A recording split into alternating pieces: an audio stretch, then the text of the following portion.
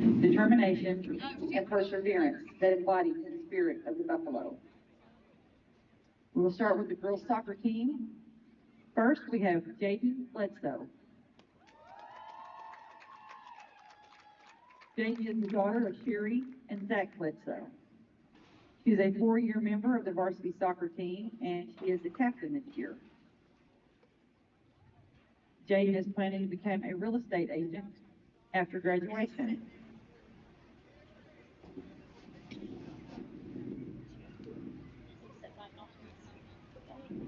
Miss Jaden Bledsoe.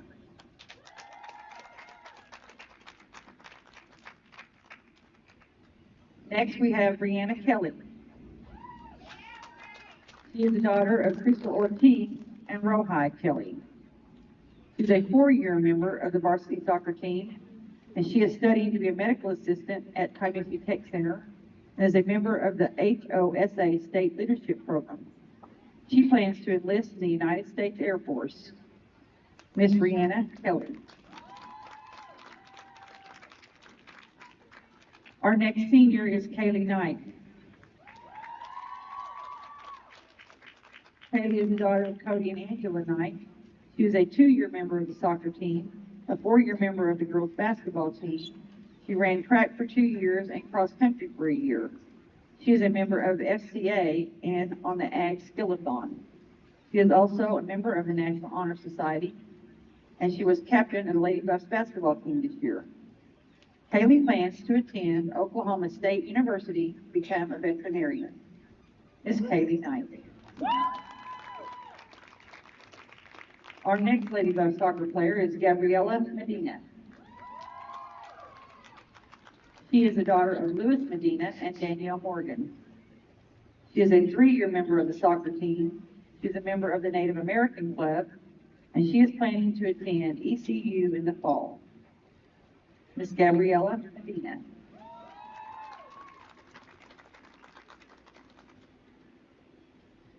Our last senior soccer player is Yuridia Molina. She is the daughter of Rafael Molina and Raquel Diaz. She is a 3-year member of the soccer team, and she has been on the student council for 4 years. She is planning to take a gap year to travel and then pursue a medical career. Miss Yuridia Molina.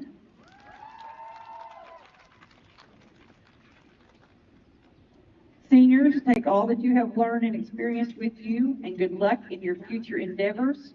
Remember, once a Buffalo, always a Buffalo.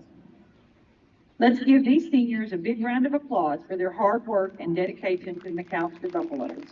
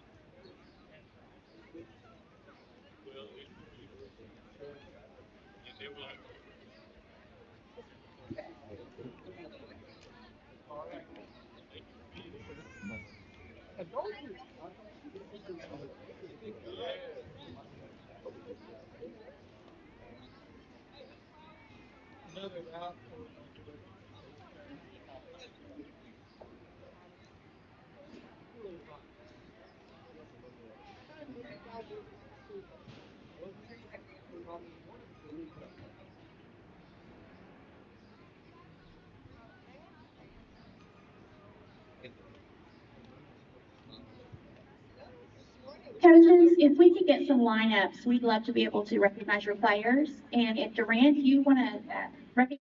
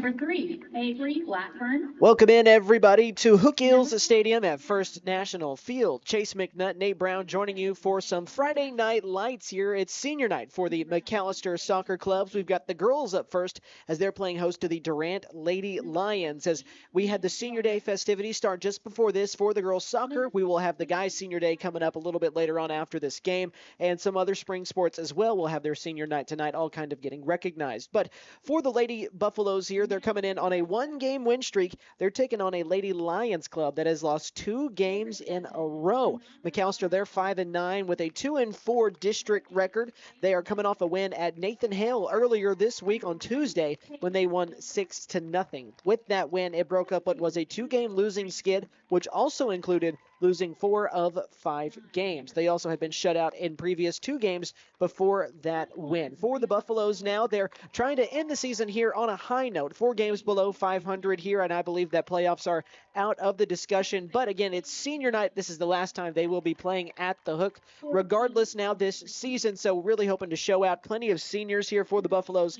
They kind of went through it earlier, but we've got Jayden Bledsoe, Rihanna Kelly, Kaylee Knight, Gabriela Medina, Yuridia Molina, Jayla Parajo, and Jacqueline Villegas Rodriguez. It is a beautiful day as well. A bit warm out here in the bleachers and down on the turf. Right now it's currently 78 degrees. That feel-like temperature, though, pushes it over the 80s into about the 83 to 85 range. It's not going to get any warmer today. It's just going to start getting cooler and cooler. That's the benefit of these later soccer games. By the way, my name is Chase McNutt, joining you. Once again, Nate Brown here beside me, our camera guy, my color commentator. Nate, how are you doing on this fine Friday? Doing good. Doing all right? I'm doing all right. Ready for another round of soccer here, my friend. Yeah, it should be a great day of soccer for not only our girls, but should be for our boys as well. Yeah, we'll talk about the boys here in a little bit, but coming in with a chance to just keep on lapping what has already been a new program record in wins as they grabbed their 12th earlier this week. 13 could even add to that and set another record here. But again, for the girls, 5-9 here. They're currently 5th in the District 5A4 standings with Will Rogers. They're still technically below them, though, because they lost to the Ropers earlier this season. A win, though, technically, if they win today, it could vault them to that 4 spot in the standings, but I think with the way tiebreakers and things work out, I don't think that they're in the playoffs regardless of what happens tonight. But still, you would like to end the season with a high note, especially with the win over Durant. Right, yeah, and I mean, like you said, a big-time rivalry game for both of these teams, and a chance for McAlester to end the season on a pretty high note for Ashley Todd's first season. Yeah, and it's kind of a get-back game as well. For the Buffaloes, they lost to Durant last season 1-0, but before that, they had won 4 straight. They're looking for their first win since 2023, but for Durant, the last time before last year that they had beaten McAlester came all the way back in 2018. It was more specifically on April the 17th. That was a 1-0 win. And that, again, that was the last win over McAlester before last season. For Shawnee, they've had their Durant, they've had their fair share of struggles this season as McAlester has when it comes to scoring goals. For Durant, 27 goals on the season through 11 games, but 15 of them came in 2 games. They beat Hale 10-0. They also beat Shawnee 5-0 here. So again, 15 of those 27 goals have come in 2 games. They have been shut out in 3 of their last 5 games, in 2 games in a row. But before that, they had beat Nathan Hale and Shawnee in those back-to-back games. But they've also been held scoreless in 3 of their 5 matches so far. For McAlester, they've scored 6 less goals, and 15 of theirs came in 3 games instead of 2. So a bit more spread out, but still both teams have had their fair share of struggles when it comes to scoring goals, and we are officially underway here with McAlester on the left side of your screen. Here at home, they're going to be wearing their black jerseys, but this week they're wearing white shorts instead of black shorts. They've got the gold numbering and the buffalo on the front and the gold numbering on the back. So Kaylee Knight is going to hurl this one in back from the 15 to Trinity Williams, but bounces off her leg, and now it's going to be Lady Lions with their first technical possession here as we're already 30 seconds into it. Again, it's a very sunny day, not a lot of clouds in the sky. It's pretty warm right now. And wind is a bit of a factor, Nate. Not quite as bad as what we saw last time we were here. Right. But last week, yeah. Yeah, it was a very windy day. It forced us to set up inside. Yes, it was much windier. And now today it's much warmer. But there is still wind, which adds a little bit to cooling things off a little bit, which is nice. But now the Lions on the attack. They're in the end zone. The shot is wide to the left. Katie Gilbreth, a good job being in the area, forcing that shot to be pushed wide. And so now just over a minute into it, and Durant has the first shot for the Lady Lions. Their starters, Kirsten Collins, Avery Blackburn, Cameron White, Ella Kennard, Jalen Pattern, JC Floyd, Diana Hernandez, Mia Ibarra, Kira Hoffman, Alex Martinez, and Lily Ruiz. I know I named off the seniors for McAlester, but let's just go through their lineup real quick. Katie Gilbreth, the goalkeeper, Cambry Kinnan, J.C. Williams, Jaden Bledsoe, Emerson Hollis, Fernanda Barajas, and Aubrey Lee will get some spin as well today. Kaylee Knight, Carly Watkins, Rihanna Kelly, Annabelle Grantham, Trinity Williams, and Yuridia Molina, as that one is kicked out of the back of the end zone by Jalen Pattern that time. And as I kind of mentioned, both teams have had their fair share of struggles when it's come to scoring goals this season. For McAlester, they have scored in just 6 of their 14 games. They have been held scoreless in 8 of them. And when you get a matchup like this with a team like Durant who's struggling like you are, just in that same realm, it's always cool, or I guess cool. It'd be nice to get kind of over that hump to see that you can kind of bounce back here and just hold Durant to what other teams have been doing the same of. Because, again, they've struggled scoring. And for McAlester, we've seen their defense really amp up plenty of times here, especially in the second half of games. It's really solidly improved. Last week, it was tough from the start playing a backup goalkeeper. Then the goalkeeper gets hurt as McAlester now deep into territory for the first time here on the right side of the screen before it's kicked out of play near the goal line. But last week, it was Yuridia Molina that got that start, but I believe took a cleat to the face, and I had to come out, and Katie Gilbreth came in. And Gilbreth, I mean, she shined. Obviously, there are some times where they give up some goals, but she really did play well last Friday when we were here. And part of it, again, is just it comes with that experience, as J.C. Williams is not able to get a shot off, and now Durant boots it back near the 40, but we're still on this side of the field. Kaylee Knight with a whiff there on the kick, and man, right off Trinity Williams' shoulder. Nice job to block her face on the kick that time from, looked like Lily Ruiz for the Lady Lions. Yeah, I don't think that would have felt good if she'd missed that. We had one last week. Yeah, we did. Where it was straight off the face. And I can't remember if it was Emerson Hollis or Cambry Kinnan, but I believe it was one of the two. And again, glad she was all right. But now the Lions, another shot. This one is wide left. Thought that went in for a split second. I thought it did too. It got caught in that little side part of the netting where it kind of looked like it fell into the goal, but that was wide. So now we're 4 minutes into this one. And again, it is senior night. So if you're not out here yet, just got off work, make your way on down, come support these seniors, the girls. Game just started. You've got plenty of time. 75 minutes of game time left. And the boys are coming up after this as well. And the boys, they've already clinched playoffs here for another year in a row. And man, we've got some plenty good stats to get to when we get to the boys' side. It's just the things that they have done, this senior class in particular, and Coach Bowie. It is things that need to be celebrated. And again, we're going to talk about that here in a little bit. I mean, it's truly remarkable what it they've is. done. And for Coach Ashley Todd, hoping to have a similar kind of uprising here as Coach Bowie's first year. I believe they finished just under 500 in the last 3 years now. This is his 4th year. They've finished over 500. They've made the playoffs 3 years in a row now. So, and they're getting to host at home again for the second time, as they have just one district loss. Again, we'll get to that a little bit later here. We're focusing on the girls at the moment, as they're on the defense. Rihanna Kelly doing a good job of blocking up. Kind of my comparison there on that, I always want to say that's like a fast break. Right, you know, yeah. like in basketball. That's kind of the closest comparison I can draw.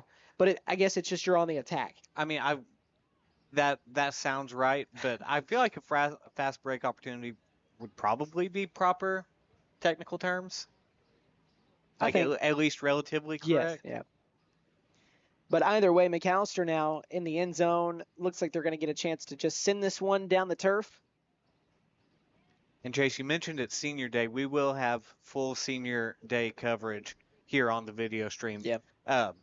Believe boys soccer will be in between games, as well as the rest of spring sports, along with track will be during halftime of the boys game. Yes. And as Nate said, you'll be able to catch all of that right here on our YouTube page. Brandon Green is down in Broken Bow for what was not originally supposed to be a doubleheader, but it is now.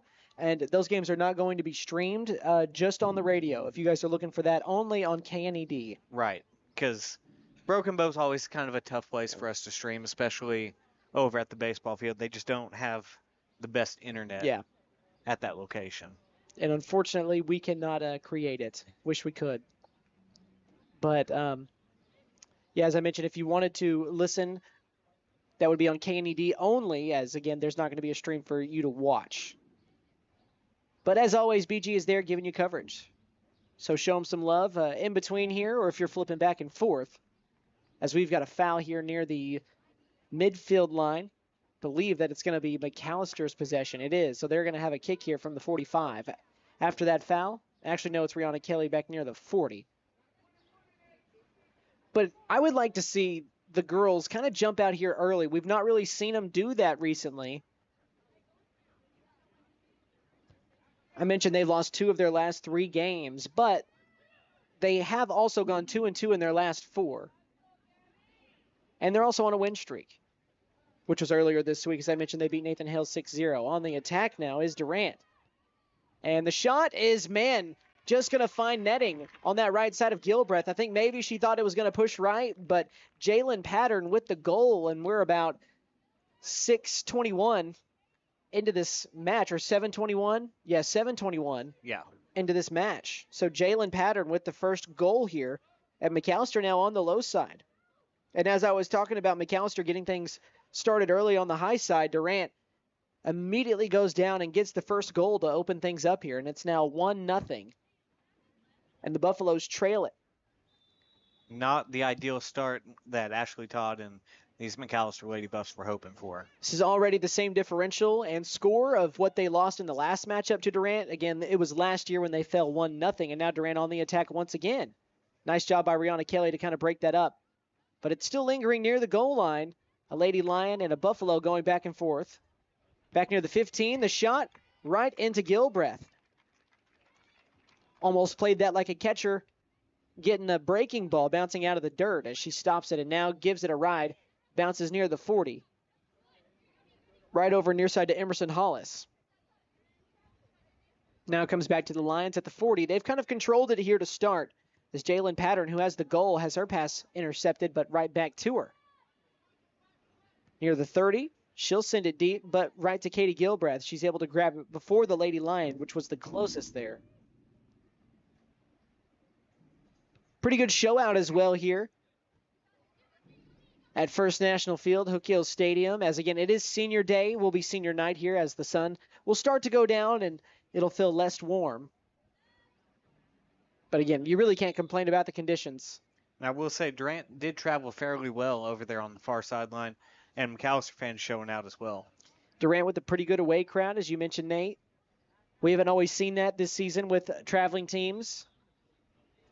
Especially, on the girls' side, just because those games start right at 5. And a lot of times it's hard for, parents to get off work, especially to travel to another town to watch a game that starts at 5. So it's really cool to see Durant show out here for what is their last game of the regular season as well. Lady Buffalo's near the 20, trying to keep it away from this Durant side, and now they may be able to go on a little run here near side Hollis at the 35. She stops in her tracks, sends it towards the hash. That's, I think, Cambry Kinnon trying to keep her feet. She does. J.C. Williams now. That's not a name we've called a lot yet to start this game, but she's one that normally has the ball around her as her pass is intercepted from the 20, and now Durant coming back the other way. Rihanna Kelly, though, she'll stop that advance. Tries to send it back to Williams, and she does. J.C. Williams now. She'll send it down right to the goalie here for Durant. It was about a 35-yard send as well. And so now here's the kick from the Durant side. Just missed Trinity Williams, and luckily that rolls out of play. There was a Lady Lion that was about to be by herself on the runaway.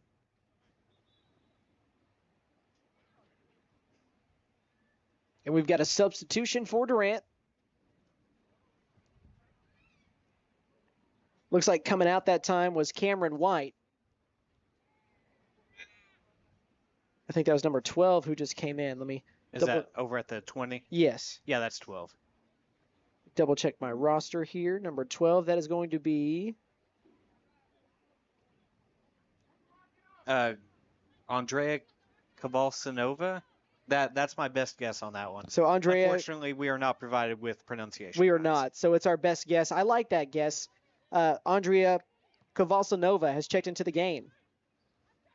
If we have any Durant fans listening in, we do apologize. If we're wrong, If yes. we're wrong. Yeah, we apologize. But now Gilbreth with another stop. She's got another chance to set McAlester up here, see if they can get somebody on the run. Far side hash near the 40. Two Buffaloes emerge on it. And we've got a trip here at the 45, and that's going to be a foul against the Lady Lions. On the trip that time. Was it 14? Like standing at the 20? I'm trying to, no, I don't think it was her. I think it's the one at the 30. Okay. I think that's 19. It's either 18 or 19. Yeah, I think that's Lily. It's 19. It was a Lily Ruiz. So there's the send from Rihanna Kelly. And if you're also new to the stream, we don't have spotters. No, So we are working off our own eyes. That is very true. As Kaylee Knight sends that out of play. And now back near, I think it's going to be the 10 or the 15. Durant retakes possession. We're 12 minutes into this just about already. I feel like we say it every time, but it has flown by. Yeah, it really does. So now here's the throw in from the side for Pattern. She has the goal back at the 7:21 mark of this first half. Durant looked like they had some confusion, looked like they stopped for a moment, but a whiff on the kick that time for McAlester leads back to Durant getting a throw in. So the Lady Lions, they took the lead here early within the first 10 minutes as they're up 1-0 on the road. They won the game at home last year. So trying to, I guess, make a sweep, if you want to call it that, even though it's being played in two different seasons. Durant just kind of keeping it on this side of the field, but Gilbreth now has a chance to clear that. She's got somebody on the far side 40. Let's see if that's the direction she goes. That is the way, and now J.C. Williams on that side watches the defender just boot it out of play. So now McAlester takes it near the midfield, a fortuitous position here.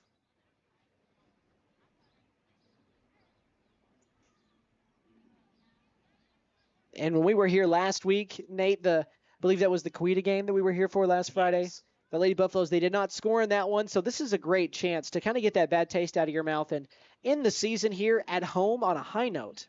Right. Especially with a win over Durant. And that Quita team, that is the team that's going to be competing for more than likely a state championship. Oh, yeah. They're the top team in 5A4 here for the girls. Easily.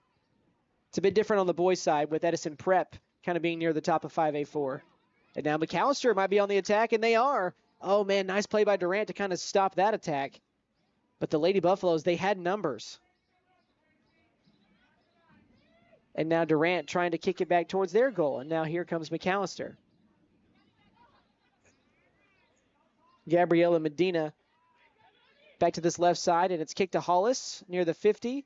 Trying to keep it in play over to Kaylee Knight. Sends it down the sideline, but it goes out of play.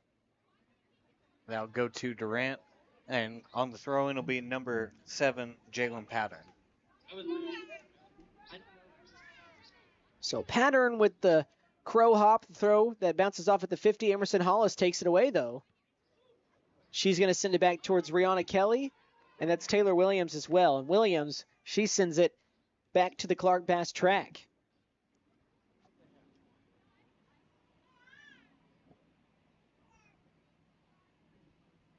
Just about 15 minutes gone now as we near minute 25 of what is remaining here in the first half, at least.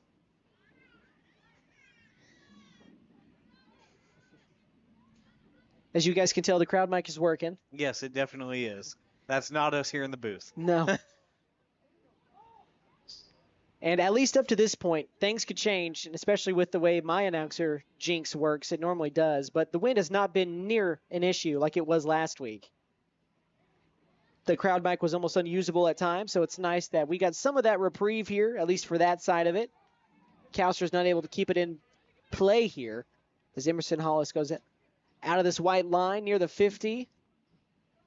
but let's see where Durant gets the throw in. It's going to be right near, I would assume right near the 50, but she stopped at the 40. So she throws it right in front of the McAlester bench. Kaylee Knight the closest to it defensively. Emerson Hollis breaks up that pass and does the same thing that she just did a moment ago and sends it back out of bounds. And it looks like we got about 4-mile-an-hour winds right now. Yeah, not even near what we were dealing with last week. We had plenty of days last week with wind gusts over 30. Yeah, it made things kind of difficult for us. I did. I would assume we're not fully away from those days just yet either, knowing how Oklahoma is. No, we are firmly in spring, so. But you know what they say about April showers? They bring May flowers. Or they bring more May showers as well. But we really didn't get as much rain as we thought we would this week. No, that might happen on Saturday, though. Man, I think that's like 3 consecutive Saturdays it's rained. Yeah, I it's haven't- ridiculous. Yeah, you want to know how many Saturdays in a row I haven't golfed? 3. 3 Saturdays 3 in a row. consecutive Saturdays. Here's the throw in from Taylor Williams. And that ball is bounced around right near the 19 to Ruiz. Her and Kaylee Knight get mixed up, and now I believe Aubrey Lee is on the pitch. She tries to make a pass near the 50. And the pass to J.C. Williams, she's not able to get to it in time, and Durant breaks it up and sends it 20 yards the other way. Aubrey Lee, though, at the 50. The pass left it a little short. Wasn't able to get the full strength on that kick was Cambry Kinnan. But Durant near their own 40. This is where we've spent the majority of this first half so far. McAlester, I don't know if they have a shot attempt yet, other than one from about the 30. So not really a high-quality shot attempt yet.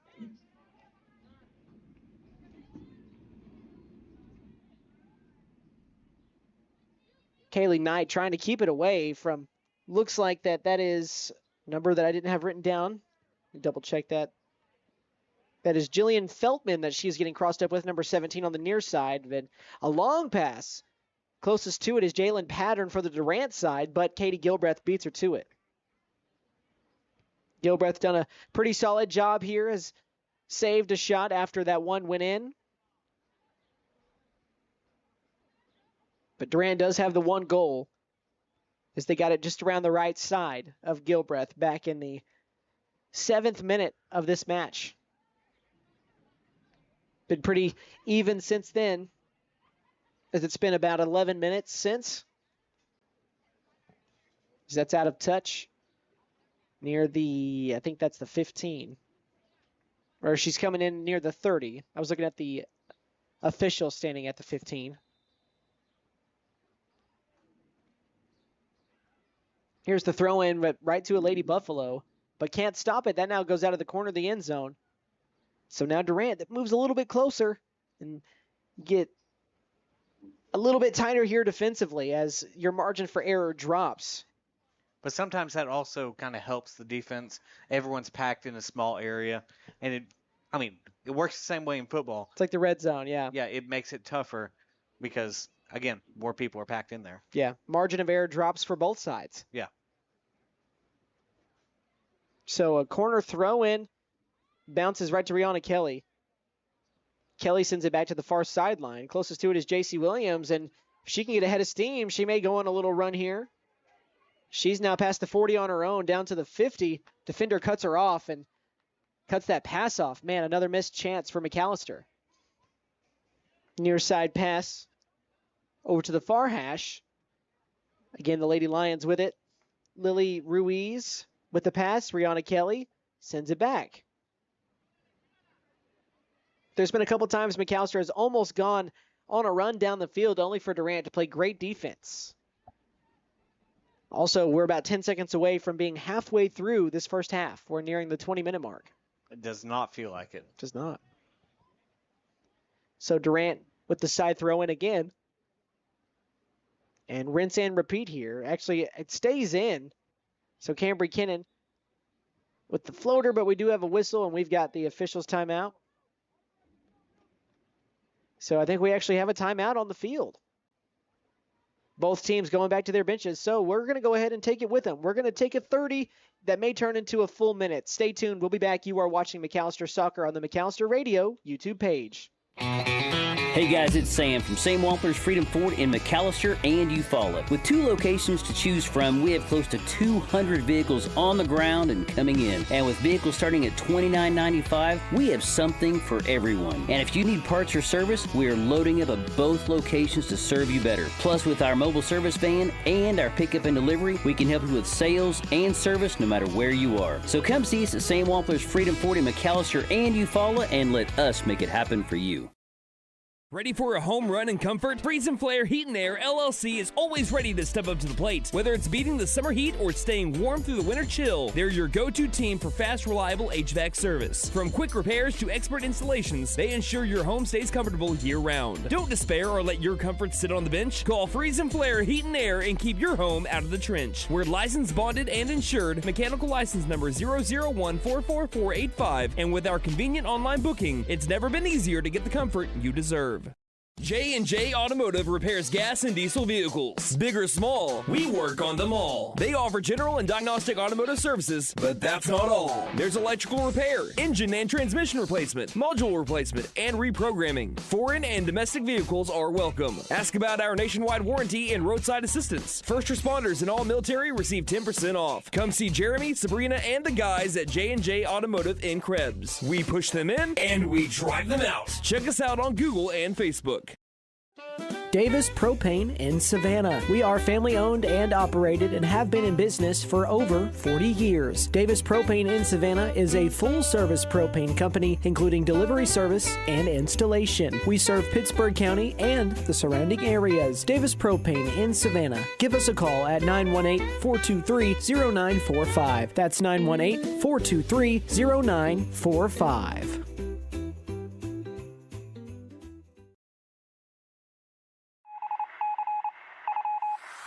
Reagan Auto is a Reader's Choice Award-winning automotive repair shop. We are currently searching for an automotive technician to join our team. We're looking for someone who is energized and ready to provide quality service to our customers. Our ideal candidate will have technician experience of at least 1 year.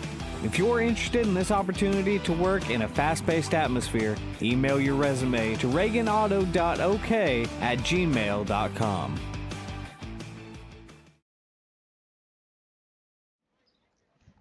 Welcome back here to First National Field here we had a mandatory timeout, I think is what we figured out. It was a mandatory water timeout because it's much hotter today. Right. And the time of the day. It's all the way up at 80 degrees right now. Yeah. And the feel-like temperature is even warmer than that. But, and yeah, that's a great point. Emma Feiner up here with the McAlester News Capital mentioned it's much hotter down there on the turf. If you've never stepped on turf, it's basically just filled with a bunch of rubber pellets. And Yeah. when rubber gets hot, it kind of gives off, almost kind of looks like if you're looking at an exhaust pipe, kind of like those heat waves that come off, that's kind of what it looks like if you're standing down on the field. Right. But it gets really, really warm. And so a mandatory water break, that is good to see as we're just about ready to get back underway. And we're still in the first half. 1932 is what's left of this first half of play as Durant leads at 1-0 and we have resumed. Near the 10, McAlester tries to come back the other way. Aubrey Lee, the closest defender to it for the Buffs. But now Buffalo on the far side getting mixed up with it, and Lee's trying to think we've got a stoppage here. Nope, just everybody kind of took a break after that kick, but was trying to send it down the turf, was not able to. Neither team really has had a bunch of healthy-looking shots at the goal. Durant has spent far more time, though, down on that side of the field. Well, that's the thing. When you have possession of the ball for that long, eventually a shot is going to go in. And that's what we've talked about week after week because the Lady Buffaloes have been playing kind of keep up here or just constantly on the defense because of where the ball is on the side of the field. They've done a good job here, though, to not let it really get past the 15, but it kind of just stays here. Kind of stays in between the 50 to the 20. Doesn't really get much farther than where it's at now. Brianna Kelly with a high arching one. Lee tried to knock it off of her, I think either her chest or her shoulder, but either way, that one was a whiff, and now Durant has it. Far side near the 30. McAlester sends it back the other way. I think Gabriela Medina is the one on the far side near the 40. But now Durant, man, almost had an attack there. But now Katie Gilbreth comes out to stymie that. That was Jalen Patton who was the closest one to it. And Gilbreth sends it. Bounces off two Lions and J.C. Williams. But Williams the closest to it. She sends it out of play, but it was last touched by a Lady Lion. So now Emerson Hollis. See if she can set somebody up on the run here. J.C. Williams is probably your best option just in terms of getting shots on the goal. We called a hat trick for her earlier this year, and they've got her on the run. You got to make sure you're not offside. She's now into the penalty box inside the goal line. The shot is left short right into the hands of the goalkeeper here.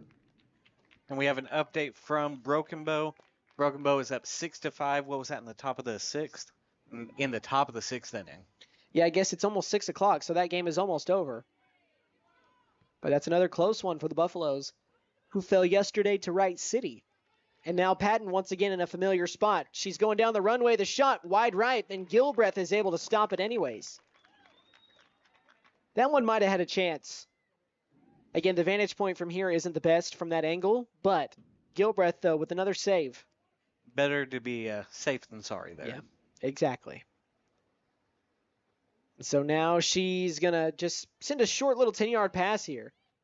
It's Rihanna Kelly. She gets crossed up with two defenders. Over to Aubrey Lee, back to Kelly. Kelly near sideline to Hollis. Hollis has Williams on her right if that's where she wants to go. Opts to kick it back to Kelly near the midfield logo. She's back towards the 45. Man, nice little dribble to get past her defender. And another one. She's still moving. Pass near side to J.C. Williams, and she's going to go on the attack now. She's got Medina on the left and Hollis on her right, but it's taken from her. So Durant, a nice defensive play. Again, every time it seems like McAlester gets to that side, Durant has some kind of defensive answer. Kaylee Knight trying to stay in front of the offensive player for the Lady Lions here. Down the sideline, broken up by Trinity Williams. That was Kira Hoffman down the sideline for Durant. And now the Lady Lions have it once again.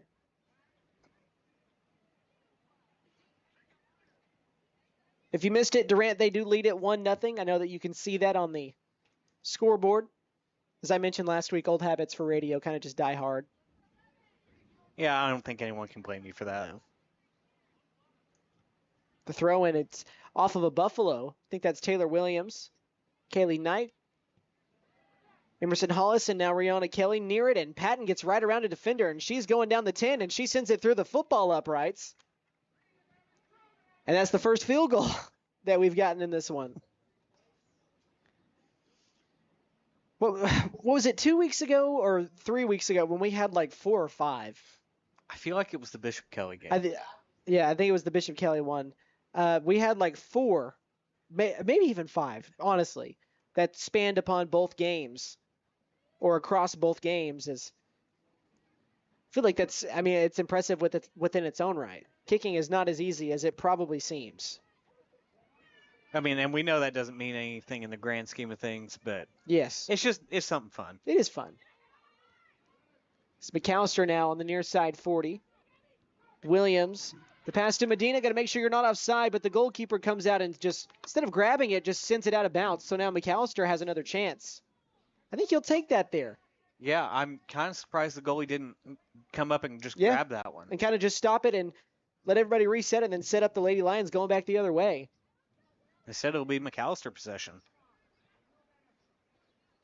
So from the 25, Trinity Williams is going to lob it to J.C. Williams at the 10. She's going to try and take an awkward angled shot from the near sideline, and it's broken up at the 5. But Rihanna Kelly at the 25 trying to hold Durant in the spot, but the Lions going around the right side and cut off here at the 30. So now McAlester takes it back. Pass over to J.C. Williams. She has a look at it. What does she want to do here? The shot right into a defender. And Williams still near it. And all Durant can do is send it out of bounds. That was an interesting little 30 to 45 seconds. Williams had a shot that bounced off a Durant Lady Lion. Came back over to Rihanna Kelly, who made a pass to Williams, who tried to go on the attack again. Her shot was once again broken up. And as Durant tried to come back the other way, they kicked it off of J.C. Williams before they eventually kicked it out of play. Yeah, and this is definitely McAllister's best possession here and their best chance to tie this one up. This is the longest time they've spent concurrently on this side of the field. The throw in right to, I think that's J.C. Williams, tries to get a kind of side kick almost just a 180 there. But missed it wide right on the shot, and that was J.C. Williams. So now, believe it or not, we're under 13 minutes left in this first half. Durant still with the 1-0 lead. It's been a while since they've scored. Again, it was within the first 8 minutes of this match starting. As we're getting closer and closer to the 30th minute, we're at about 27. Good behind-the-back pass by Kelly. Great job by J.C. Williams to keep that from it going out of the back of the end zone, but... Offsides. Yep. Wasn't by much. No. And now it's going to go back to Durant.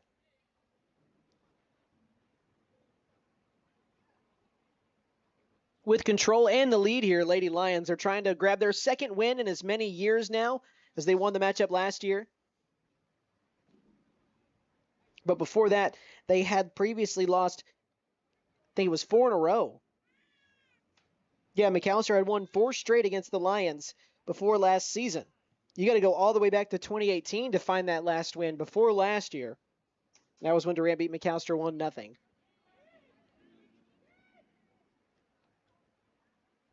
Katie Gilbreth grabs it near the 10. Let's see what she wants to do. A couple of ways you can go here. If you're McAlester, you don't... Panicking is not... We're not in the second half yet.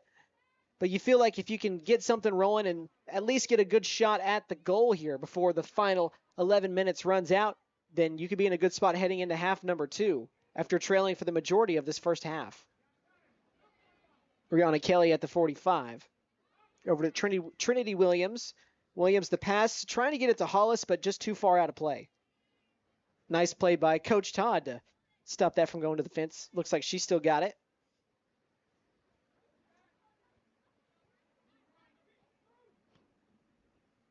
And on the run, it's Patton now.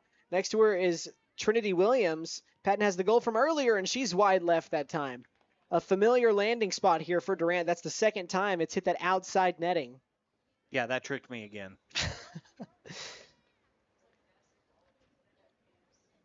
Looks like coming in will be number 23 for McAlester. That's Yuridia Molina. Molina is the one who started at goalie last week in place of Katie Gilbreth until, again, she wore a cleat across the face. And, again, glad to see that she's all right. So we got a handball, maybe? Yeah. Off the Lady Buffaloes.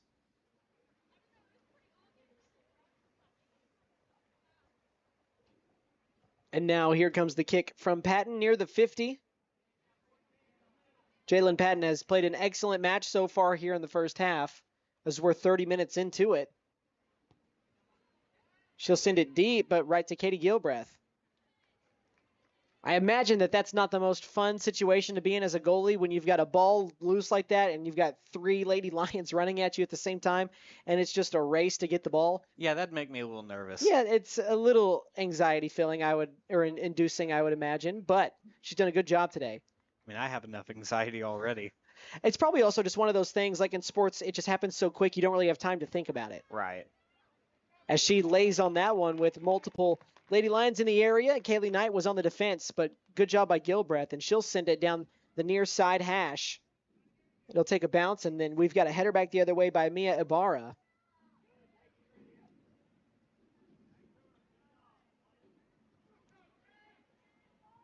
Near side, J.C. Williams, the closest to it. Patton gives it a kind of a looping kick, or a lobbing kick, I mean. And now on the run, it's Medina at the 20.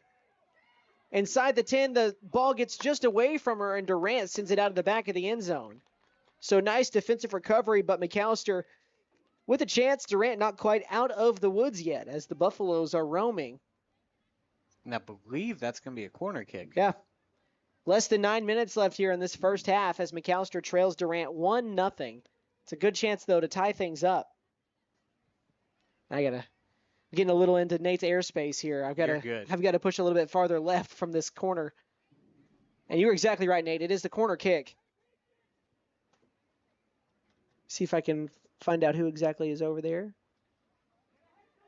Looks like that's number 11, so that's Fernanda Barajas on the corner kick. She sends it near the goal line. It takes a bounce off Medina, and we're going the wrong way here as the Lady Lions now take it back.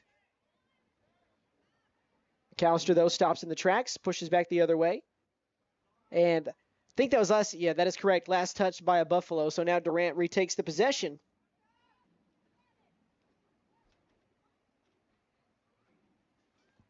Also, kind of unrelated to this, but we talked about it a little bit yesterday. I will say, as I was just shown, McAlester just took the lead against Broken Bow 7-6.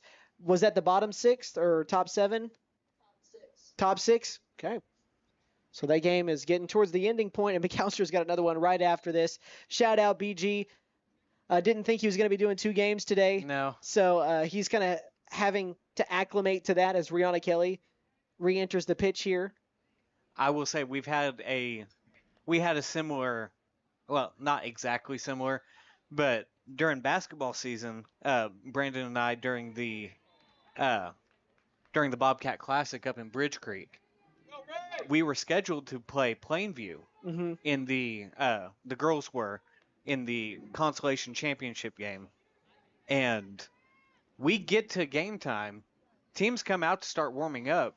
We realized it wasn't Plainview, it was Noble. Yeah, completely different team. So we had to do prep on the fly, which was interesting to say the least. And we've got a free kick from McAlester here from the far side 10. A really good chance to get a goal. The shot, man, a great look at it, but a great defensive play. And now Durant can hold for a little bit, burn some more time with 6.5 left in this first half. As the Lions are going to go, the pass down the far hash is too far. Gilbreth stops it, and it's tracks near the 10. And now Annabelle Grantham, she's going to get a setup here. See where she gets the boot from, probably near the 45. That is where they stop it.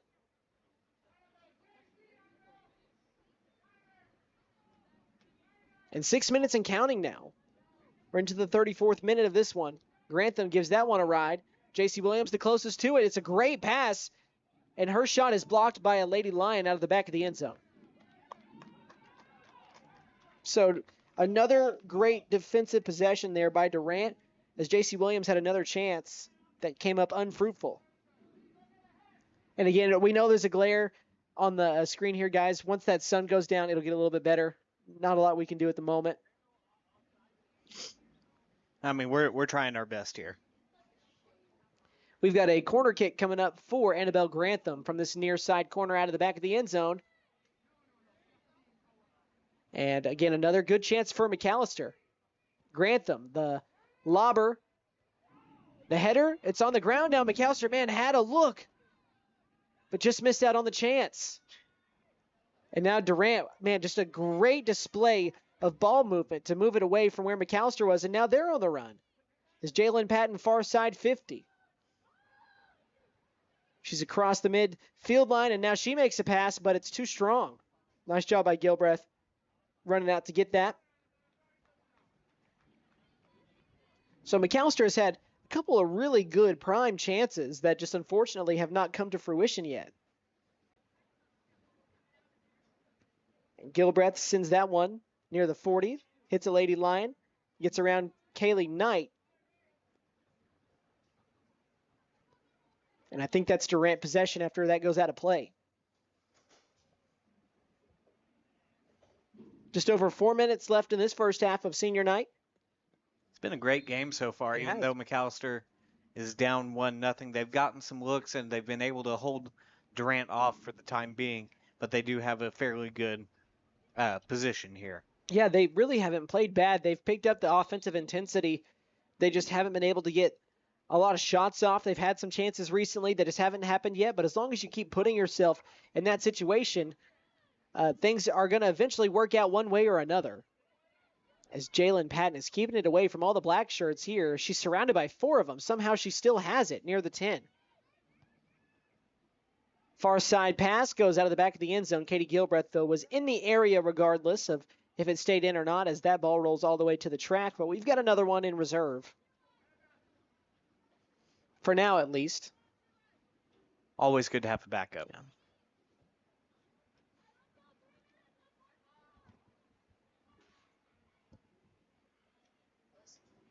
Gilbreth right near the L in the McAlester. Sets it up for Grantham. And we're just kind of burning some time here as we're down to 3 minutes left in this first half. Grantham's kick takes a bounce near the 40. Medina near it. And J.C. Williams, the pass back to Medina. It's broken up, but McAlester still with a good chance. But that pass by Aubrey Lee is sent all the way 40 yards down the field into the end zone. Might have been able to get J.C. Williams on the run out there. Now Durant sends it back.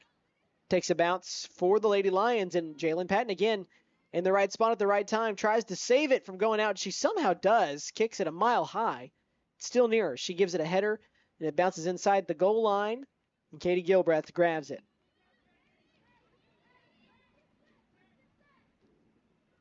Just over 2 minutes left in this first half. See what Gilbreth decides to do. She's got 4 black shirts around her.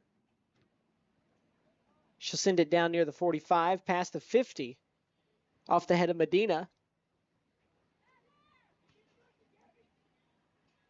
Durant once again down to Patton, and Patton has a 2-on-1 against Gilbreth. And she tries to take another shot, and it's again wide left. That's the third time that's landed in that outside netting on the left side. Did it get you that time? It did not get me that time. It was not strike 3. You know, funnily enough, Brandon actually showed me this clip today. I'd already seen it, but it's the clip of George Bush when he talks about, you know, there's an old saying in Tennessee. I know it's in Texas, probably in Tennessee, but fool me once, shame on you. Oh, I forgot about that. You fool me, can't get fooled again. That's the quote. It's also from a popular J. Cole song as well. Corner kick for the Lady Lions. Caroms off of Lady Buffalo and goes out of the back of the end zone. But that's what that reminded me of. That makes sense, yeah. Yeah, I haven't heard that quote in years. But actually, now that I say that, I do think I remember you guys talking about it during basketball season. Yeah. Well, we are down to just 2 digits on that clock now, under 50 seconds, down to 45, as McAlester trying to tie things up at 1 before we get to the halftime mark on Senior Day here at home. As they can't keep it from going out of play, Gabriela Medina was the closest to it.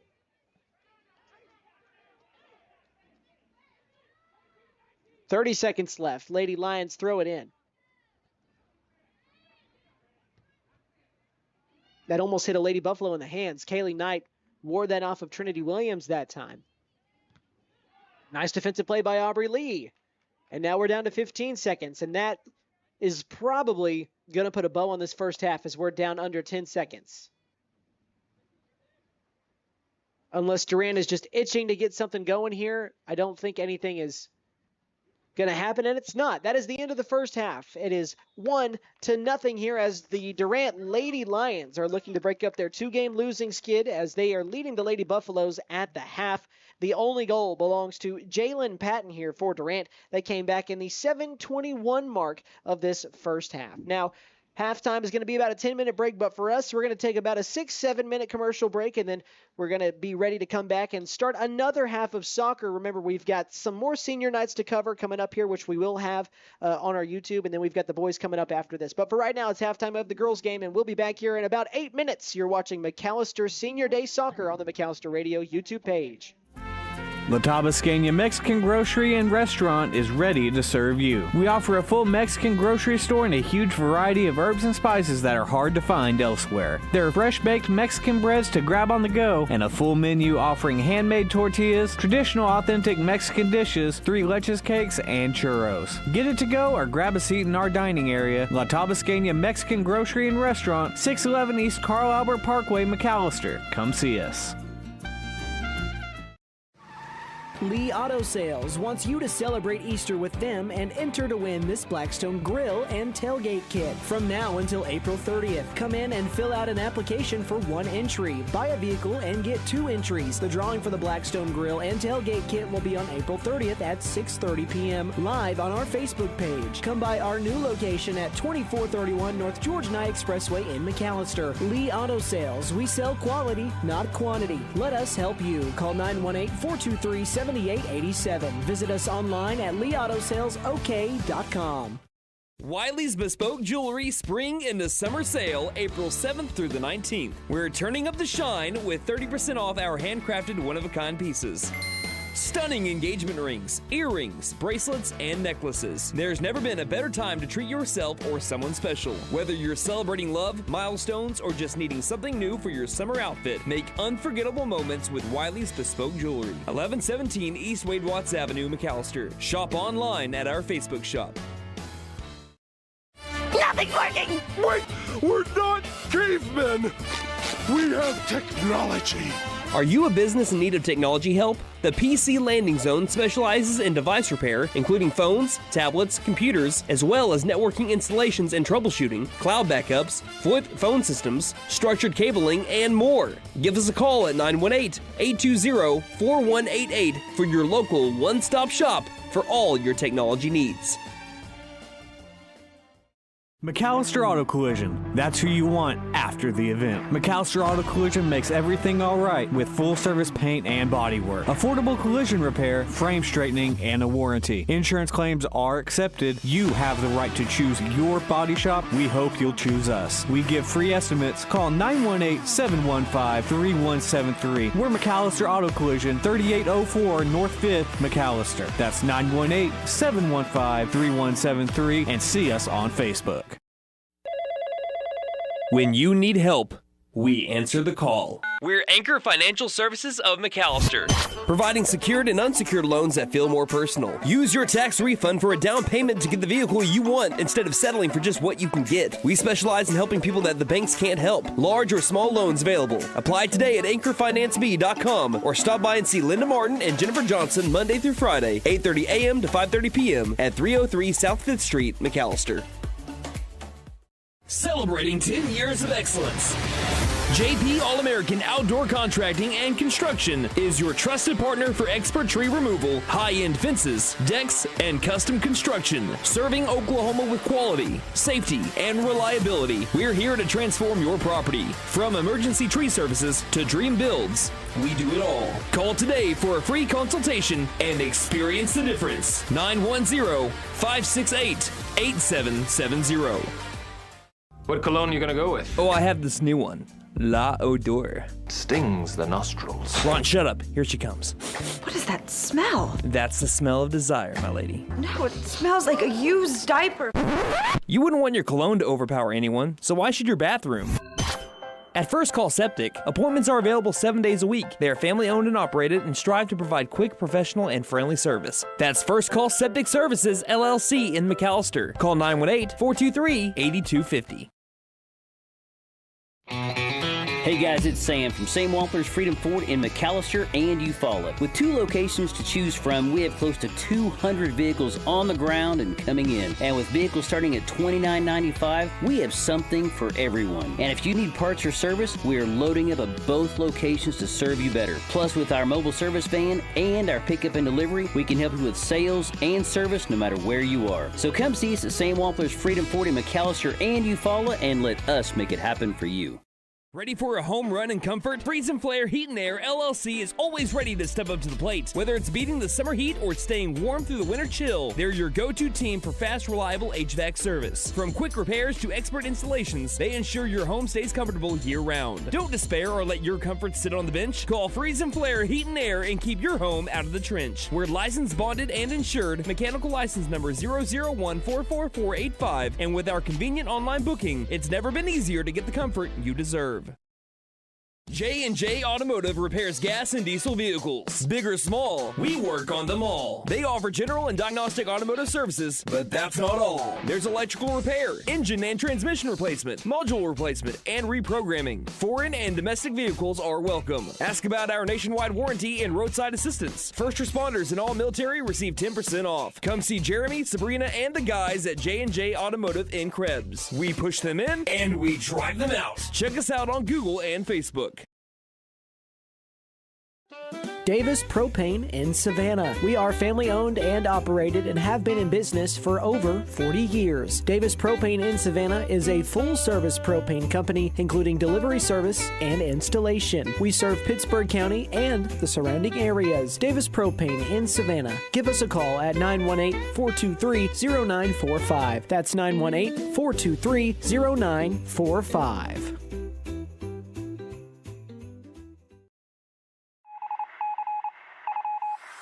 Reagan Auto is a Reader's Choice Award winning automotive repair shop. We are currently searching for an automotive technician to join our team. We're looking for someone who is energized and ready to provide quality service to our customers. Our ideal candidate will have technician experience of at least 1 year. If you're interested in this opportunity to work in a fast-paced atmosphere, email your resume to reaganauto.ok@gmail.com.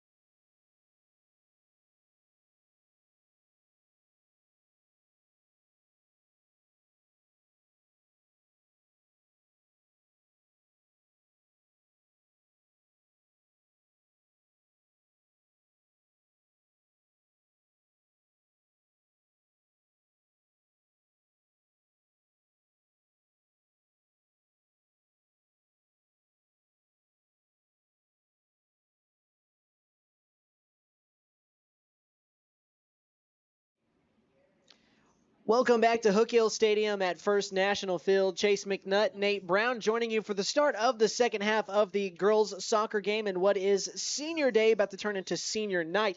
as we're just after 6 o'clock here. Doesn't look like it, though, with the sun still pretty high in the sky right now, but it is starting to set. I would imagine by the time the boys' game gets rolling around here, Nate, we're not going to have too much sunlight left. Yeah, I believe you're right. I'm going to get an exact time on sunset for us. And with that also comes the glare that we've talked about. It is prevalent, but it's not too bad. Again, there's not a lot we can do till that sun goes down, and things should be rocking and rolling here in just about an hour or so. But now for the girls, they are down by just 1 goal here to start the second half, and again, this is their final game of the season. Have a chance to beat a rival here and jump back on the winning side of it as they fell to Durant last year. Before that, they had won 4 in a row. But for Durant, the only goal scored today belongs to Jalen Patton. That was back at the 7:21 minute. And from the first half to the second half, if you remember, like all sports, we changed sides. So McAlester now will be going right to left as they're in their black jerseys, white shorts. Durant is going left to right as they're in their white jerseys and red shorts with red numbers. As McAlester has now got the first boot. And far side 30, the Buffaloes, well, just Buffalo, I should say. I believe that's Jaden Bledsoe, who is all by her lonesome down there on the far side near the 30. Now Durant brings it back the other direction here. Near side 40, the pass is taken away by Rihanna Kelly. And she gets away from 2 defenders here. And she's on the push. And she runs right over a defender who stops right in her tracks. And there's no whistle. We're going to keep going. And that's exactly what you got to do when there's no whistle. You just keep playing.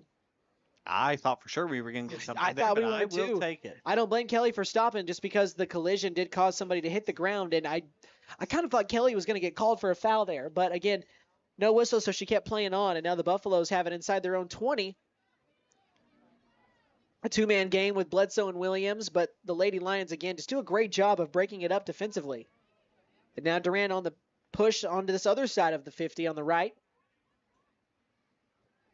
Chase, I'll tell you, I'm ready for that sun to go down. I think we all are, my friend. So that's out of play far side. If you missed it, any of the first half, as I mentioned earlier, Jalen Patton, she scored the only goal today. That was for Durant. That was back in the 7:21 minute and second to be more exact. But since then, nobody really has gotten a great look at it. There's been a couple of shots from both sides, but mainly it's been pretty competitive. McAlester kind of recovered there towards the end, had a lot of time spent on their side of the field offensively. And now we'll just see if they can translate that into some goals here in the second half. Preferably 2 to grab that win, or maybe even 1 to send you into OT, because remember, this is district play, so they will play 2 10-minute halves. And then penalty kicks, as we've got a whistle that should be a foul here against Durant.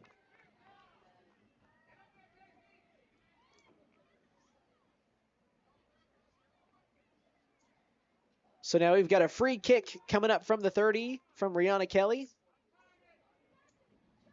We know that she's got the leg to send it through the netting here. She's got a lot of room to do what she wants to do. This would be quite the goal. This would be the longest one we've called all year. That is for sure. Easily. Probably by 10, 15 yards. And Kelly sends it down the way. And, man, it would have been good had the goalie not been there, who made a great play to get the stop on the save. But not a bad attempt by Rihanna Kelly.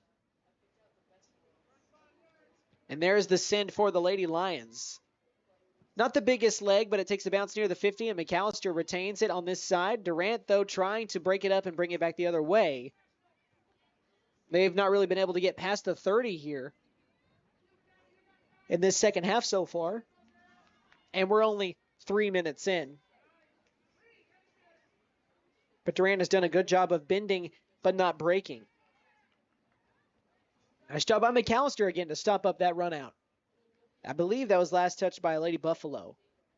And now Durant with the throw in.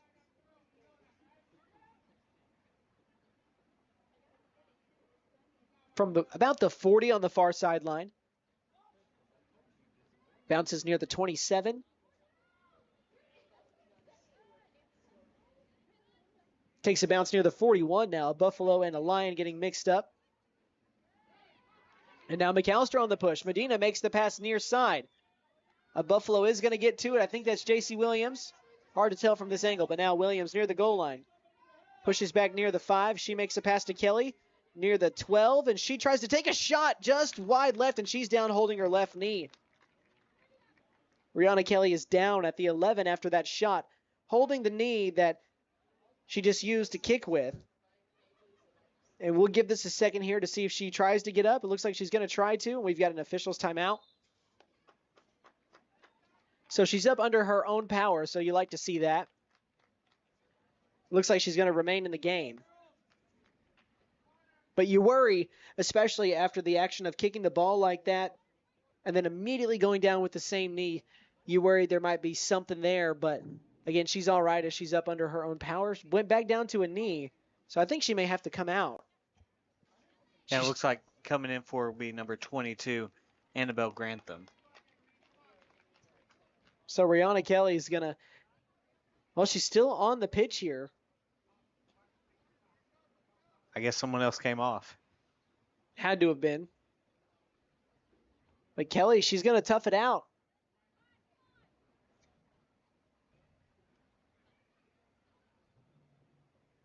So now, let's see what we've got here. Looks like we've got a corner kick. And that's in that corner that we can't see. Yeah, I couldn't so see. We apologize. Thanks for the heads up. Here is the corner kick. It's a little strong, and outside of the netting is where it hits. It's the other side of that corner. The one side we hadn't hit yet.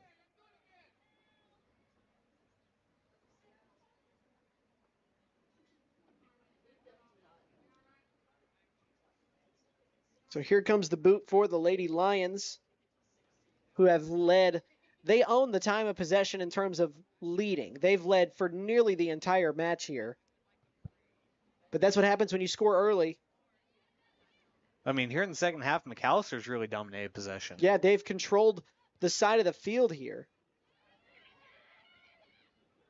But they just have not been able to get a clear shot on the goal. They've had a couple of chances and a couple of shots that have gone wide, but none that really have pushed the boundaries here against Durant.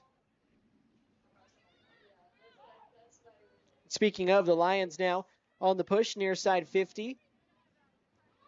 That pass from Avery Blackburn. And we've got offside. Yep, we do. Jalen Patton was the one receiving that. And she almost had a breakaway, but for good reason. She was offside.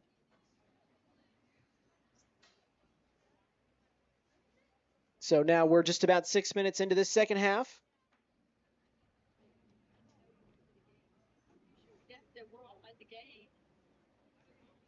We've got the free kick coming from McAlester from the right side around the 22, 23. And I forgot to start the clock back up. Oh, that's fine. Yeah, we'll get that fixed in a second, folks. McAlester sends it way down the field, but Durant is there defensively as that's pushed out of the back of the end zone. Lady Buffaloes couldn't get there quick enough.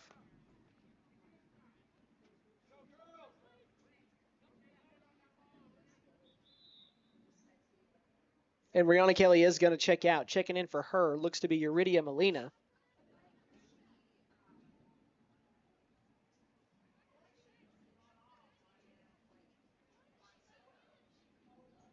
And not a lot of movement yet, but I think McAlester has another corner kick coming up from the opposite side now. And Nate, that looks like that's exactly what's happening. Yep, that is exactly correct. So now the opposite side corner kick for, I believe that's Annabelle Grantham.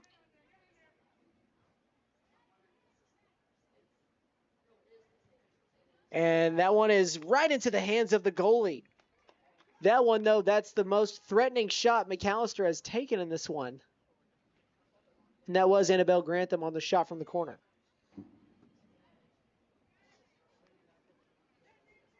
Durant now on their side of the field. And oh man, an open defender now. It's one-on-one with Gilbreth and the Lady Lions. The shot to the left, and that's another goal as Durant has doubled their lead from 1 to 2 here. As we're about at the 7:27 mark of the second half. That's so funny because they scored at the 7:21 mark of the first half. So almost identical there. And Nate, do you remember who scored that goal? I did not see who got that one. Believe that one might have been Patton again. But that's about the 37-27 mark. And that actually may not have been Patton. but we can check that here. As now Durant leads it 2-0, and McAlester gets a fortuitous whistle here. And I'm going to double check and see if I can figure out who made that goal. It looks like we'll have a free kick from about the 40-yard line. With that glare, it's going to be hard to tell. Yeah, we had a perfect storm on that goal.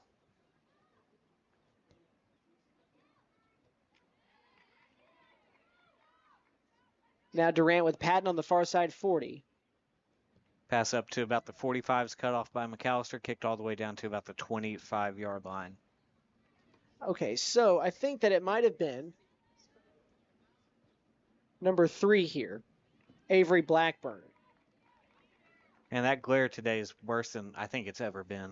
Yeah, so it's Avery Blackburn with the second goal of the match here. First one is going to Jalen Patton back in the first half. So again, it's 2-0. Durant leads it here over McAlester. About 31 minutes left in the match, as we're almost to the 50th game minute. Durant on the push again. Nice defense. Trying to send it deep on the kick, but the Lady Buffaloes are right there. As they try to do the same thing once again, Taylor Williams sends it out towards the bleachers here. And again, Nate, you mentioned it earlier, but a great turnout here for Durant. It's just good to see both sides filled, because that's just not something we've seen a lot of this season. Yeah, you're exactly right. It just adds to it a little bit. Yeah, it adds to the ambiance of the game. So Durant on the throw in from the side. Off the noggin of a Lady Buffalo. It's almost to this near sideline near the 40. Nice job to take that away. And McAlester trying to keep possession of it. J.C. Williams with a shove right before it goes out with the Lady Lion. Got to be careful. And Durant now on the attack and a pass near side. And Blackburn with another shot opportunity coming. No, she makes the pass. A great pass, but a better defensive play by Gilbreth. And she dives on the loose ball. What a play. What a play by Katie Gilbreth. A great pass, I might add, by Blackburn. But if Gilbreth doesn't come out there to make that stop, it's 3-0 here, Durant. So a great play. And now we're down to under 30 minutes left in the match. Probably the best play we've seen from Gilbreth. And that's saying something. Yeah, of all the games we've done so far. Kind of fitting it comes in the last one for us. But just a great play. It's one of those things where you really can't spend too much time thinking. You just have to act. Great job by Gilbreth to kick that away from harm's way as they were on the attack once again, Durant was. Near side Hollis playing defense of Blackburn as she has it taken away, and that was actually number 12 here for Durant, which is not Blackburn. Let me double check here. But now it's out of play right near the 50. Off of McAlester, that'll be Durant ball. And that's Kovalsanova, Andrea Kovalsanova that we were talking about.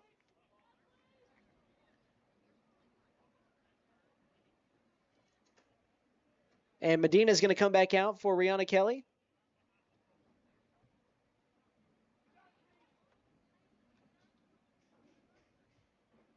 That's booted out of play once again. So we're just over 11 minutes into this one. And again, folks, we're working with this glare here. It is a major issue, but again, not a lot we can do at the moment. Near side 50, J.C. Williams on the attack, dribbles around a defender. She makes a pass that goes off almost the face of a Lady Lion, but now McAlester with the numbers game. Nice job by Durant to clear that out into the end zone. Let's see if they can stop it before it goes out completely, and it's going to go out to the back side of the end zone here.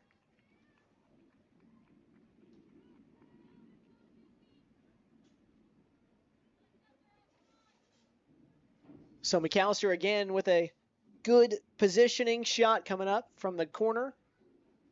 Actually, we're bringing it out a bit farther than that, near the 10.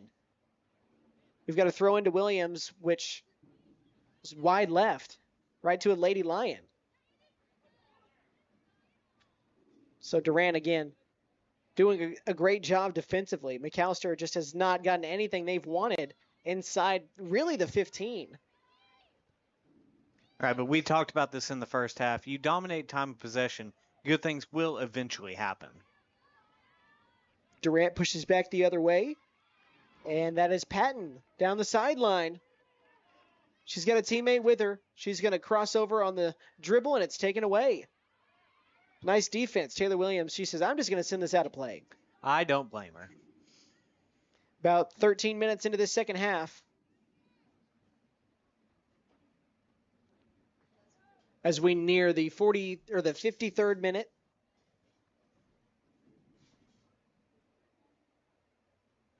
We'll have a throw in from about the 10-yard line. Trying to see if I can see who's throwing that in for Durant here. The glare is on the binoculars, too. That might be 19, potentially. No, I think that's 1, actually. That was Kristen Collins, and that shot is way off from Durant that time, wide right. And so now McAlester is going to get a chance to just send it out of the end zone here, I believe. We don't have another soccer ball ready, so we kind of have to wait a second as Carly Watkins is getting set to check in. Well, we've got one over on the near side. Yeah, I see your stop now. As Watkins enters the pitch, who's coming out here? I think that's Taylor Williams. That is Trinity Williams. Trinity Williams. As JC Williams now is the last to touch it before it goes out.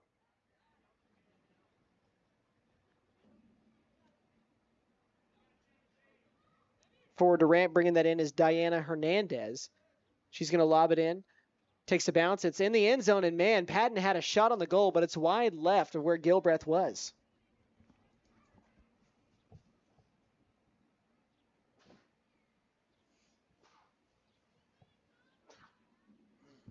.25.5 left here in this match. Again, this is the senior day here for the Lady Buffaloes.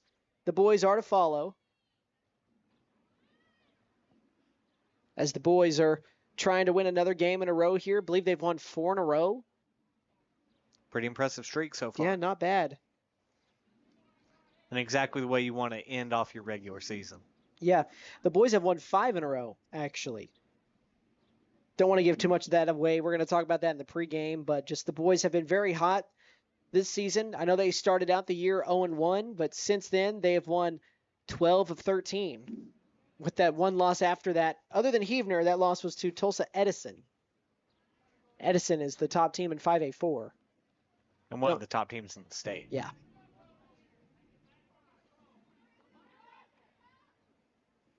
Near side 30 for the Lady Lions once again. Over to the Buffaloes and Aubrey Lee. She'll give it a ride down near the 20 on this left side. And we'll have sunset in about 2 hours. Oh, God. Jeez. About an hour after the boys' game starts. Yeah. But, you know, we don't necessarily need the complete sunset. No, just need it to go behind those trees. Yeah, those trees. That's the thing. Wish the trees were a little bit taller now. Rihanna Kelly tries to send it from the 10. Another shot with that left leg, and she's limping one more time as it was wide left.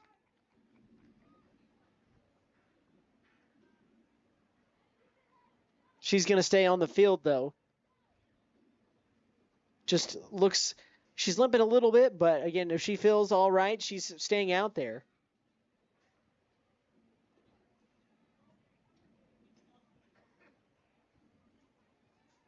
And do we have an update on the Broken Bow McAlester game? I'll let you guys know here in a second. As Durant on the far sideline, the pass. I think they're trying to get it to Patton here. Hard to tell. And we're into extra innings, actually, on McAlester baseball. Top of the 8th, tied 7-7. Shout out Emma Feiner once again, McAlester News Capital. Okay, correction. 8:03. Not 8:30. 8:03. So, I mean, you're not far off, though. Got them flipped in my head. It's okay. A little dyslexia never hurt anybody. Yeah. It happens. But you were close. So I'll take it. Near side into the end zone. Back of the end zone. It's out of my vision here. It'll stay with Durant. Just once it gets to those far right and left corners, it's hard for us to see. Right. It's more so the left. Because on the video stream, you can see that right side. but unfortunately we have the staircase on our left. That's going to bounce it out of bounds all the way near the 35 back towards Coach Ashley Todd. As again, she steps out to the Clark Bass track to grab it.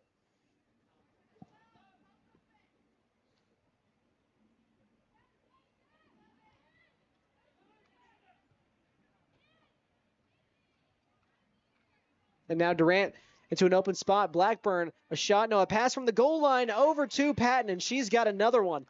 And that's going to make it 3-0. Man, what a great pass, a two-man game from Blackburn and Patton as they add to the lead here. The clock didn't stop. It was right around the 22nd minute. That's where I'm going to score it here, or with 22 minutes left. So that means that was the 58th minute. Yes. So Patton got her second goal here at the 58th minute.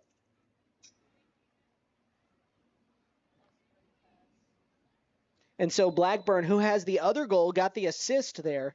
But Patton has now scored goals at the 7:21 mark and the 58-minute mark of this game. One more for a hat trick. Avery Blackburn has the other, and that was at the 37:27 mark.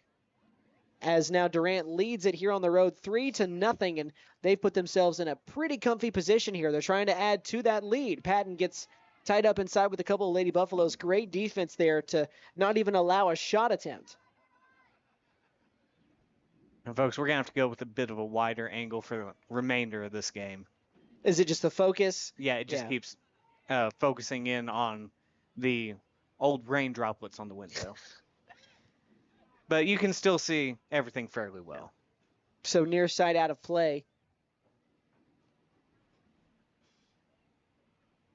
About 21 minutes left in this one. The Lady Buffaloes, man, they've got to make some magic happen, and they've got to make it happen quick because, again, I believe they were already eliminated, at least mathematically, from the postseason, but a loss will erase any doubt of that. As if McAlester would have beaten Durant here, they would have been tied in district record numbers at least, but McAlester would have, I guess, that tiebreaker as J.C. Williams. She's going to be called for a foul. She pinballed off a couple of Lady Lions there.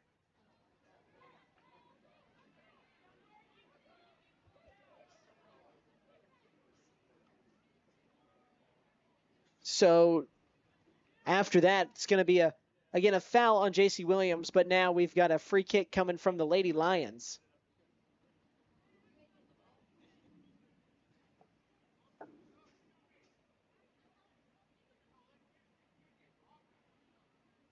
It's going to be from about the 25-yard line here near side. And it is Patton, and I think Coach Todd is going to take a timeout. She is. This may be the mandatory water break that we took in the first half. So we're going to take it with them. It's going to probably end up being longer than what we said last time. We said about a minute. We're going to take about a 2-minute timeout when we come back. The final 19:50 of the girls' game for senior night. You're listening and watching McAlester Radio's coverage of McAlester Soccer on our YouTube page. Hey guys, it's Sam from Sam Wampler's Freedom Ford in McAlester and Eufaula. With 2 locations to choose from, we have close to 200 vehicles on the ground and coming in. And with vehicles starting at $29.95, we have something for everyone. And if you need parts or service, we are loading up at both locations to serve you better. Plus, with our mobile service van and our pickup and delivery, we can help you with sales and service no matter where you are. So come see us at Sam Wampler's Freedom Ford in McAlester and Eufaula and let us make it happen for you. Ready for a home run in comfort? Freeze and Flare Heat and Air LLC is always ready to step up to the plate. Whether it's beating the summer heat or staying warm through the winter chill, they're your go-to team for fast, reliable HVAC service. From quick repairs to expert installations, they ensure your home stays comfortable year-round. Don't despair or let your comfort sit on the bench. Call Freeze and Flare Heat and Air and keep your home out of the trench. We're licensed, bonded, and insured. Mechanical license number 0014445. And with our convenient online booking, it's never been easier to get the comfort you deserve. J&J Automotive repairs gas and diesel vehicles. Big or small, we work on them all. They offer general and diagnostic automotive services, but that's not all. There's electrical repair, engine and transmission replacement, module replacement, and reprogramming. Foreign and domestic vehicles are welcome. Ask about our nationwide warranty and roadside assistance. First responders and all military receive 10% off. Come see Jeremy, Sabrina, and the guys at J&J Automotive in Krebs. We push them in, and we drive them out. Check us out on Google and Facebook. Davis Propane in Savannah. We are family owned and operated and have been in business for over 40 years. Davis Propane in Savannah is a full service propane company, including delivery service and installation. We serve Pittsburgh County and the surrounding areas. Davis Propane in Savannah. Give us a call at 918-423-0945. That's 918-423-0945.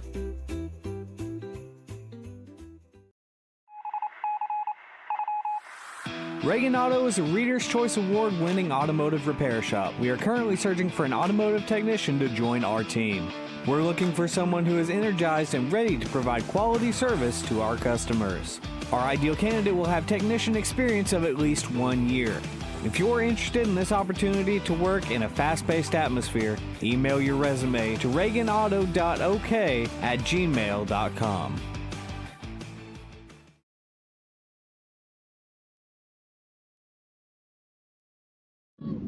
Welcome back, everybody. Out of that about 2-minute timeout here was the mandatory water break that I would imagine we're going to get for the boys as well. I mean, we'll see once that sun goes down. It won't be nearly as hot, but it is pretty interesting, though, just because we haven't seen that previously. I think it's a good thing to add with it being a bit hotter today. I know it's only 78 degrees, at least on the thermostat, but that feel-like temperature is a bit warmer than that. It probably feels like over 90 degrees down on that turf with that sunlight beating down. I would not want to be down there right No. now. And there's not really a lot of wind. As you mentioned, it's blowing right around 4 miles per hour, only gusting up to 6 miles per hour. So the wind is basically non-existent. That flag ain't even moving anymore over here on this left side end zone. So it's probably just pretty stagnant hot air down there. So again, a good little 2-minute water break as we're back to the action. As a very long shot about from the 20. It's right into the hands of the Lady Lions. Durant with a 3-0 lead. It was 1-0 at the halftime mark. And then they scored. Or, no, it was 2-0, actually. I beg your pardon. Well, maybe this 37-minute was wrong then from what I statted. I think it was I think that would have been 47. 47, not 37. I was like, wait a second. I know they only scored 1 in that first half. So, yes. So they've scored within 2.5 minutes of each other here in the second half after just the 1 goal in the first half. So just under 19 minutes left in this one as the girls are down by a hat trick.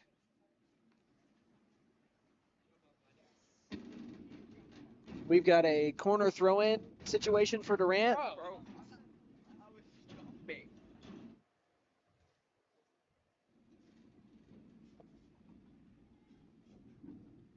And it bounces off of Lady Buffalo, and it's kicked out near the 20. McAlester on the run here. The Lady Lions at the 25, trying to add to a 3-0 lead, and a Lady Buffalo just shoves down a Lady Lion. Hitting the deck that time was Mia Ibarra. So now we've got a free kick. It's not a penalty. We're outside the penalty box, but we've got a free kick coming from near the 26, 27. It's not for Ibarra, though, as she was the one who hit the turf.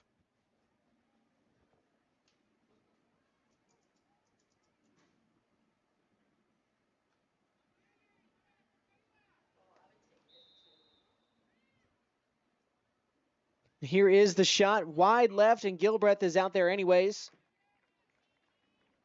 So that shot does not prove fruitful, and that time it was actually Lily Ruiz on the shot.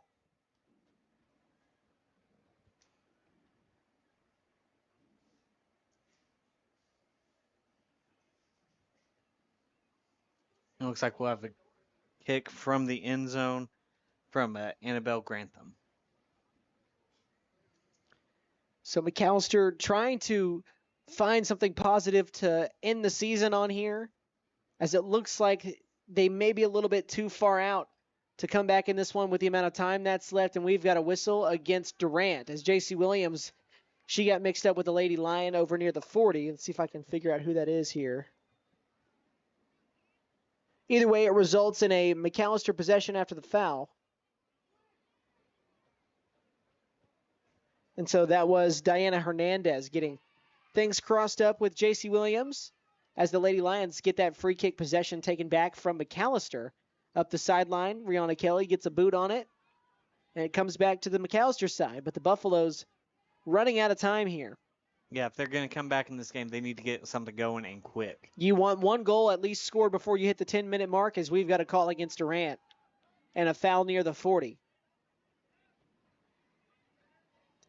But it's kind of like watching that Thunder game last night. It's like, well, if you feel like you can get it to a certain point before this, you can feel good about it, or at least feel like you're building something.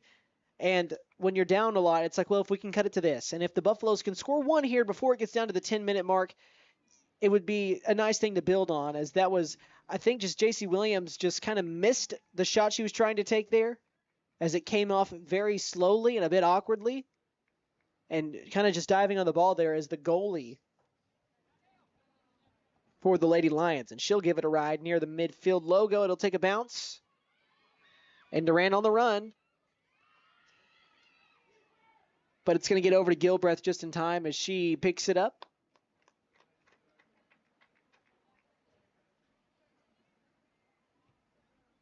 And Gilbreth, she'll return it this time.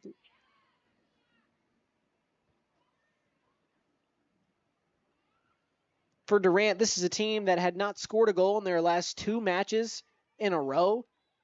And so for them to come in and shut out a team, I mean, I think I kind of mentioned that. They had been shut out or they'd been shutting teams out. Yeah, I'm glad I put this down. Either Durant or their opponent has been scoreless in 5 straight games. That's interesting. An odd stat, yeah. Durant has been shut out 3 times in their last 5 games. Most specifically, 2 games in a row. We've got a free kick from the 27 right into the hands of Gilbreth. But Durant, as I mentioned, they've been shut out 3 times in the last 5 games and 2 games in a row, but they did beat Nathan Hill and Shawnee in back-to-back games, which they were both shutouts in that one. So they have also been held scoreless in 3 of their last 5. So it is kind of an interesting thing here, especially with McAlester, who also has had their fair share of issues in terms of scoring this year, as we're still looking for goal number 1 near the 14 minutes left mark here in this match, which puts us right around, the 66th minute? So yes, just 10 seconds short. So Rihanna Kelly on the push now. Let's see where she wants to go. She takes a deep shot from about the 25, and the goalie was almost standing across the line here. Man, that got close. If you're Durant, it's probably too close for comfort. No kidding.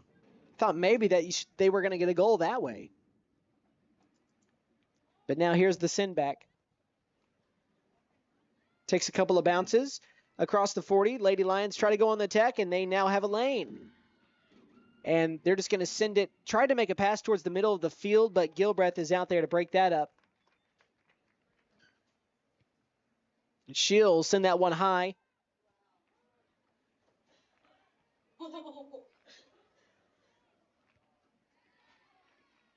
Takes another bounce near side at the 35 off the top of the head.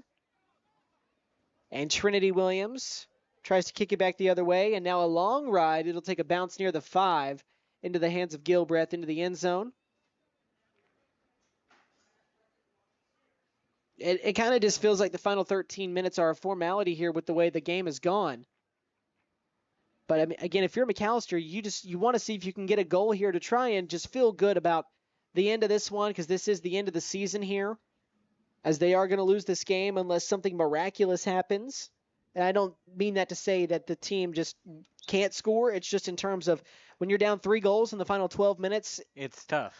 If you come back from that in soccer, it's almost considered a miracle. I mean, it would almost be the equivalent of the comeback we saw last night. Yeah. Thunder down 29 points. I know sometimes we talk about OU. Not everybody that listens is an OU fan, but I feel better about our odds of people being Thunder fans here. So maybe people will like that a little bit more. But, yeah, come back from 29 down, and I think 26 at the start of the third quarter is what it was we were down. Yeah. I think that's right. Came back and won the game by 6. So, again, something like that is just you don't see it that often. It's the second largest playoff comeback, in history or since 97? It's the largest since 97. It's second in history. Second in history. So, and correct me if I'm wrong, they had a 24-point comeback victory back in 2019 with Russell Westbrook against the Jazz that year. I think you're right. Very impressive. I love talking about Thunder. I could do it all night. But the Lady Buffaloes here. The Lady Buffaloes here trail it 3-0 at home. with just under 11:30 left in the match. Kennan takes that one off the shins, and she was the last to touch it before it went out. And we've got a mass substitution coming for Durant. Looks like 4 players are coming in. I would imagine these are getting most of the seniors some final playing time for Durant. So that mass substitution takes place. Almost a platoon swap, not quite, but just about half of the players rotated out. And, man, on the run out, I think that's Blackburn, just the speed, but overruns the ball there as it was on the rollout, and McAlester just kicks it out of the back of the end zone. And Jalen Patton running over to get it.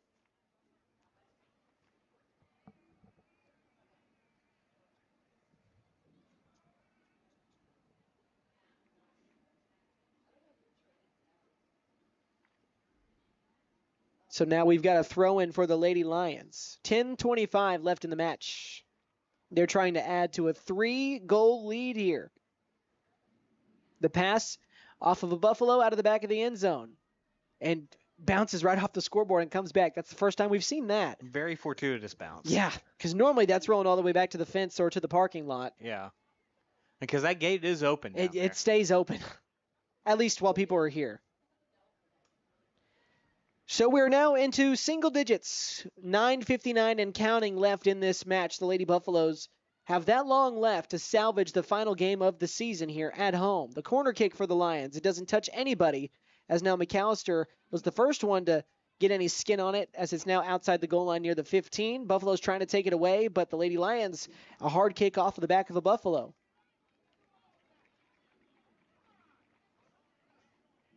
And so now I think after that call, Durant is going to get it back. We've got a free kick coming from the 20.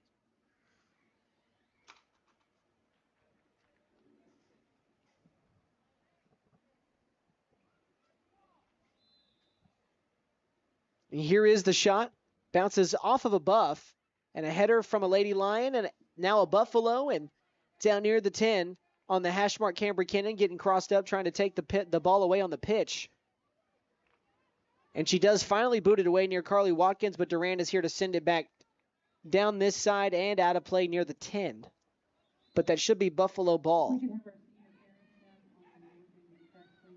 And as you can kind of hear, we're getting ready to do senior night for the boys, which we won't be talking over that, but we will have it. We'll have the video. You'll be able to see the seniors do their senior night. As can you explain to me the schedule? Because I know that there's some before and there's some at halftime of the boys' game. I believe the boys' soccer team will be doing it at in between games. Yes, like the girls did before theirs. Including all other sports besides track.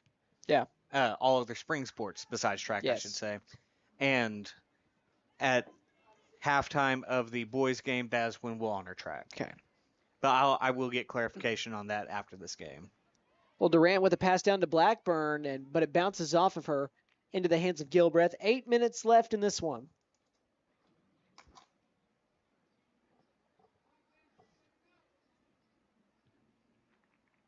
The long send takes a bounce near the 50. And trying to get the Lady Buffs on a run out, but nice defense by Durant. But now McAlester with a chance. Carly Watkins near the hash mark, and it's sent right back down to the goalie.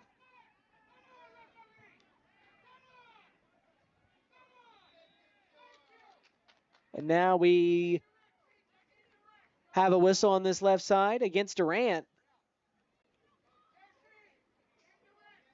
So now we've got a free kick coming up here. Well, and I mean, I do apologize because I'm not quite sure on what happened here. This actually might be a penalty kick from the near side hash.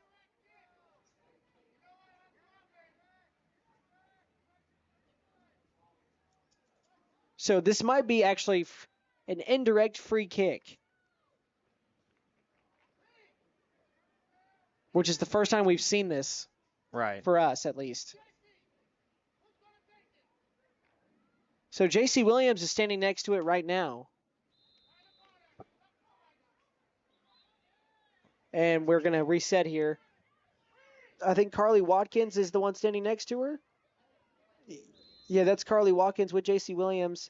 As they roll it back to Williams, and she kicks it off of a Lady Lion. Nice defense that time. And, man, a lot of white shirts emerged from that side. Pass near side, rolling down the numbers. There's going to be a Buffalo there first.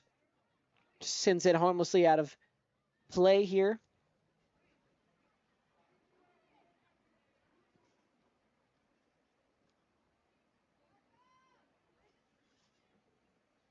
The throw in from the 10 to Patton. Back over to Kira Hoffman. The Buffaloes take it away, and they'll send it out of bounds once again. And Durant with a quick throw in near the 20 as they lead at 3-0. They scored just one goal in the first half. 2 of the 3 have come here in the second, and they were within 3 minutes of each other. Avery Blackburn scored at the 47-27 mark, and then Jalen Patton, who had the goal at the 7:21 mark of the first half, had the second goal at the 58-minute mark here of the second half. Also, for those that may be keeping up with it or maybe not, the NFL draft is going on here. We're about 10 picks deep or 9 picks deep into the second round. Some interesting ones. Yeah. Another quarterback has gone off the list, but It's not Shadur Sanders or Quinn Ewers. It's Tyler Shuck. And he's a journeyman.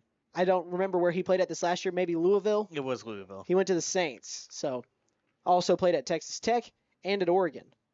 I forgot he played at Oregon. I knew he played at Tech. I mean, that's what happens now in college football. It's going to be a lot like a journeyman in the NBA or the NFL that bounce around a lot, which is a thing in itself for college athletics. But it can be fun, but it can also not be fun. And now Lady Buffalo hits the turf near the 45. Is that J.C. Williams? That might be. Down holding her knee. It looked like she was really holding her foot. And she is doubled over right now. And they're calling for somebody out there. And we're going to go ahead and take a quick break real quick as they're bringing out the coaches. And Johnny Herrick is going out to give her a look.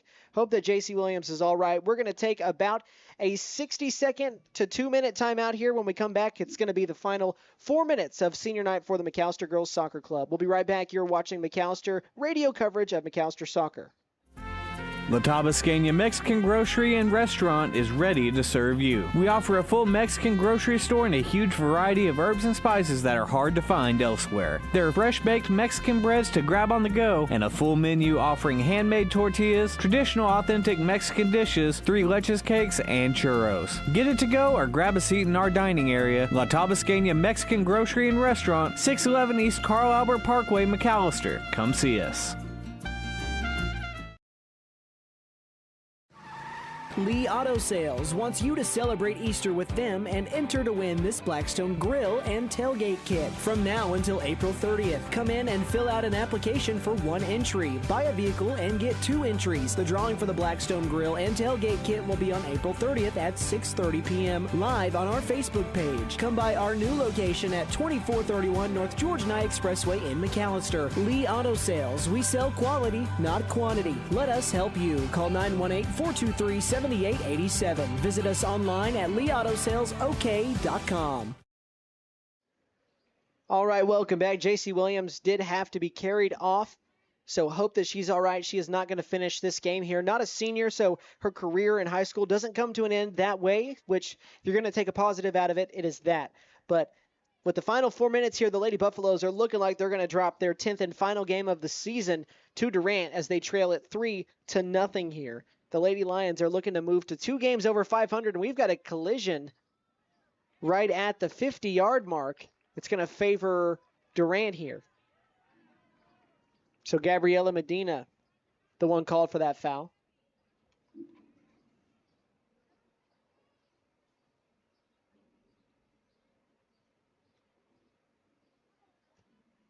Kick from the 45. It's going to take a bounce right into the hands of Gilbreth. A lot of mustard on that one.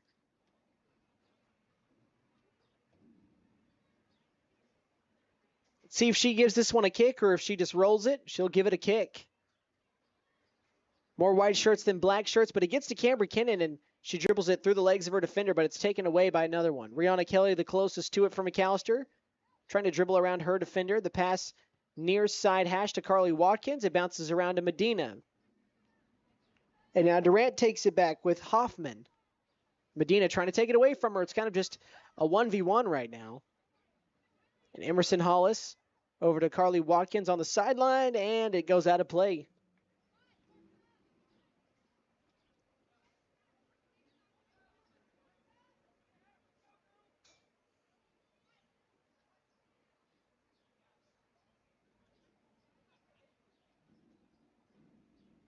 Near side throw in. Over to Patton. She saves it from going out of play somehow, and Medina just kicks it out of play. Back towards the goal line. Final 2 minutes left of this one. Lady Buffaloes are going to see their one-game winning streak come to a close here to end the season. And for Ashley Todd, her first year is going to end at a 5-10 record, 2-5 in district play with wins over Nathan Hale and, oh man, who was that other district win that we had? For some reason, I can't find it at the moment. We double check here for just a second. They beat Nathan Hale, and Shawnee was the other one. Shawnee was the other district win. That shot on goal was saved by Katie Gilbreth. As she's done so much today. 90 seconds left in this one.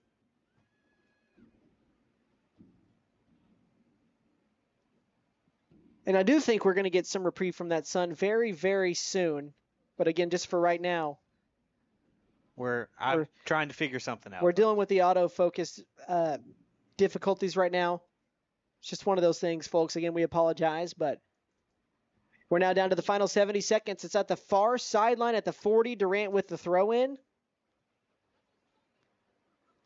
McAlester trying to take it away, and a long send back this other side.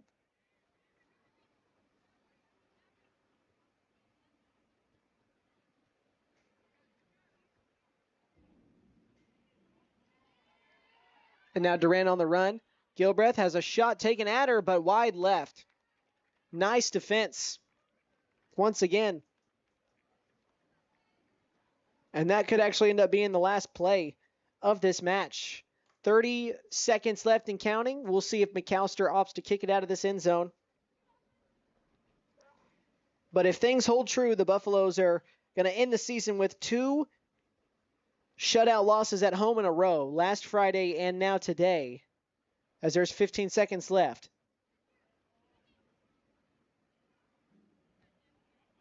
Now under 10 here out of play. It bounces on top of the McAlester bench. And Nate, now I do think that is going to be the final play. And it is. That is how the McAlester Lady Buffaloes season comes to a close. Coach Ashley Todd sees her inaugural season at the helm come to an end at a 5-10 record, 2-5 district play.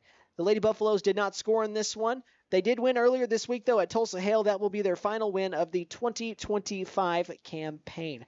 Really quickly, just to recap, for Durant, they scored the first goal of the game back at the 7:21 mark. It was Jalen Patton. And then in the second half, Avery Blackburn added another one at the 47:27 mark. And then Jalen Patton, she added the final cherry on top with her second goal and the third goal of the match overall at the 58-minute mark to close out the season as the Lady Buffaloes, again, they fall to 5-10 on the year, 2-5 in district play. We do have the boys coming up after this.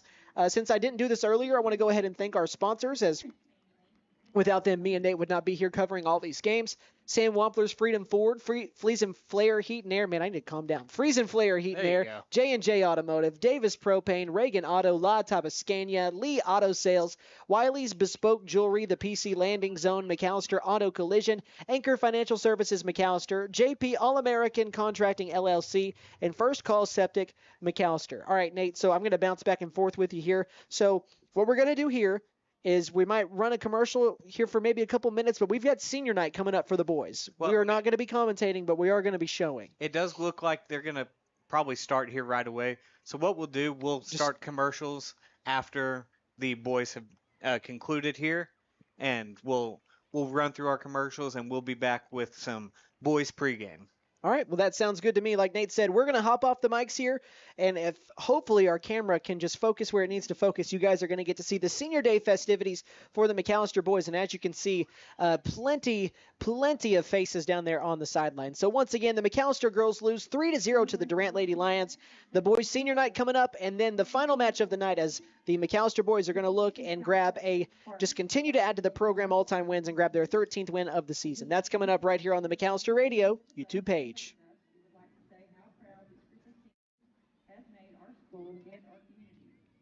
As they enter the field this evening, Athletic Director James Singleton will present each senior athlete with a commemorative gold buffalo coin that symbolizes their commitment determination, and perseverance that embodies the spirit of the Buffalo. We will start with the senior soccer boys. Our first senior is William Alejandro. William is the son of Felipe Alejandro and Maria Lopez.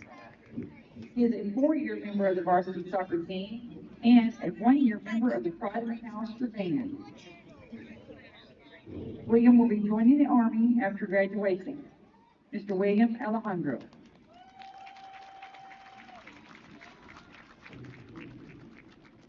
Next, we have Eleazar Alvarez. He is the son of Maria and Winslow Alvarez. He is a 4-year member of the varsity soccer team. He is planning to attend Southeastern Oklahoma State University to become a soccer coach. Mr. Eleazar Alvarez.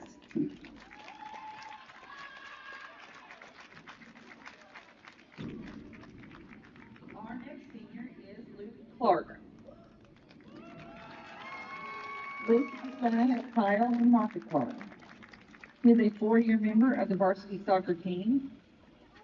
He is a 4-year member of the Native American Club and a member of the National Honor Society. He's also a member of the Oklahoma Indian Student Honor Society. And he is this year's salutatorian for the class of 2025 at MHS. Luke will be attending Eastern Oklahoma State College and working toward a degree in finance. Mr. Luke Clark.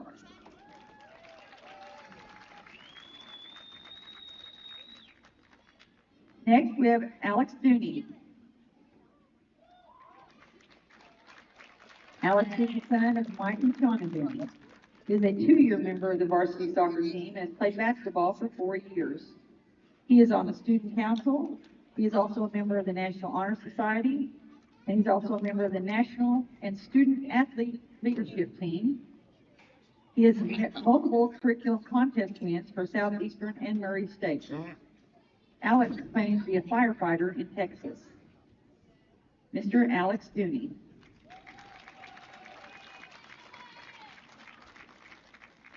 Next is Dicey Espinoza. She is the daughter of Cheryl Bindale and Alejandro Espinoza. She has been the manager of the soccer team for 3 years and also a football trainer for a year. She is a 3-year member of the student council and has been in the band for 6 years. She is planning to attend college and medical school to become an OB/GYN doctor. Ms. Dicey Espinoza. And also, Diego Espinoza. He is also the son of Gerald Mendel and Alejandro Espinoza. He is a 4-year member of the varsity soccer team. Diego is planning to attend Eastern Oklahoma State College for 2 years and then to transfer on to the University of Oklahoma. Mr. Diego Espinoza.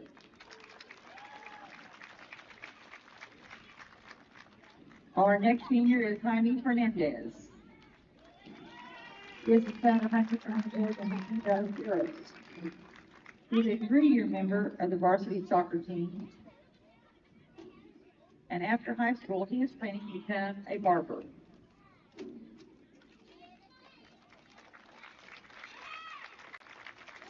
Mr. Jaime Fernandez.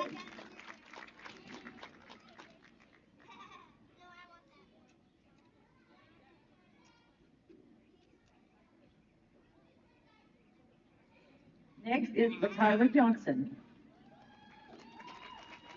She is the daughter of Paige Johnson. She has been the soccer and volleyball manager for 4 years, and she was also on the football film crew for 4 years. She's been part of the student council for 6. She's been on the color guards for 7 years, a member of the AXG for 4 years, and the Peppers for 5 years. She's planning to study sports management and become a hairstylist. Ms. LaKyra Johnson.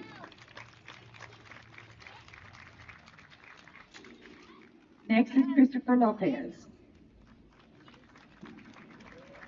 He is the son of Marcela Lopez and Adan Lopez. He is a 4-year member of the varsity soccer team. He's involved in the band and also a member of the National Honor Society and the Gifted and Talented program. Christopher is planning to attend Eastern Oklahoma State College and study accounting and finance. Mr. Christopher Lopez.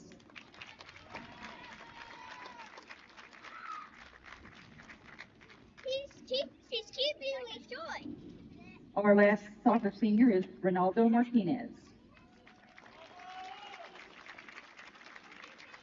He is the son of Vicenta and Jorge Martinez. He is a 4-year member of the varsity soccer team. He is also a member of the National Honor Society and in the top 5% of the senior class. He is planning to attend Oral Roberts University and major in architecture, and he also wants to play soccer. Mr. Ronaldo Martinez.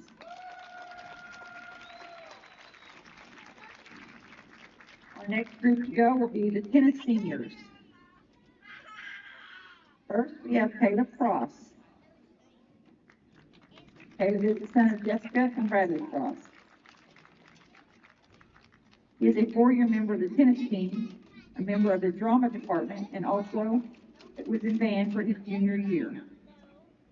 He has also been on the principal's honor roll.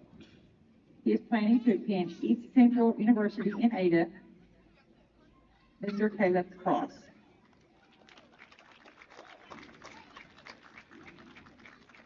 Next is Alistair Cavey.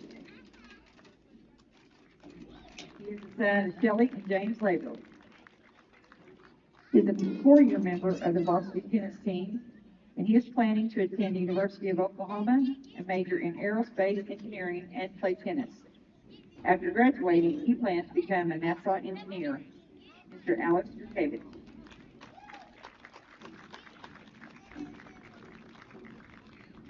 Matthew Lundstrom is our next senior. He is the son of Rob and Kathy Lundstrom. He is a 4-year member of the varsity tennis team and has been in the student council for 2 years, and also is a member of the National Honor Society. He is a curriculum contest winner in English and math. He's on the superintendent's honor roll and the academic all-state nominee. He plans to pursue a business degree and his doctorate in archaeology. Mr. Matthew Lundstrom.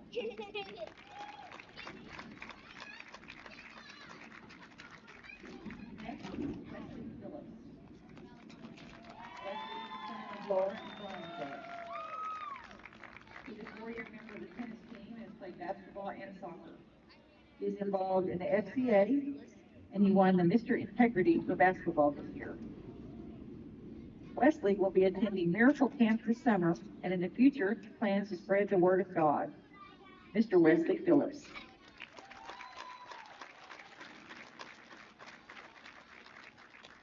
Next is Peyton Trammell.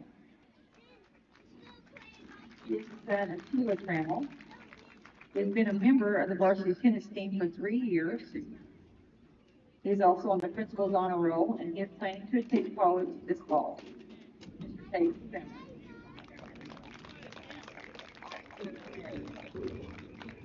Our last tennis senior is Christopher Whaley. He is the son of Jason and Crystal Whaley. He's a 4-year member of the varsity tennis team. He plays the tenor saxophone and the clarinet for the pride of the McAlester band. He's a member of the National Honor Society, and he's been selected to the All-District Band for all 6 years and the All-State Band on the clarinet. He will attend Southeastern University and major in music education. Mr. Christopher Whaley.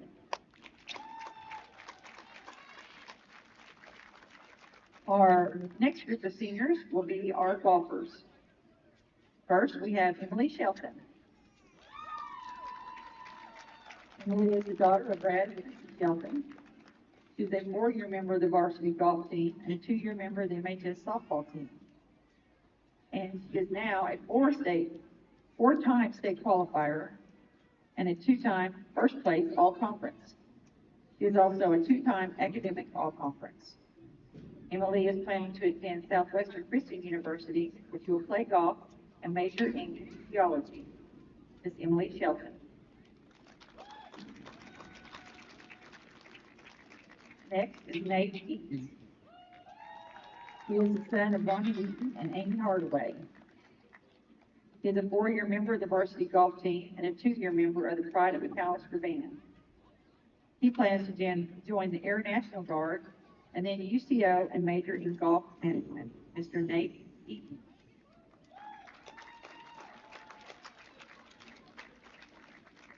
Next is Zane Owens. Zane is the son of Raina and Ryan Owens. He has lettered in golf and football for 4 years. He is a 5A conference individual champion and a 5A regional runner-up and a 2-time state qualifier in golf. He's a member of the Native American Club, and Zane is planning to attend UCO with his degree in PTA management. Mr. Zane Owens. Next, we have Daniel Pennegar. He is the son of Danny Pennegar and Cleveland Patrick. He is a 4-year member of the varsity golf team, and he has played football for 1 year. Daniel's planning for his future are to attend the University of Oklahoma, major in biology, go to medical school, and become a cardiologist. Mr. Daniel Pennegar.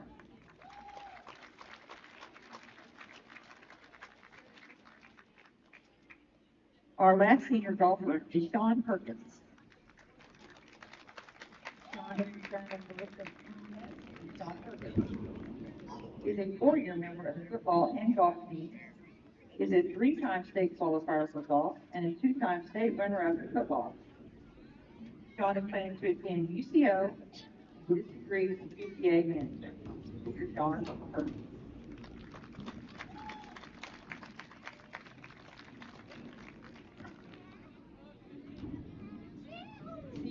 Take all that you have learned and experienced with you. We wish you good luck in your future endeavors.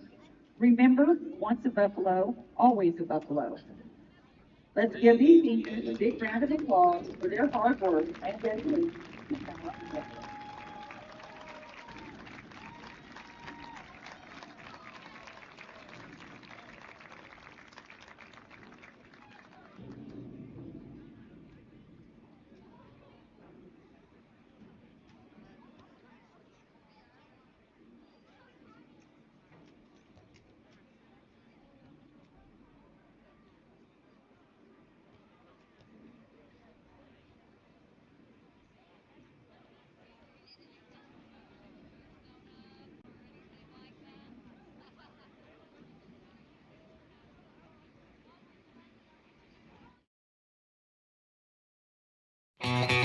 Hey guys, it's Sam from Sam Wampler's Freedom Ford in McAlester and Eufaula. With 2 locations to choose from, we have close to 200 vehicles on the ground and coming in. And with vehicles starting at $29.95, we have something for everyone. And if you need parts or service, we are loading up at both locations to serve you better. Plus, with our mobile service van and our pickup and delivery, we can help you with sales and service no matter where you are. So come see us at Sam Wampler's Freedom Ford in McAlester and Eufaula and let us make it happen for you. Ready for a home run in comfort? Freeze and Flare Heat and Air LLC is always ready to step up to the plate. Whether it's beating the summer heat or staying warm through the winter chill, they're your go-to team for fast, reliable HVAC service. From quick repairs to expert installations, they ensure your home stays comfortable year-round. Don't despair or let your comfort sit on the bench. Call Freeze and Flare Heat and Air and keep your home out of the trench. We're licensed, bonded, and insured. Mechanical license number 0014445. And with our convenient online booking, it's never been easier to get the comfort you deserve. J&J Automotive repairs gas and diesel vehicles. Big or small, we work on them all. They offer general and diagnostic automotive services, but that's not all. There's electrical repair, engine and transmission replacement, module replacement, and reprogramming. Foreign and domestic vehicles are welcome. Ask about our nationwide warranty and roadside assistance. First responders and all military receive 10% off. Come see Jeremy, Sabrina, and the guys at J&J Automotive in Krebs. We push them in, and we drive them out. Check us out on Google and Facebook. Davis Propane in Savannah. We are family owned and operated and have been in business for over 40 years. Davis Propane in Savannah is a full service propane company, including delivery service and installation. We serve Pittsburgh County and the surrounding areas. Davis Propane in Savannah. Give us a call at 918-423-0945. That's 918-423-0945.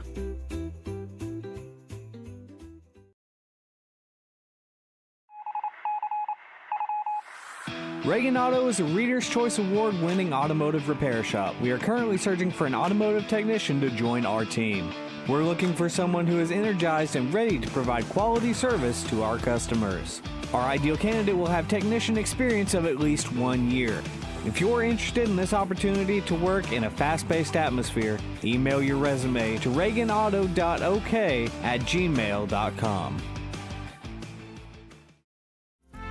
La Tabasqueña Mexican Grocery and Restaurant is ready to serve you. We offer a full Mexican grocery store and a huge variety of herbs and spices that are hard to find elsewhere. There are fresh-baked Mexican breads to grab on the go and a full menu offering handmade tortillas, traditional authentic Mexican dishes, 3 leches cakes, and churros. Get it to go or grab a seat in our dining area. La Tabasqueña Mexican Grocery and Restaurant, 611 East Carl Albert Parkway, McAlester. Come see us. Lee Auto Sales wants you to celebrate Easter with them and enter to win this Blackstone grill and tailgate kit. From now until April 30th, come in and fill out an application for 1 entry. Buy a vehicle and get 2 entries. The drawing for the Blackstone grill and tailgate kit will be on April 30th at 6:30 p.m. live on our Facebook page. Come by our new location at 2431 North George Nye Expressway in McAlester. Lee Auto Sales. We sell quality, not quantity. Let us help you. Call 918-423-7887. Visit us online at leautosalesok.com. Wiley's Bespoke Jewelry Spring into Summer Sale, April 7th through the 19th. We're turning up the shine with 30% off our handcrafted one-of-a-kind pieces. Stunning engagement rings, earrings, bracelets, and necklaces. There's never been a better time to treat yourself or someone special. Whether you're celebrating love, milestones, or just needing something new for your summer outfit, make unforgettable moments with Wiley's Bespoke Jewelry. 1117 East Wade Watts Avenue, McAlester. Shop online at our Facebook shop. Nothing's working! Wait, we're not cavemen! We have technology!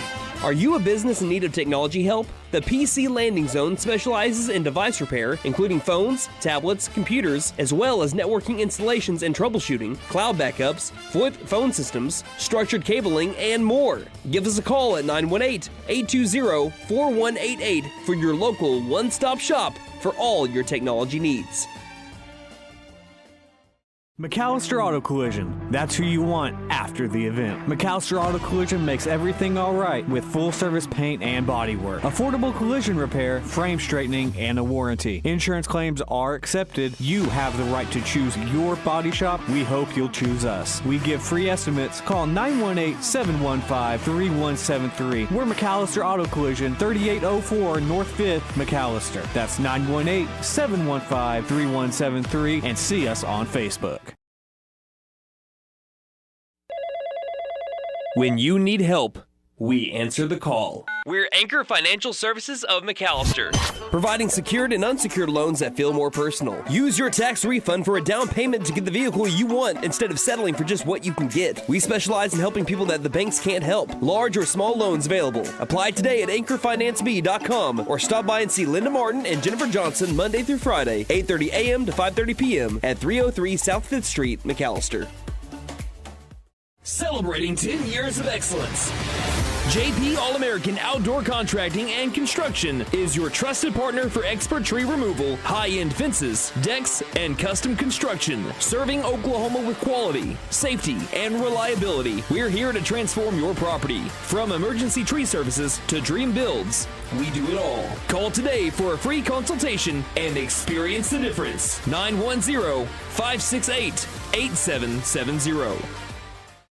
What cologne you gonna go with? Oh, I have this new one.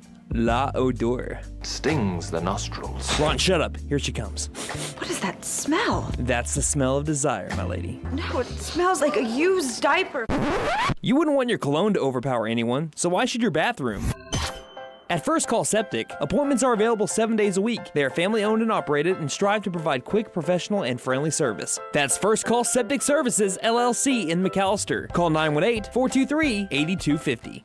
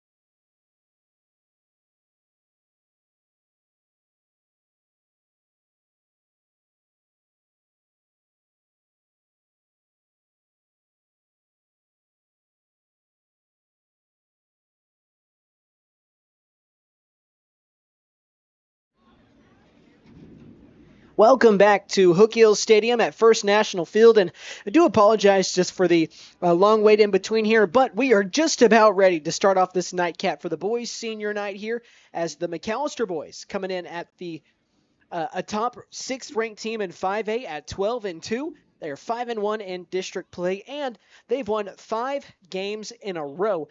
During that stretch, they've outscored opponents 14-4. They beat BK 4-0, Shawnee 3-1, Will Rogers 4-2, Coweta 2-1 in overtime, and then Nathan Hale earlier this week 1-0. And you know, Nate, I'll say that 1-0 score against Hale earlier this week, it's a bit surprising it was that close. Yeah, I mean, Hale's toward the bottom of the district, and McAlester, of course, clinched the number 2 spot in 5A4. So, yeah, a little surprising. I'm sure Coach Bowie would have liked a better performance, but a win is a win is a win. Yes, you'll take it however you can get it, especially at this point in the season as they've already clinched their playoff spot. They're trying to host here at home as well.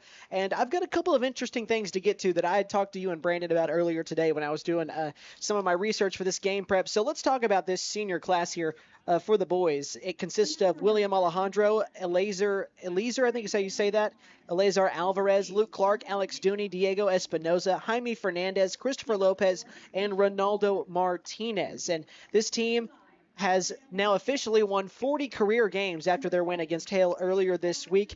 And Nate, I did the math. We talked about it. McAlester, this senior class particularly, is 40-22 since the 2022 season, their freshman year. Very impressive record. Now, I know that there's been a bit of a discrepancy on this next number I'm about to say, but this is just strictly going off iwasatthegame.com, which keeps a per season track of each game you play and a record at the end of the year. So going all the way back to 2014, the Buffaloes were 27-51 in that 9-year span. This senior class has won more games in 4 years than what they had the previous 9. That's incredible. It's incredible. And not even that, they are almost 20 games above 500, right at 18. And if they win this game tonight against a very bottom of the pile, struggling Durant Lion team at 2-11 that has lost 3 in a row, McAlester can look to kind of just punctuate the end of season ticket here, as again they're already going to the playoffs, but again a win over Durant here at home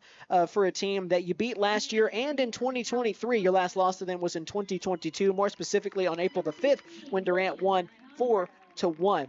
And you know, it's funny about Durant, they're obviously struggling this year at 2-11. They've not had a losing record since 2016. This is their first season of having a losing record in 9 years. But even then, when they had that losing record, Nate, they went 6-7. So it's much different. This is not what they're used to over here on the pitch. Right. I mean, even their worst season was nearly a 500 season, which a lot of programs would call that a winning season. Yeah. Finished 6-6, and then at the very end of the year lost that last game at 6-7. So again, that was the last time they went negative in a season. And this year, there's nothing they can do to kind of overcome that. As again, they've lost 2 of their 13 games. And I'm going to kind of put a pin in what I'm saying real quick. Is you can hear some of the announced starters here for the McAlester Buffaloes. 25, Tomas Reynoso. Managers for this evening will be Daisy Espinoza and Lyra Johnson and Emma Ross. Buffaloes are coached by head coach Rashad Bowie, assisted by Graham Meeks.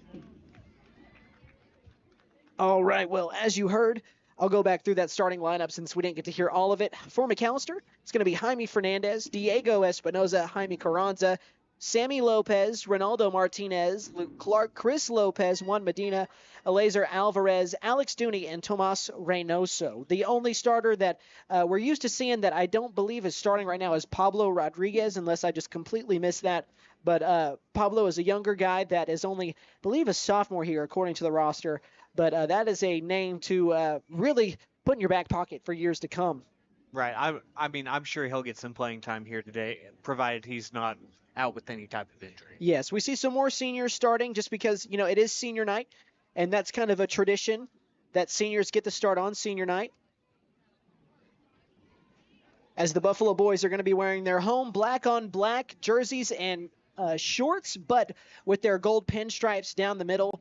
And I really don't know if you can even call it pinstripes, as those are so thick. Yeah, I mean, it's kind of just zebra stripes. Yeah. It's kind of That's the best way to Yeah, describe it. official stripes as well, the same kind of thing. It's just black and gold instead of black and white as they're huddled for their pregame prayer sideline. But we're just about ready to get things rolling. Coach Rashad Bowie looking to take this well-oiled machine into the playoffs on a 6-game winning streak. And again, they have already eclipsed their team's all-time program record for wins in a season at 12. They had never won more than 11. Well, they did that this year. They are 12-2, looking to get to 13-2.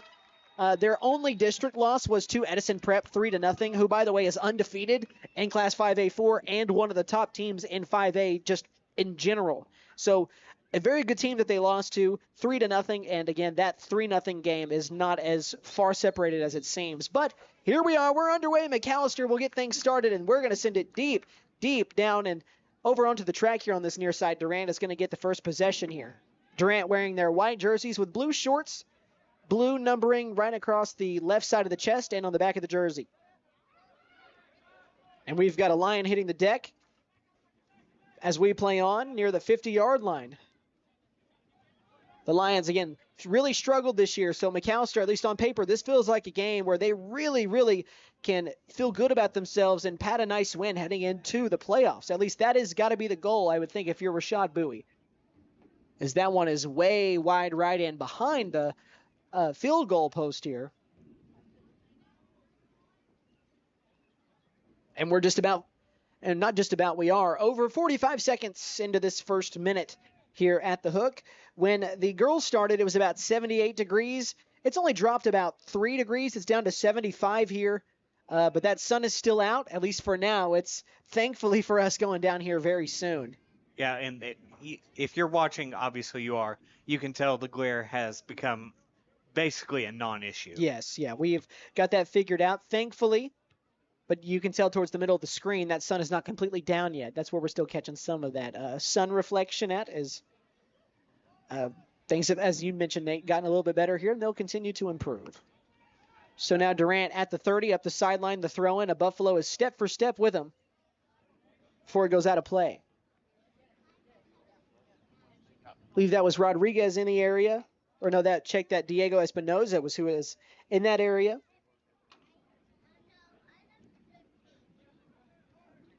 Back near the 50, Durant pushes it back to the left here. And now the pass near side falls right in front of Azariel Sands, Romero. As Romero down the right sideline. The long kick here, down near the 20.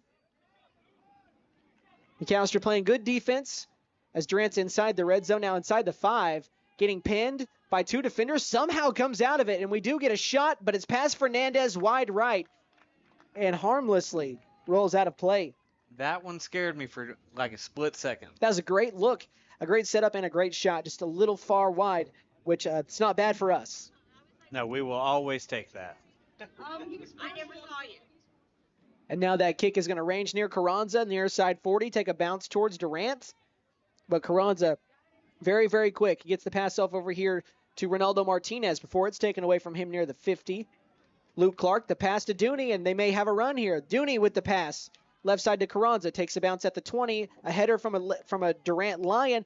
Dooney trying to save it before it goes out. He does, and Durant was the last to touch it. Nice play by Alex Dooney to save possession here in this corner as he gets a round of applause from the home side. The lob is off of a Lion or a Buffalo.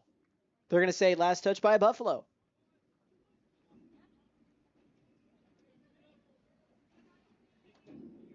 So now about 4 minutes into this. No scores yet, but McAlester, again, at least on paper, this feels like a game for McAlester that, if you've heard the term, tune-up is the best term I can come up with. They did win earlier this week against a Nathan Hale team that has struggled this year. Maybe not by as much as you would think, but again, Coach Bowie will always take the win however you can get it. Durant on the attack again before it's broken up this time. Nice defensive play by the Buffaloes.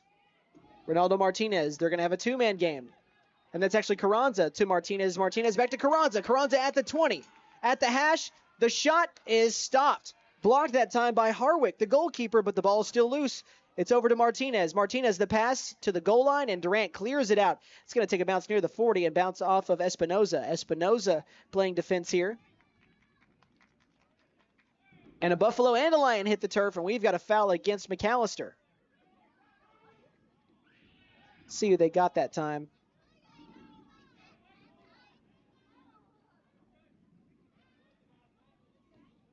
I think that might have been Martinez. That was Ronaldo Martinez. So that kick gets down to the 25 for Durant, but McAlester now on the return. Espinoza over to Dooney.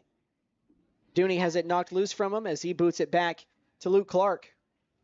Luke Clark lets it go all the way back to Jaime Fernandez, who passes it right back over to him near side. And Dooney, it goes right underneath his legs and goes out of play towards the McAlester bench.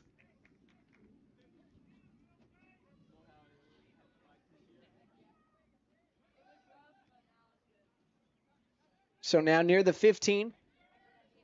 The boot back all the way to Fernandez. He sends it on a line, bounces near the 40. It's booted high by Romero here for Durant as they're bouncing it around a little bit. And we've got a whistle. Might be offside against Durant as McAlester takes it back.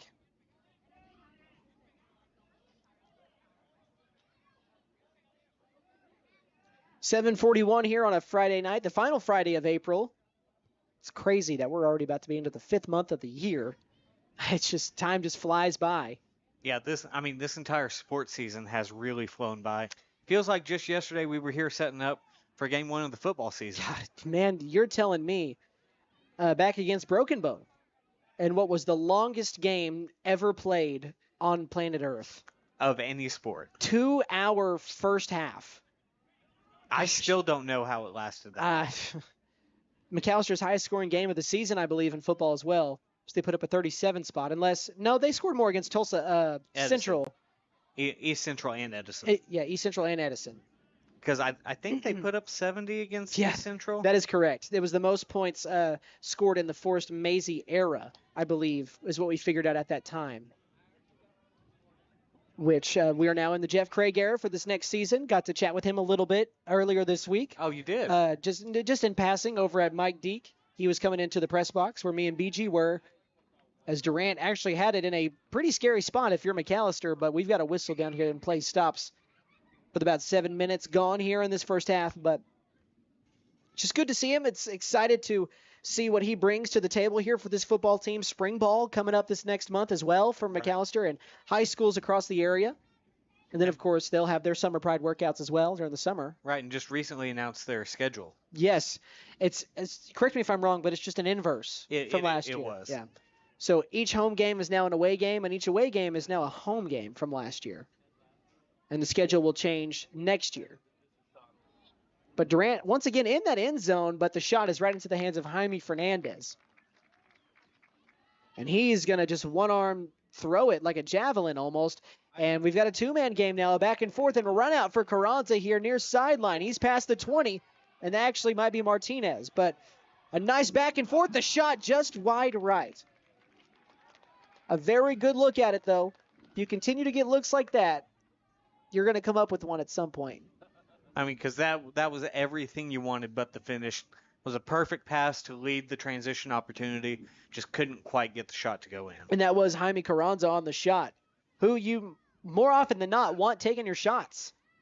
We called a hat trick for him earlier in the season. And now the Buffaloes with the takeaway and the run again. Carranza, a shot at redemption from the goal line. The shot, it's wide right. No, maybe it was a pass trying to find, man, I can't tell who that is on the far side, but either way, Durant will push it back now.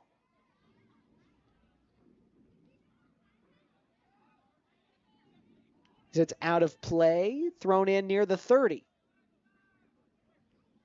Kicked all the way back to Luke Clark here near the 40, who, by the way, was named salutatorian. We talked about that last week for his senior class.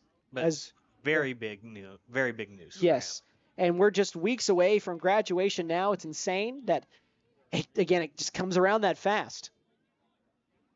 Senior year is over before you know it. As I'm coming up on 8 years since mine ended. Yeah, I just last year had my 10-year reunion. Yeah, I'm getting old, I know. Oof. Old man. I'm not far behind you, though.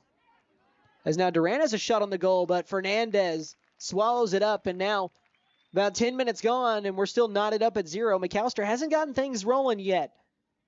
But you got to assume that's going to change here with the amount of shots and good looks they've already gotten. Durant's defense just has not been able to hold them away from that side of the pitch.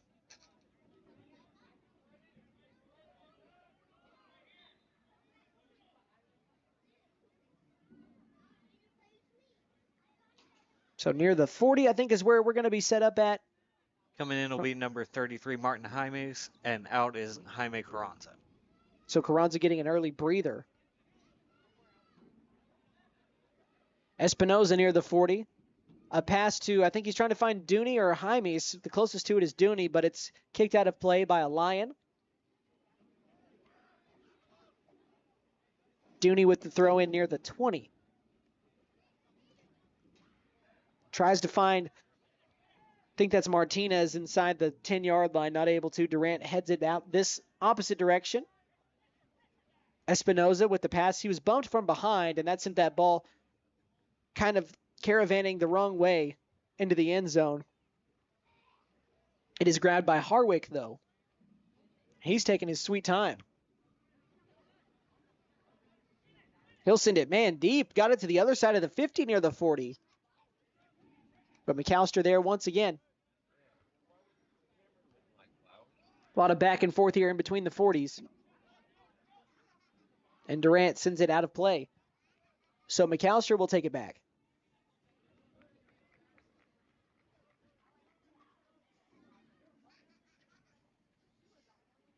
Just over 11 minutes gone here in this one. It's a beautiful night now, especially now that the sun is setting. Feels fantastic outside. It does. I mean, it's 74 degrees. It's not really going to drop below that until after 11 o'clock. And it's going to be in the 60s tonight. It's not going to get any colder than that. But, I mean, just a beautiful, beautiful night. We're getting to that time of the year where things are still not quite as hot as it's going to be here in about 2 months. And, man, is it going to be hot in 2 months. No kidding. It is going to not be a fun summer for folks. No, it's going to be a very, very hot summer. If you like swimming, then maybe you'll enjoy it. Yeah, I just wish I had a pool at my house, you know? Same, yeah. I do enjoy a little dip in the pool every now and then. Really, what I prefer, though, is a hot tub, honestly. Man, if I had a pick for my house, it's hot tub 7 days out of the week, and twice on Sundays. Pools I just feel like are so much more difficult to maintain. And hot tubs, they can be year-round. Pools are not. Martinez now on the attack inside the 10. Crosses over across the hash mark, but his shot is blocked. Martin Jaimes will try to follow up. And that's a slow roller into the hands of Harwick here. And I think that one just kind of went off the side of his foot. Didn't quite get all of it that he wanted on the boot. And now Durant on the run out. Some speed. They don't have the numbers, though. And Espinoza breaks up that attack. Nice defensive play. Durant still has it, though, at the 10. Couple of fake shots, trying to line one up. It bounces off a couple of buffs, and Carranza makes sure that ball is wide left, as he was going to miss regardless, but he was there just in case. Yeah, he wasn't going to leave that one up to chance. Sammy Lopez and Pablo Rodriguez are standing at the 50. I would assume that means they're getting ready to check in the next time they have a substitution. Now we have a corner kick coming from Durant. And we are finally seeing the sunset over here at the Hook Eel Stadium. Comes a high arching kick and almost a jumping kick from Durant, but not able to get it into the netting. That was an attempt. As that was, I believe, Connor Sheenis, who tried to just go airborne that time. It looks like we will have a corner kick over here on this near side. Corner kick. It's a lower one that's on the right side of the netting. It's still loose. Durant with a shot on the goal, and it's in. The 2-11 Lions take the lead here at home against McAlester on senior night. And I think that was number 10. I believe you're right. And that goal is at the 13:48 mark. So number 10, Joseph Flores at the, you mentioned the 13:48 mark. And now McAlester surprisingly trails it early against Durant. That's what happens when you get into a corner situation, though. The ball just fell into a perfect spot where there was no defender, and we've got a slide tackle here. And McAlester takes possession back. Nice play by Espinoza.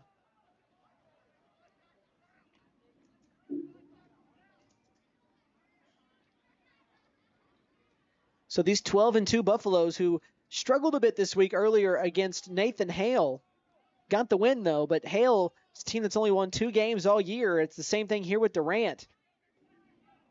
And Rodriguez and Lopez have both checked into this game. Carranza is still on the bench, though. The throw-in off of a Lion. Bounced off of Buffalo. Very high. Bounces at the 10. And we've got a Lion hitting the deck near the 20. And so now it'll come back now for Durant, who, again, leads this one early, 1-0. The Lions have lost 3 in a row and have won just 2 games out of 13 this year. They are 2-11. And now Rodriguez on the run out. He tries to make a pass over to Martinez, just a little bit too much on it.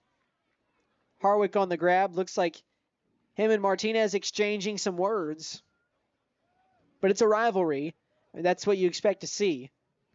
And something we didn't really mention during our pregame prep, this is a rivalry, so you can throw records out the window in any of these games. Yeah, no love lost on either sides for these schools. As Durant, they got the better of McAlester in baseball this year. Believe boys basketball too. Did they split, or was that a 2-0 for Durant? I cannot remember. But I know girls swept McAlester. I think the boys got swept as well by Durant. So Durant has the bragging rights in basketball and in baseball, but in football, and what was probably one of the best games of the year, other than maybe that Ada game, McAlester beating Durant with late heroics after going down by what? Was it 1? Yeah. It was 15-14, wasn't it? Yeah. It was a very odd score. And that 2-point conversion, which was a little bit controversial. Just a little bit. But it was a great game. Something you love to see in a rivalry game, especially with your team coming out on the winning side. McAlester trying to tie things up here near side. Carranza's back on the pitch. Sammy Lopez at the 30. Makes the pass to Espinoza. Espinoza over to Martinez. Back to Lopez. Man, some nice passes. Clark, man, didn't get enough on that pass, but it's right back to him. Now he finds Carranza, and Carranza just airmails it. Just got too far underneath it. It was good through the uprights. I'll say that. So that's our second one. I thought it was wide right. Oh, it might be wide right. It looked like it was good. Either way, it was not close to the soccer netting. Again, just got way too far underneath it, and that thing just carried. Shot up like a hot air balloon. But 17 minutes gone in this first half. 23 remains before we take our first halftime break of the, I guess, only halftime break of the boys' game. But we will get another senior night presentation coming at the half.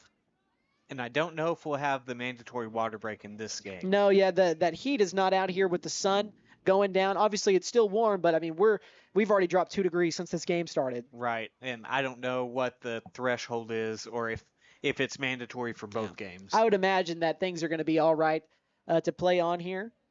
But we'll find out here in the next couple of minutes, because it'll be around the 20-minute mark. Yeah, that's right. That's about the time they took it in the first and second half for the girls, almost about halfway through. But Durant leading and threatening here inside the 10-yard line. McAlester takes it away, though. Espinoza to Luke Clark, and let's see if they can get on a run out. Ronaldo Martinez now has some Lions ranging up behind him and does not lose his footing, stays up, and almost has his feet taken out from underneath him. And now we've got a foul. Foul will be on Durant. So at the 31 now, kick coming for Luke Clark. At least I believe that's Luke Clark. I was thinking that might be Christopher Lopez. It is Christopher Lopez. That is number 15, not Clark.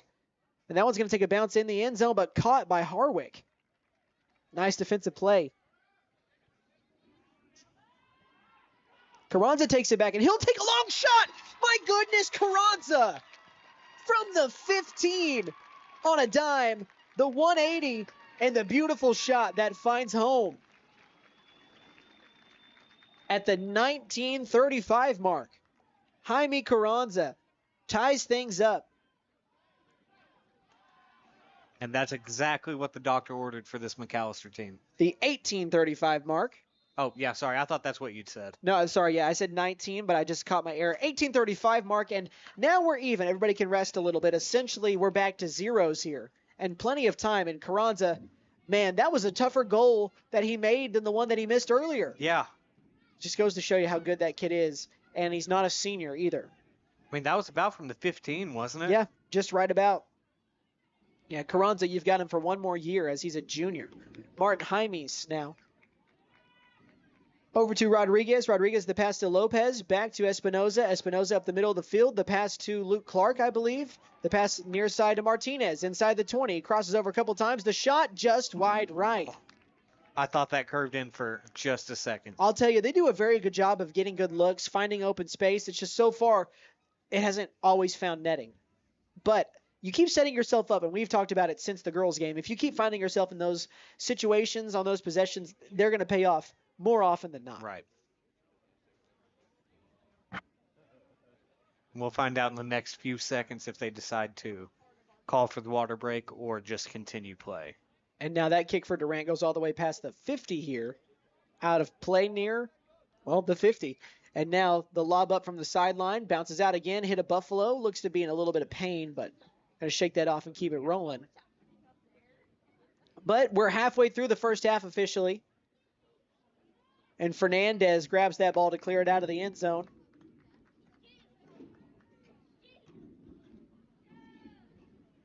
Jaime Fernandez walking it out, taking his time.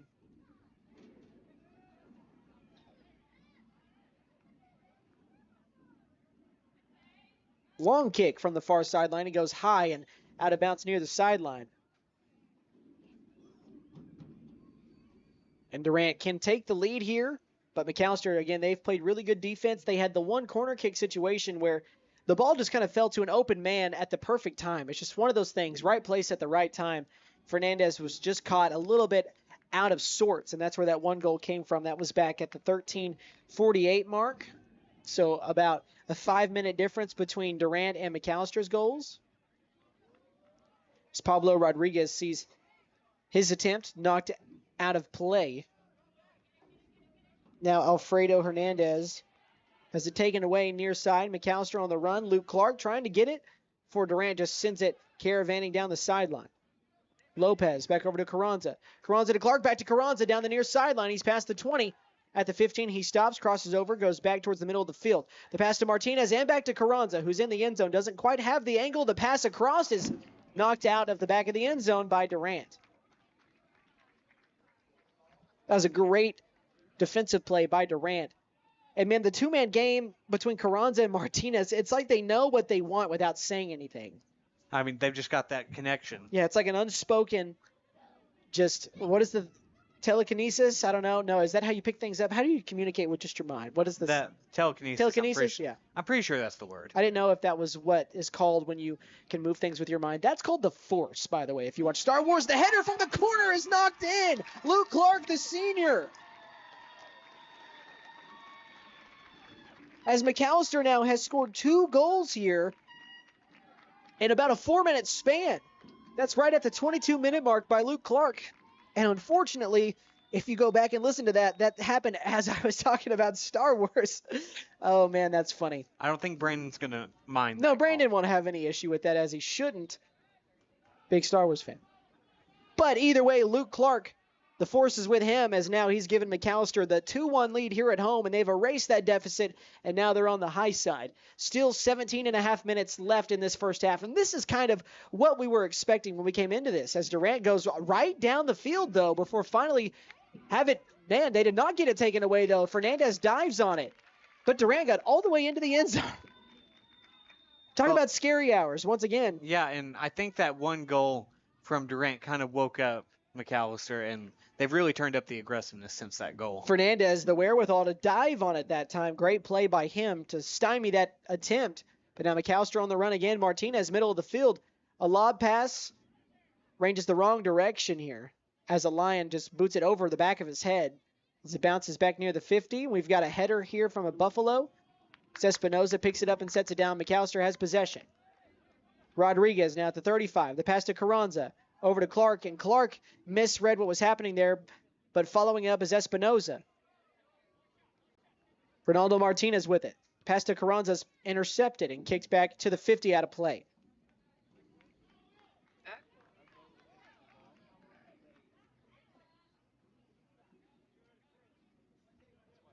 So about 16:30 left here in this first half.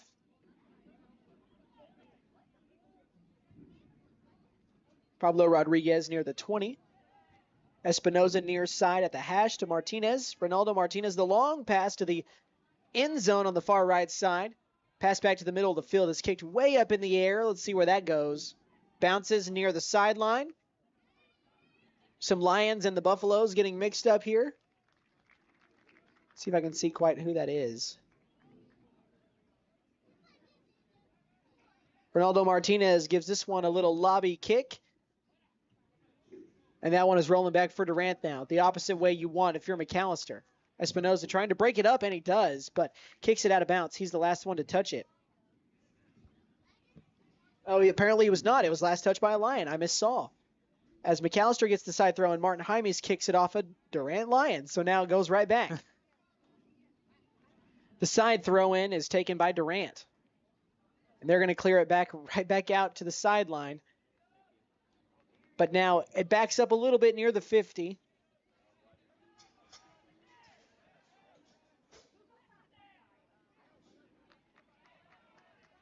And now Espinoza at the 40. A Lion all over him as it's knocked away from him just outside the white line there for the out-of-bounds mark. And now with 15 minutes left in this first half, as we now officially are in the 25th minute of this match. We've got a free kick coming from about the 36. 37, the long kick. And that one has a bounce, a chance. The bicycle kick is in!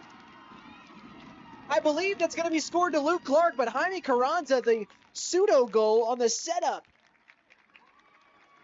Luke Clark with 14:48 left in this first half. That is the 26-12 mark. And the seniors got two. 25-12. 25-12. I did it again. 25-12. And now, with that, Carranza has now scored and assisted on both goals. Luke Clark, or two of the three goals, and Luke Clark has the other two. But man, a great play. Carranza didn't get everything on it on his jumping bicycle kick. Luke Clark in the right place at the right time came sliding in to knock it through the netting. And just like that, the 1-0 deficit has become a 3-1 lead for McAlester.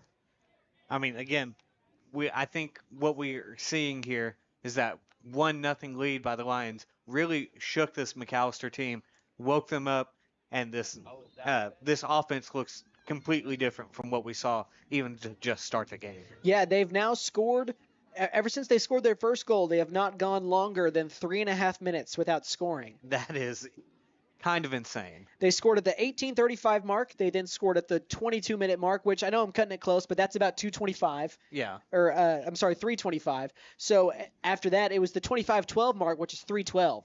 So they've not gone longer than the 3:25 without scoring a goal since they started scoring, if I worded that correctly. Yes, that makes sense. With 14 minutes left in the first half, the Buffaloes can add to it. It's already 3-1 here. Again, this is kind of what we were expecting. Durant did get that first goal around the 13:48 mark, but then McAlester has answered back and then some, punched back, and they're still standing. Fernandez gives that one a deep, deep ride. It bounces off the head of a Lion near the 40, but the Buffaloes now, again, can go on the attack. Sammy Lopez at the 45. The pass over to Martinez. Martinez trying to get it to Carranza, but Durant in a good place, but Carranza a little bit more skilled. He now gets it inside the 5. The pass to Martinez, and it's kicked out of the back of the end zone. I believe we'll be setting up for a corner kick here.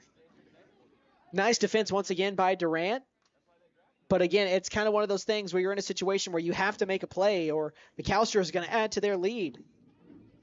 And now we're far ways away from it, but if McAlester keeps up this pace, I think that they can score 4 more goals. That's in this first half. That's just from pace, or maybe 3 more. If it's every 4 minutes and there's 13 minutes left, yeah, they could score about 3 to 4 more goals here. If they keep the same pace, which is really hard, the corner kick is going to go off the head of a Buffalo straight up into the air and a field goal.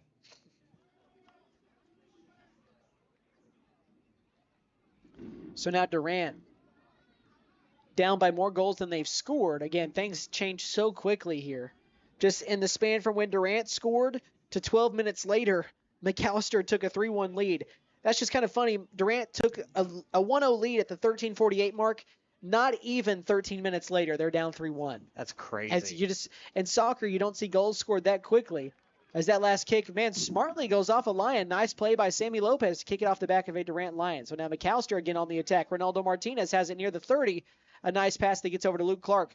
Clark trying to get it to Kyan Mills. Mills the leak out to Clark. Clark to Carranza. Carranza inside the 5, and we've got an offside. And I believe that was the right call there. Yeah, would have been another goal for Carranza because, I mean, it went in the netting. And I don't know if that's because Harwick just stopped because of the whistle, but either way, a great shot by the guy you want taking the shots in Jaime Carranza. And Ronaldo Martinez is not getting all the flowers. He's made some great passes so far here this evening, as has Luke Clark, who has 2 of the 3 goals. McAlester trying to make it 4 here.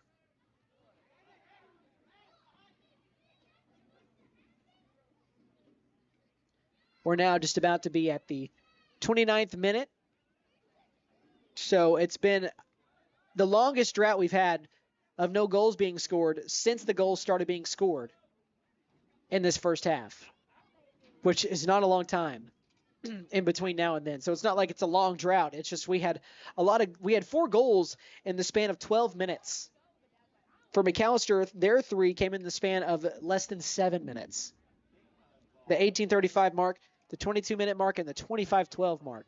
Just insane efficiency there. As now they're going to try and get on another run, and they will. The pass to Carranza, and we've got another offside. Man, the most frustrating call in soccer. Offsides.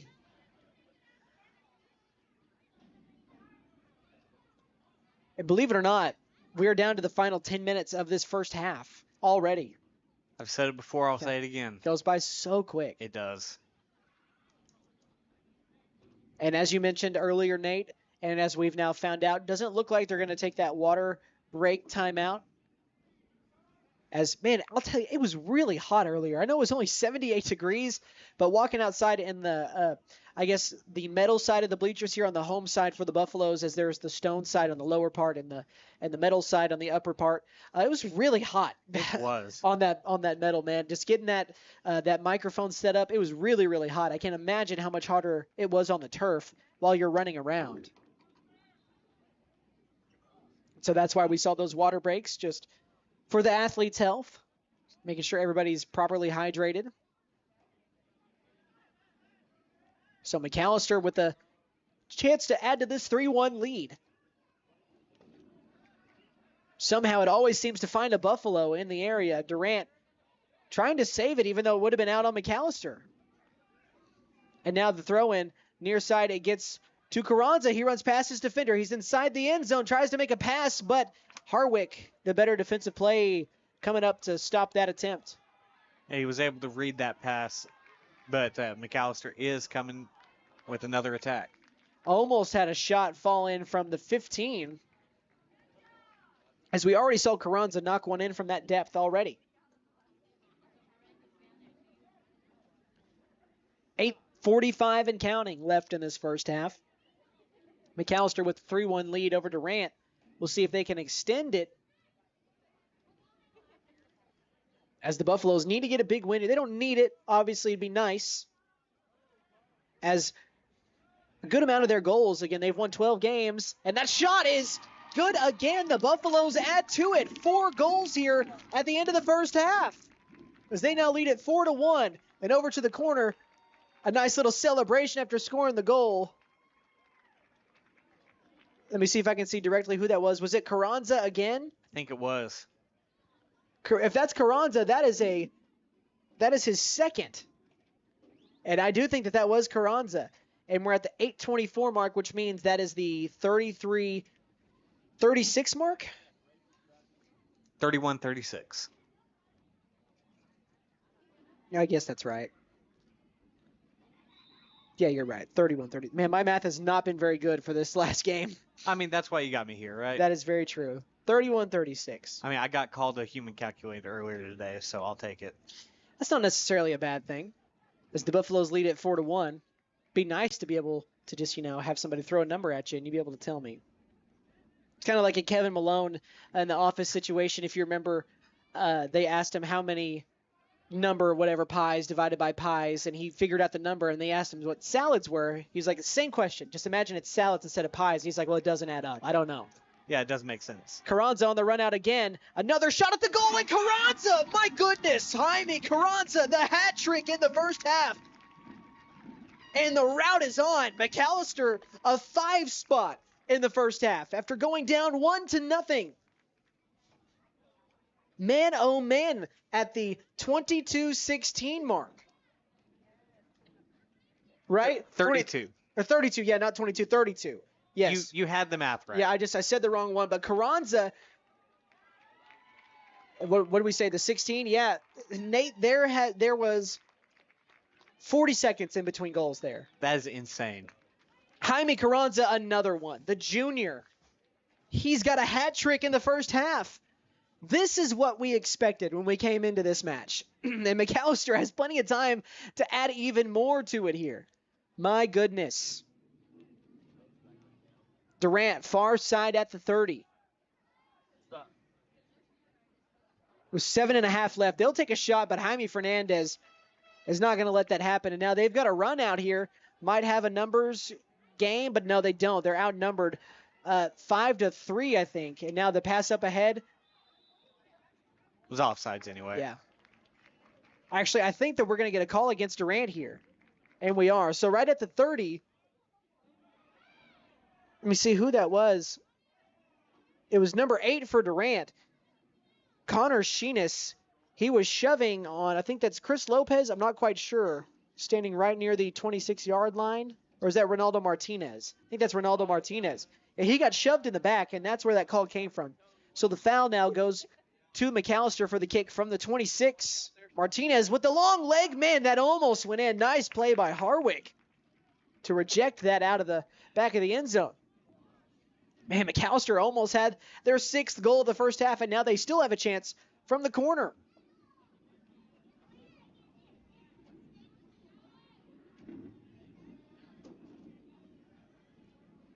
So another corner kick for the Buffaloes coming up here. The kick bounces off a Lion, and it goes right back towards the corner where it came from. Another send inside off the noggin of a Lion. And a header towards the goal, and man, another chance almost grabbed that time by McAlester, but just wide left. That was nearly 6-1 McAlester. Man, and you know that's going to be one that eats at him. I think that's Luke Clark. And it is. Just missed. And as you mentioned, Nate, could have made it 6-1. Which is just kind of crazy to think about the way this game started. Yeah. That we're at this point in the first half. Since Durant took that 1-0 lead at the 13-minute mark, because we're now at about, the 34 and a half minute mark. So yeah. In 21 minutes of play, since they took the lead, they've been outscored 5-0 in 21 minutes. See if they can make it 6 here. McAlester on the run. Cayenne Mills at the hash mark on the near side. He'll make a pass over to Martinez. Martinez over to Rodriguez. And it's taken away by Durant. Nice defensive play by the Lions. Somehow staying in bounds and going the near length of the field as the Lions have it in the end zone, but they're not going to get a shot, or at least a good one, off. Yeah, that one went along the back of the McAlester goal, so will be a throw-in from Fernandez. I think Diego Espinoza just checked in as well. And I think that's Martin Jaimes who checked in for Luke Clark. Yes. Near the 50, yeah, that is Martin Jaimes.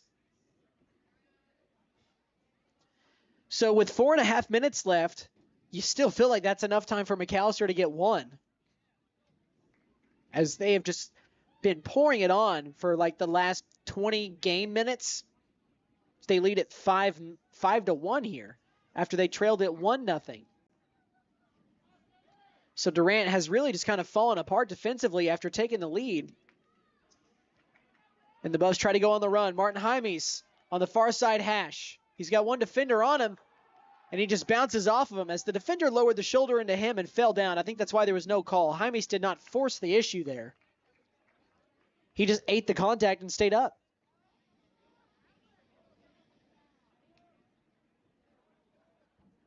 Three and a half remains in this first half. The sideline out here from Alex Dooney, the high arching one that is whiffed on the kick by Durant. Students and the senior track parents to the north end of the track, please. It's out of that back of the end zone, and we should have a throw in for McAlester here. And as you might have heard over the loudspeaker here at the hook, the track track seniors are getting ready for their honoring at halftime, which we will show as that throw in from the corner bounces around to Jaimes near the 10. Back to, I think that's Dooney on that far sideline, but now Durant on the run out after the outlet and up the sideline past the 50 to the 40. Crossing over and just kicking it across the field here. Hopefully a white shirt came up with it. If you're Durant, that's what you're thinking, but not able to find much, and McAlester kicks it out of play onto the track near the 35. The Lions have the throw in here.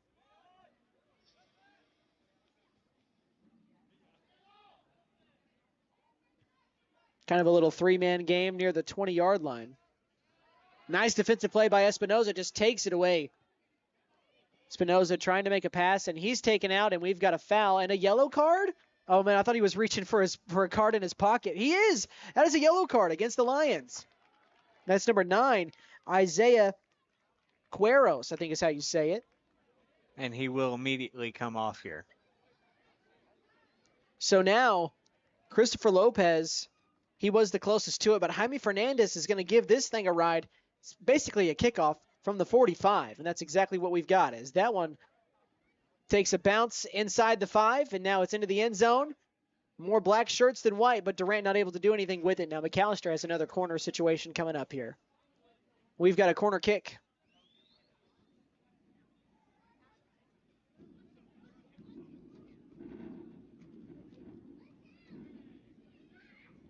So about 100 seconds left in this first half. Here's the corner kick. It's high arching. Bounces once in the end zone. Martin Jaimes has it, and we've got a call against Durant. And I think we've got a penalty shot coming up here for the Buffaloes. And Nate, a great chance to add to this lead. 100%. And we do. Since that was inside the penalty box, we've got a penalty kick coming up here for the Buffaloes. And if this is scored, this is at 38-31. Thank you for that. And Alex Dooney is going to be the one given the go-ahead to go kick this, and it's senior night for him. Many other seniors as well, but Dooney going to get a chance to, I don't know if it'd be his first goal of the season, but it'd be the first one with us. Here's the attempt from Dooney. And it's in, the senior! Dooney with the goal. 6-1. McAlester takes the lead. And you said 38-31? Yes, sir. 38-31. Alex Dooney, his first goal for us when we've been here at a game. And we've done every home game. So for Dooney, a huge moment for him. You saw he kind of got the cheers when he got the go-ahead to go up and do the kick, and a great one at that. Alex Dooney etches his name here on senior night to give McAlester a 6-1 lead. As Nate, we could be headed towards a mercy in the second half. Right, and I believe for people who don't know, because we, of course, only just learned recently, as Durant is trying to push here, but McAlester does retake the possession. You have to play an entire half, and it is 10 goals. Yes. So if they go up 11-1 in the second half, it will end on that goal. That's if we get there. Right. As Durant is on the attack, they hurt us, and that shot on the goal just leaks right. But man, was it close. A great shot attempt.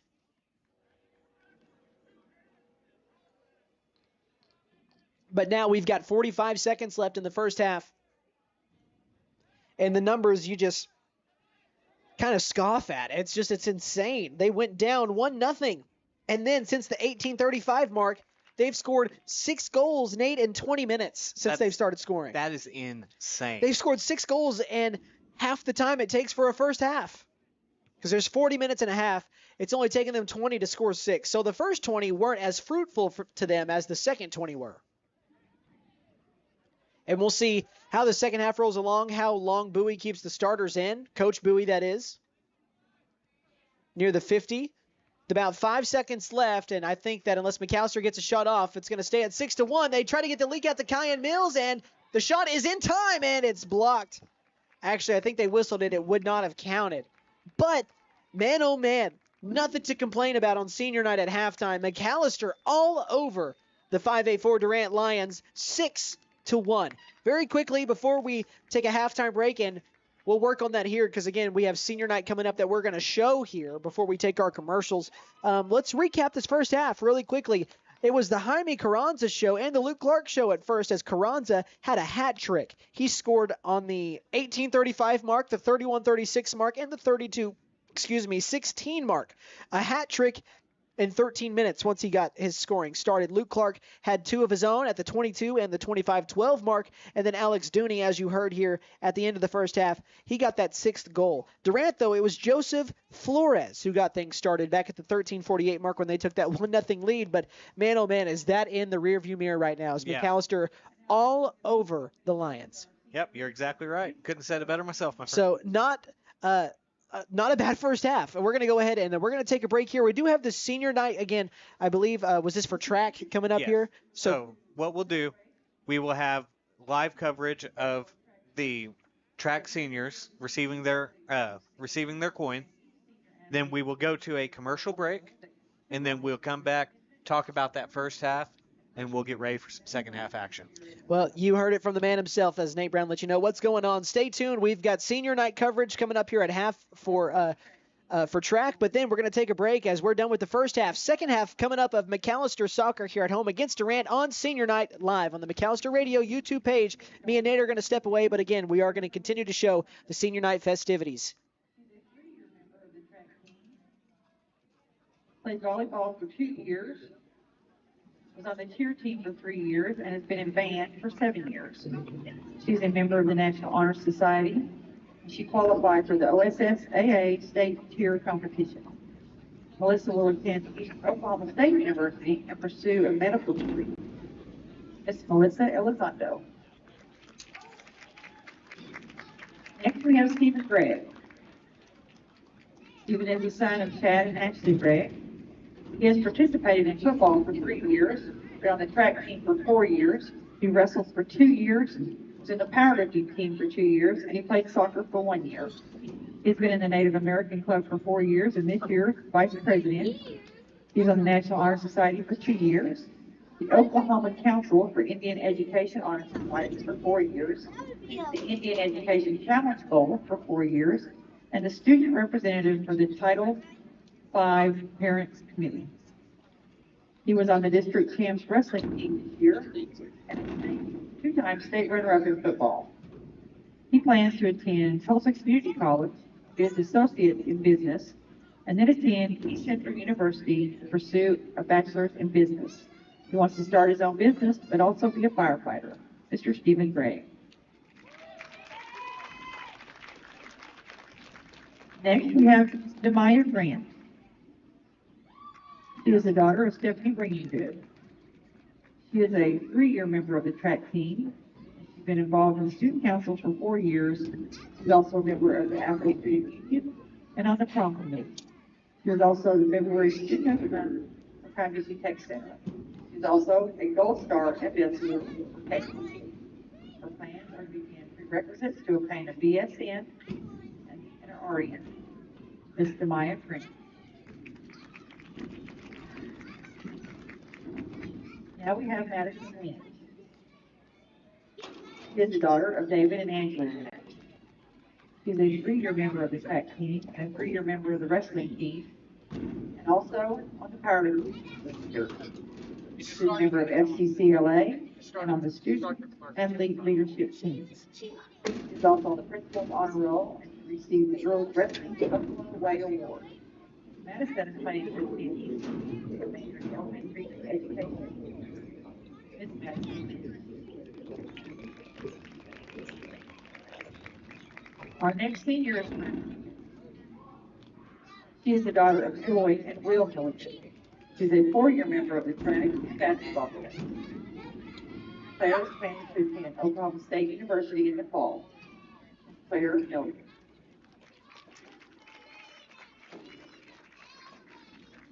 Next, we have Cameron Roush. Cameron is the son of Shannon Roush and Miranda Squaw and Heather Roush and Dennis Squaw. He is a 4-year member of the varsity track team, a 4-year member of the powerlifting team, and he went to state last year powerlifting. He played football for 1 year and is also part of the internship program at McAlester High School and has been an intern at McAlester Regional Health Center. He is planning to attend the University of Arkansas to become a physical therapist, and he will also be joining the Navy Reserves. Mr. Cameron Roush. Our next senior is Mason Skimbo. Mason is the son of Oliver Skimbo. He is a 3-year member of the track team and been on the football team for 3 years. He was on the powerlifting team for 2 years, and he wrestled for the school for 1 year. He is also part of the McAlester High School Student Council, and as of now, his plans are undecided. Mr. Mason Skimbo.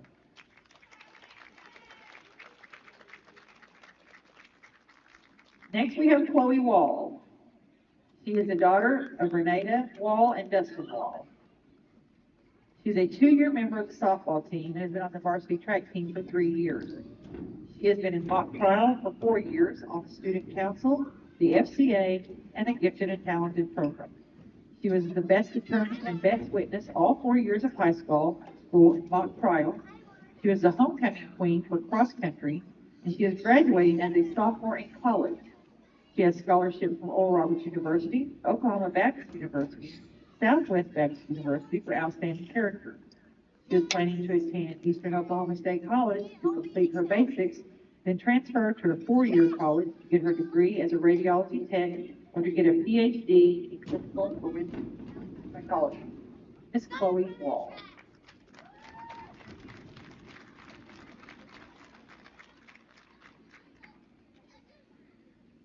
Seniors, take all that you have learned and experienced with you, and good luck in your future endeavors. And remember, once a Buffalo, always a Buffalo. Let's give these seniors a big round of applause for their hard work and dedication to the McAlester Buffaloes.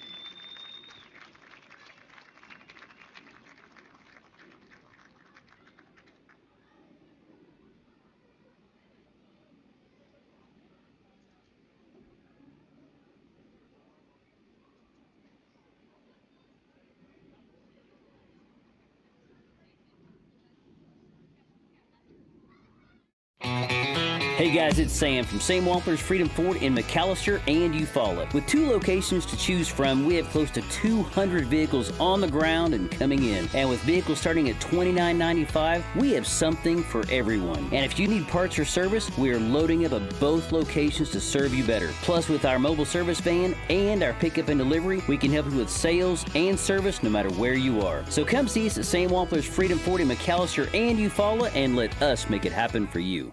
Ready for a home run in comfort? Freeze and Flare Heat and Air LLC is always ready to step up to the plate. Whether it's beating the summer heat or staying warm through the winter chill, they're your go-to team for fast, reliable HVAC service. From quick repairs to expert installations, they ensure your home stays comfortable year-round. Don't despair or let your comfort sit on the bench. Call Freeze and Flare Heat and Air and keep your home out of the trench. We're licensed, bonded, and insured. Mechanical license number 0014445. And with our convenient online booking, it's never been easier to get the comfort you deserve. J&J Automotive repairs gas and diesel vehicles. Big or small, we work on them all. They offer general and diagnostic automotive services, but that's not all. There's electrical repair, engine and transmission replacement, module replacement, and reprogramming. Foreign and domestic vehicles are welcome. Ask about our nationwide warranty and roadside assistance. First responders and all military receive 10% off. Come see Jeremy, Sabrina, and the guys at J&J Automotive in Krebs. We push them in, and we drive them out. Check us out on Google and Facebook. Davis Propane in Savannah. We are family owned and operated and have been in business for over 40 years. Davis Propane in Savannah is a full service propane company, including delivery service and installation. We serve Pittsburgh County and the surrounding areas. Davis Propane in Savannah. Give us a call at 918-423-0945. That's 918-423-0945.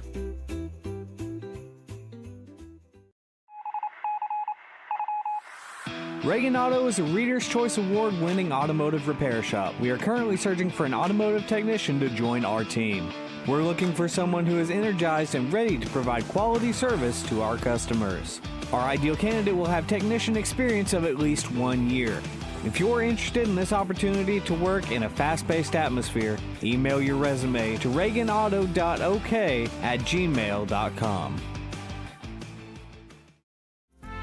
La Tabasqueña Mexican Grocery and Restaurant is ready to serve you. We offer a full Mexican grocery store and a huge variety of herbs and spices that are hard to find elsewhere. There are fresh-baked Mexican breads to grab on the go and a full menu offering handmade tortillas, traditional authentic Mexican dishes, 3 leches cakes, and churros. Get it to go or grab a seat in our dining area. La Tabasqueña Mexican Grocery and Restaurant, 611 East Carl Albert Parkway, McAlester. Come see us.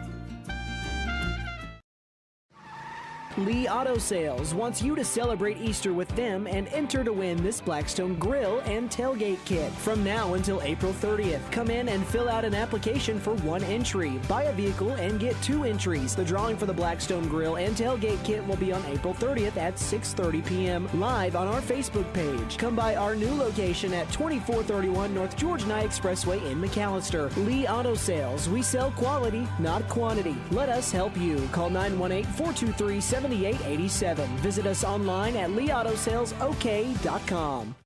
Wiley's Bespoke Jewelry Spring into Summer Sale, April 7th through the 19th. We're turning up the shine with 30% off our handcrafted one-of-a-kind pieces.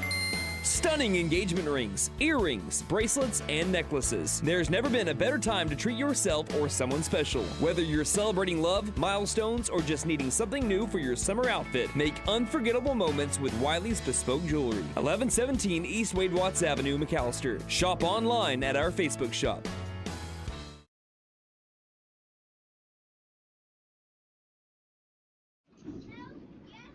Welcome back, everybody, to The Hook at First National Field. Chase McNutt, Nate Brown joining you for the start of the second half here as McAlester has opened up the floodgates, and it is pouring down here in downtown McAlester as they are all over the Durant Lions 6-1. If you missed the first half, McAlester fell down early 1-0 in the 13th minute thanks to a Joseph Flores goal, but since then, it's been all Buffaloes. Jaime Carranza with a hat trick, Luke Clark with 2 of his own, and Alex Dooney with the other, all coming in really a 20-minute span in the first half as they lead at 6-1, and Durant now has a free kick coming from the 41 after that foul. And both sides have switched here, so McAllister's going left to right as they're already on the run out. Buffalo's down the middle of the field. They're trying to get a pass near side, taken away almost by Haywick, but the goalie is not even to be found out near the 15, but luckily for Durant, that's still in. Goes to that corner, and it's hard to see from over here. It goes to the opposite side, and now it's out. Yeah, won't be a corner kick. It'll be a throw-in from the corner. So things got a little interesting there for a second. Juan Medina out here for the Buffaloes. Chris Lopez as well. Alex Dooney. Luke Clark. Ronaldo Martinez. Jaime Carranza.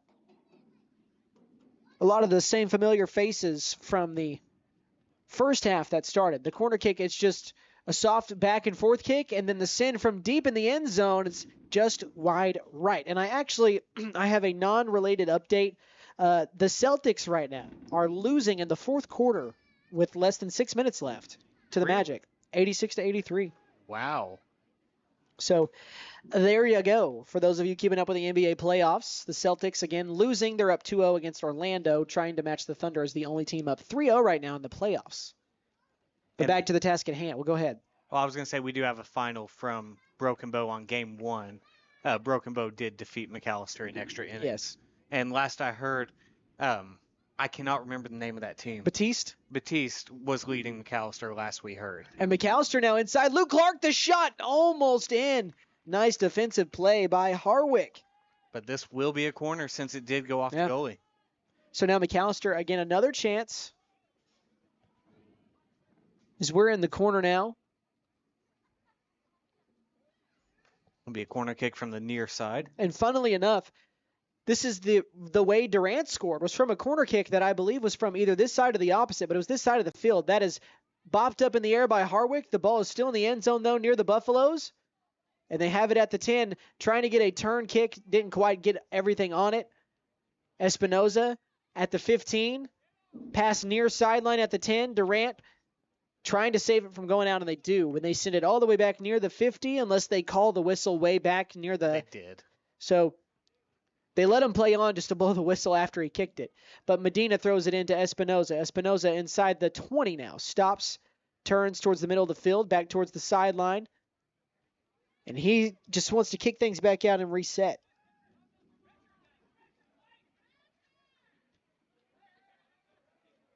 And Espinoza again up to Rodriguez. Pablo Rodriguez on the run out. The pass back behind to Carranza. The shot just elevated.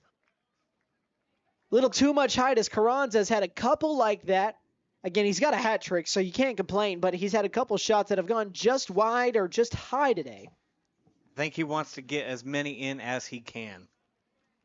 Well, he's got 3. And it's not like this is the last home game for the Buffaloes. It's the last regular season game, but they are going to host a home playoff game coming up here within the next, I would assume, 10 days or so, if not longer. And I believe in Coach Bowie's interview with Running with the Herd yesterday, I believe he said it was going to be against East Central. And Rodriguez, a great shot getting through some traffic. It was blocked that time by Harwick, but is East Central, that's already locked up then? That is what he told us. Okay.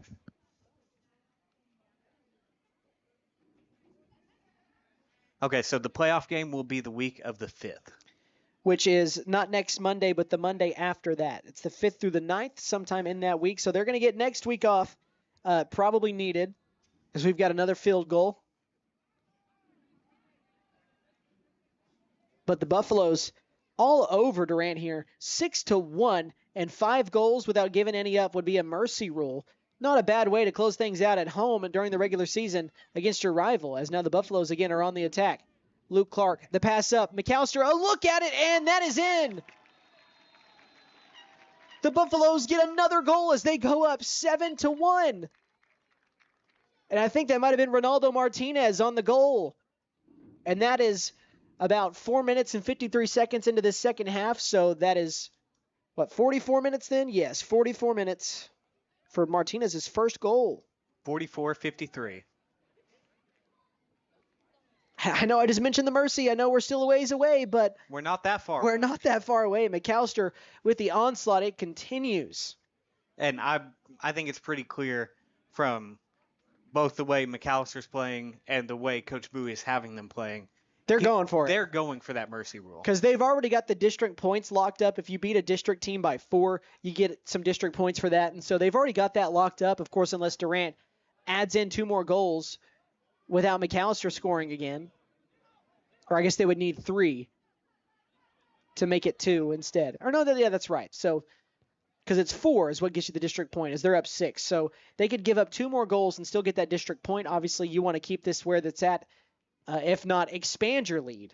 As now Durant sends it down this left side of the field. They have a 2-on-2 if they want it before McAlester can recover. Fernandez comes way out and blocks the shot, and the ball is still loose. And we've got... Looks like we'll have a corner. Yeah, Durant corner. There was some bumping over there. But a great play. So now Durant, they scored on a corner kick back in the first half. This time they just kick it out towards the 10, and now they'll send the shot from there, and the header is booted way back out near the 20. Nice defense by McAlester. That pass inside is broken up. Pablo Rodriguez with the takeaway. Now he's going to push it up the left side. Durant with possession back the other way. But Espinoza stops it. Near sideline at the 50. Espinoza kicks it off a Lion.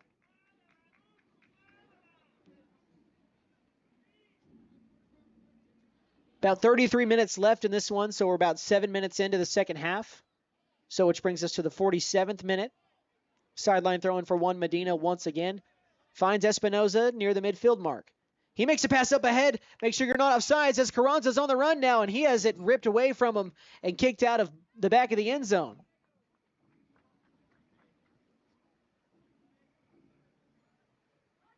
And now, Looks like it'll be a goal kick. For the Lions. Far sideline up to the 25. Trying to get around Rodriguez. He just sends it up the field here to the left side at 40. Trying to get around Dooney, and he does, man. Nice moves somehow to stay in bounds. And the crossfield pass, the shot is, man, not very strong as it bounces into the hands of Fernandez. They had a great look at it there, but just really nothing on that shot.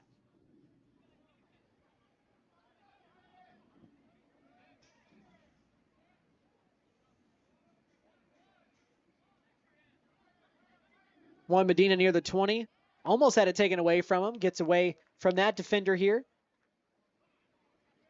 Espinoza again at the 40. Sends a pass middle of the field. And now we're on the run out. Until Durant stymies it there and breaks it up. So Dooney on the defense near the 30. Now Martinez the closest defender against the Lions.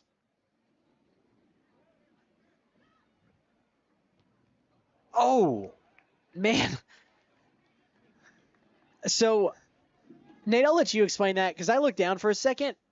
So I kind of just saw the very close aftermath, but I didn't quite see what just happened. So Jaime Fernandez comes out nearly to the sideline to clear that for a corner and clears it directly off of the official on the sideline. So that was what happened. I saw the official kind of react. I didn't see it bounce off. I looked down at my score sheet here for just a second, and that's normally when things happen. As now we've got a two-man fight, not really a fight, but they're locked up trying to break possession away as Durant kicks it out of the side near the 20, I think is where it's at, near the 25. As we're 10 minutes into the second half, I beg your pardon.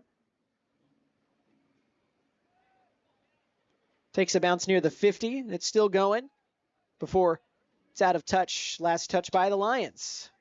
So we're at the 50 again. So McAlester, they're up 7-1. They've scored one goal here in the second half. And if they can add some more here, might be looking at a mercy rule. They need 4 more. As the Lion tried to sell a call, didn't get it, and now Durant's on the run out. Taken away just about by Dooney. No, Dooney gets kind of stuck in that spot as the defender goes around. So over to the 25. For the Buffaloes have it back this other way. And a Lion hits the turf over at the 40 and just lays face down. But now McAlester far side trying to get a pass near side, not able to. Durant takes it away. And we've got a slide tackle and a whistle. Let me see who they give this to. I think it's going to be against McAlester. It's a yellow card on Pablo Rodriguez. So Rodriguez probably coming out here. Looks like it's headed that way as he comes to the bench. And there's a Durant Lion still laying down at the 49-yard line. And checking in, looks like that's number 9. It is. So that is going to be, grab my roster here. Nick Salinas. Not a name that we've really called this year. But with the extended lead, obviously you want to get some other guys some run here. But this line is still down. Nate, I think we may go ahead and try and take a 30 or 60 second timeout. Well, he might be getting up. He looks like he's still hurt. Let's take a quick 30-second timeout and come back. Hopefully this guy's all right and we're ready to resume play. You're watching McAlester Soccer on the McAlester Radio YouTube page. Wiley's Bespoke Jewelry Spring into Summer Sale, April 7th through the 19th. We're turning up the shine with 30% off our handcrafted one-of-a-kind pieces. Stunning engagement rings, earrings, bracelets, and necklaces. There's never been a better time to treat yourself or someone special. Whether you're celebrating love, milestones, or just needing something new for your summer outfit, make unforgettable moments with Wiley's Bespoke Jewelry. 1117 East Wade Watts Avenue, McAlester. Shop online at our Facebook shop.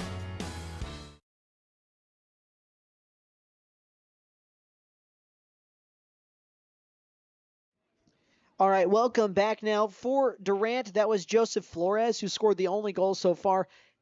He is walking off mostly under his own power, which is good to see. Hope that he's all right. You hate to see injuries at any point of the game for any side.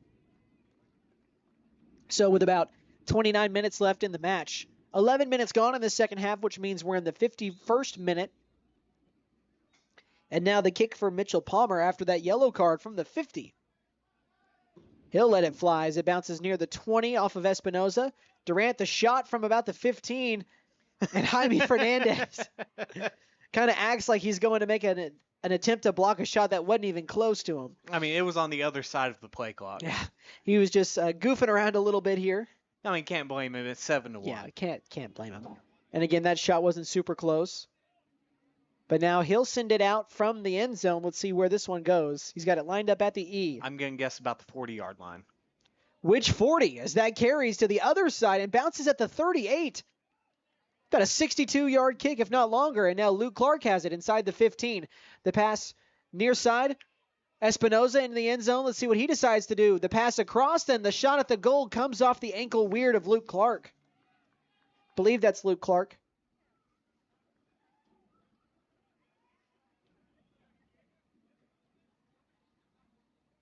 I do believe that that's Luke Clark that made that attempt there. It's hard to see when you can't see the numbers on the back.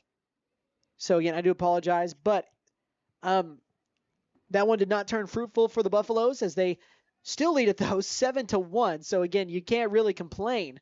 This is going to be one of the biggest losses here for Durant as it stands on the season. McAlester still has it at the 5. Luke Clark, man, just overshot it. Another good look for the Buffaloes as we're getting down to the final 28 minutes of this one. So still plenty of time left. If you're Durant, though, if you're going to score at the pace McAlester was scoring at, which was about 1 goal every 4 minutes, and you need 6 goals, that's going to leave you with 3 minutes to spare. Yeah, and you're going to have to start that pretty quick. Yeah, you got to start that quick. And that's, again, just going off the same pace that McAlester had when they were scoring a goal about every 3.5, 4 minutes until Jaime Carranza obviously had the 2 that were 40 seconds apart. Buffalo's on the run out again. Had to slow up so they didn't get the offside. But far side, out of play. No, it's still in play. McAlester has it at the goal line. Durant takes it away, though. And they'll kick it out, bouncing almost into the stands. But over on the track, the Clark Bass Track Complex.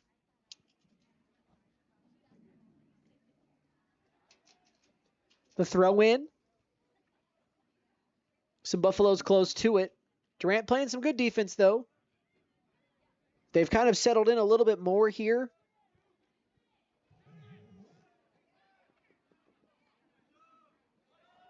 And Juan Medina near the 50. Man, a nice little display of some dribble moves here as he's almost shoved in the back. And Tomas Reynoso lets it ride down the field, and we've got a whistle. And I do believe we had a foul. Yeah, it's going to favor McAlester here. We got a free kick coming up for Jaime Fernandez. Fernandez near the 40. That's where he'll set it up. He'll walk it up a little bit farther here. Man, he could put this one in the goal from where he is. No, you're not even lying about that. He really, really could. Let's see if he tries to make the attempt here on that. So clock is running as we're just about to be 14 minutes into the second half. So about 54 minutes in, just about. Fernandez lets it ride. It takes a bounce near the 5 off of a Durant noggin. And out of bounds. I know that was a little hoping for that, but you never know. The throw in from the side. Espinoza's near it. It bounces around. The Lions, the closest to it. And they kick it out near the 10. So no corner situation for the Buffaloes here. Juan Medina looking to throw it in. Throws it into a pack of Lions there as they're able to take it away. Herd of Lions, I'm not sure which one it is. Pride? Pride of Lions. There you go, Pride of Lions. The only reason I know that is Lion King. That's fair. I'll give you that. That one just directly to the other sideline. So right out at the 50,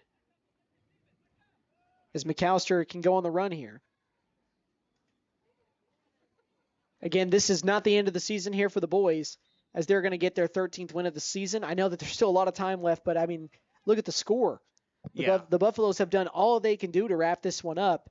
They've got the playoffs coming up here, not this next week, but the week after, so they do get 5, at least, weekdays off. You don't really count the weekends because you get those off anyways. A lot of shoving, by the way, by Durant here on the attack from the Lions, but good defense by McAlester. And that was last touch by McAlester. Out of bounds off of Espinosa's shin, looked like. The throw in now for Durant at the 30. Trying to go on the attack. Man, just kind of cleared that group of players from McAlester, and Fernandez can't hold on to it. And the second attempt is good by Durant. Nate, I'll let you get that time real quick while I look and see who scored that goal. It was 55-42. Right at the 35-yard line is who scored that goal. Now he's at the 40 far hash. Is that number 10 that I see? No. Is that 11? Like about to walk onto the 50? Yes. I believe that was 10. Is that 10?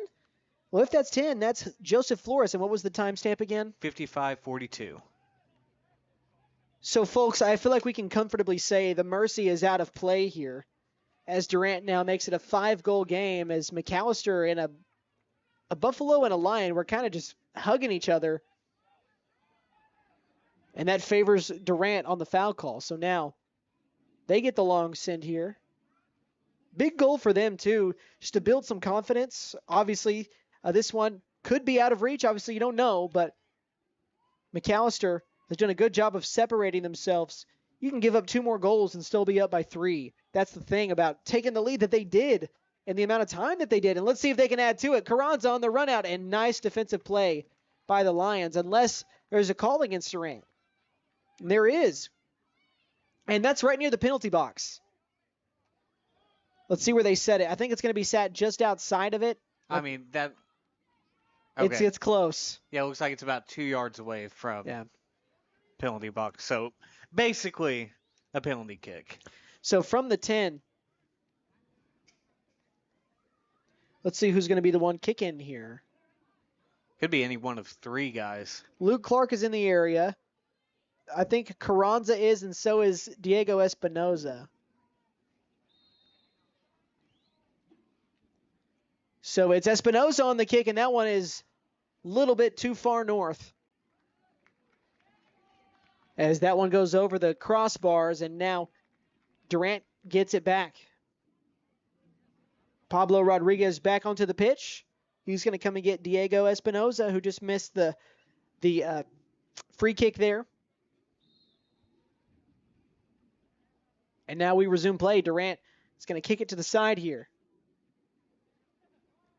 From the sideline, it's going to bounce off of Buffalo. Nice defense by McAlester, and now they have possession inside the 20. Pass over to Pablo Rodriguez, who just checked in. To Martinez, as now it's back near the 40. Kicked out near the 25.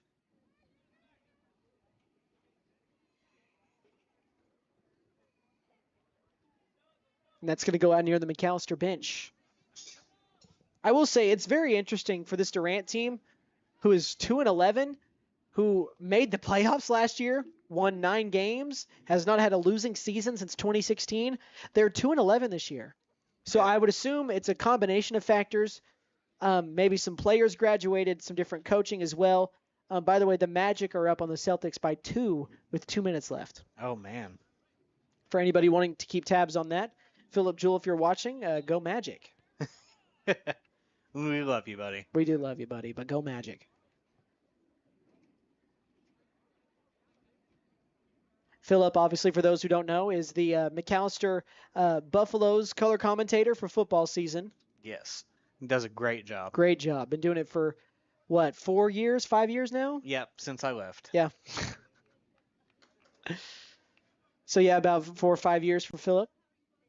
Coming into another year this next season, really looking forward to it. It's going to be, we've got a lot more coming for football season, folks, so be ready for that. So here's the free kick for Durant inside the 10. Man, a beautifully curved goal, but just right out, or shot that just goes right outside the goal. Not a bad attempt there, just didn't quite get what you were looking for. We're almost halfway through this last half of play here at Mike Deek, or not Mike Deek. I was at Mike Deek earlier this week at Hook Hills. I have tried to prevent myself from saying that multiple times tonight, and finally here it slips out. I was going to say, I've been fighting that same battle all night. Because, I mean, that's what we've been used to for the last few months. I know that we've been over here at the Hook. But not nearly as often. Yeah, not as often.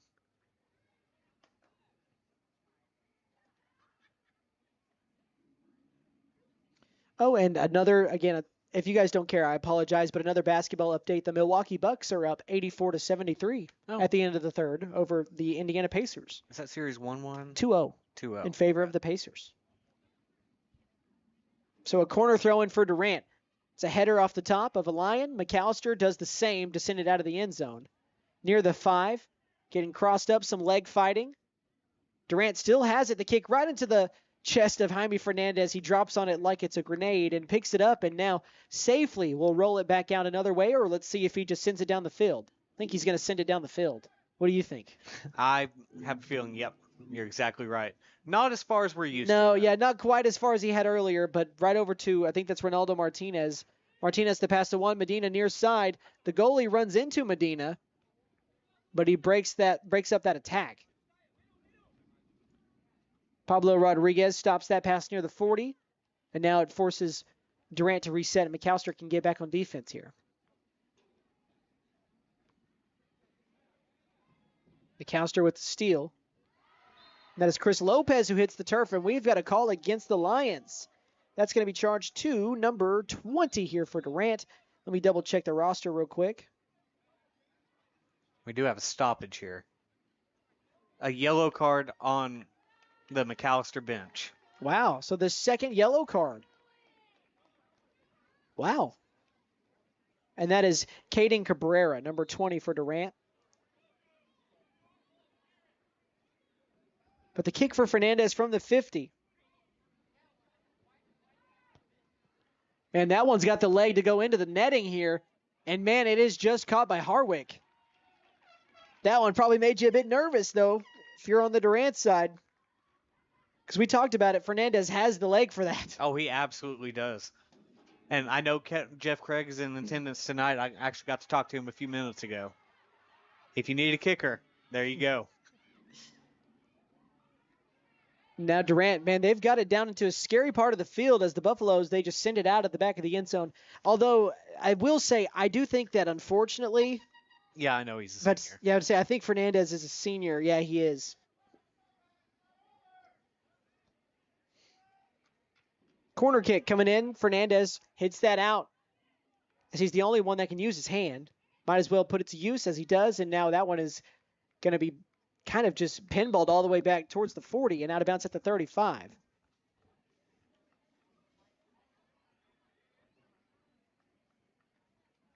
And so now Durant with the throw in. Subbing out for Durant is number 20. So that was Caden Cabrera that I talked about a moment ago. But the side throw in into the end zone, Durant can't get to it in time. Hope you guys have enjoyed your week as it's almost Friday. Hope you have some fun weekend plans. I know that we've got some rain moving in tomorrow. I mean, I say that. We were supposed to have rain today, the day before. Yeah. And it kind of just never happened. I've heard Saturday is the day, but... Corner kick for Durant. That one's got some hanging time on it, but McAlester again gets it out of harm's way. But, I mean, the rain has been enough to, again, foil weekend plans, as I'm sure most people have been experiencing the same thing around here. But it's not going to be cold. Again, another warm day. Right now, it's currently 73.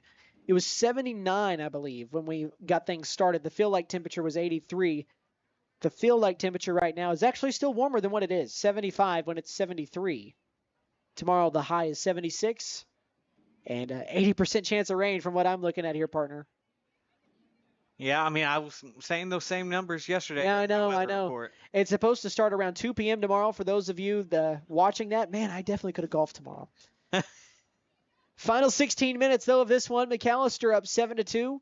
They had a 6-1 lead in the first, have only scored 1 goal here in the second half, but not quite as aggressive, and there's been some more scattered substitutions here for Coach Bowie as Diego Espinoza is going to check back in here. Can't see who came out.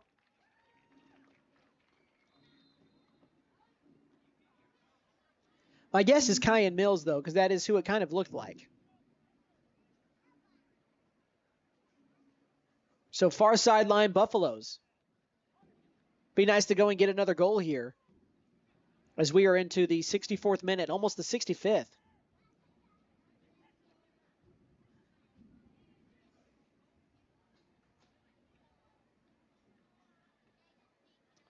Fernandez to clear it. See how far he lets this thing go. And, man, farther than the last one. It bounces at the 34-yard line. And Durant just kicks it straight up into the air, about the height of the light poles here, as Juan Medina takes one off the dome. Going for another header here. It's Durant near sideline at the 40. Pablo Rodriguez watches it go out of play, and now he makes a throw in on the sideline. He'll do it again as Durant pushed it back out of play. Rodriguez, the throw in at the 25. He gets it back over to Martinez. Martinez sends it down the sideline into the end zone.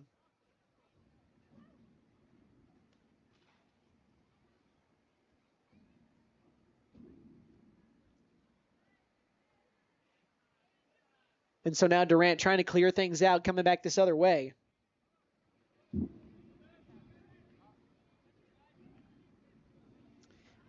Near the 40, Durant. They've done a better job of maybe just possessing the ball a little bit more here in the second half. It's not really turned up, obviously, in Durant's favor as they trail it 2-7. But goals are 1-1 here in the second 40 if you're looking to take away any kind of positive here if you're Durant.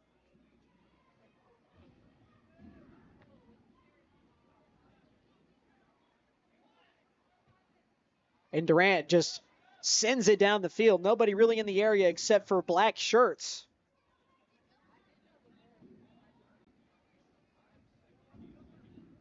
And Fernandez picks it up at the last second. He's going to take his time, as he should.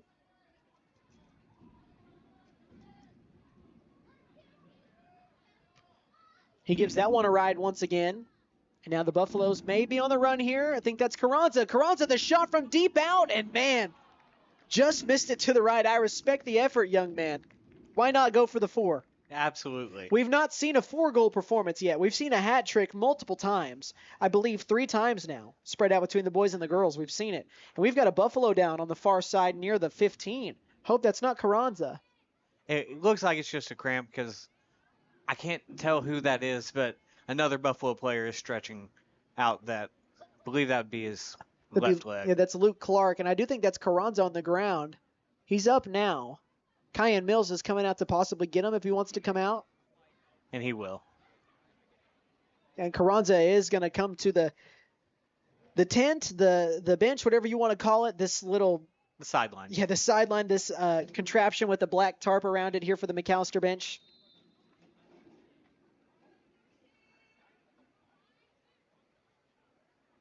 And now that one is going to get up to about the 40.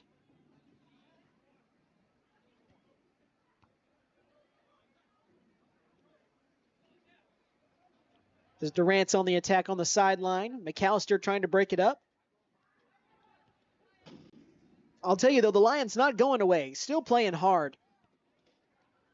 With just under 13 minutes left in a game that's probably already decided. Luke Clark, far side. Pass down the middle of the field to Ronaldo Martinez, but it gets just past him. And a 2-man game for Durant.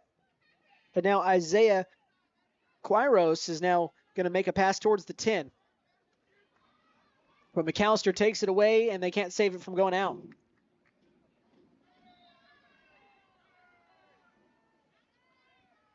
Throw in here for North Carolina. I'm looking at the draft to my left. the North Carolina, or not North Carolina, but the Carolina Panthers just made a pick. Oof, man, that's funny. For anybody curious. I knew that was going to happen at some point. I knew it was going to. Prince Uman Milan got drafted. For anybody wanting to know, that was pretty funny. I'll say that. But no, it was Durant with the corner, the side throw in there, not North Carolina. Man. Be an interesting district game here for the Buffaloes if they were playing North Carolina. Yeah, I'm pretty sure North Carolina's fairly good at soccer too.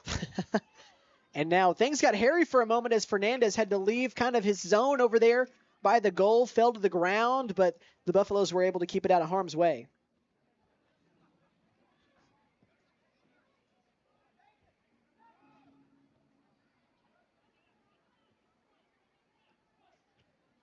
Durant with the near slide tackle, but McAlester trying to push it out. Pablo Rodriguez, he gains control of it. Let's see what he wants to do. A pass. McAlester actually has the numbers if they can get something in their direction. Kyan Mills, some closing speed to get to that soccer ball that kind of just caroms off the hands of Harwick, who comes out and grabs it. And we've got a call for the Buffaloes here. They're going to get a free kick. Well, depending on where that looks like it's in the penalty box. It is in the penalty box. So is this our second indirect free kick? I think so, yeah. Possibly. There's a Durant Lion on the turf, by the way, over at the 5-yard line on the far near the sideline, just sitting down. Oh, I didn't even see him. He's right behind a Buffalo, and we've got an official's timeout. They're going to send maybe somebody out. Well, he's going to try and walk off under his own power.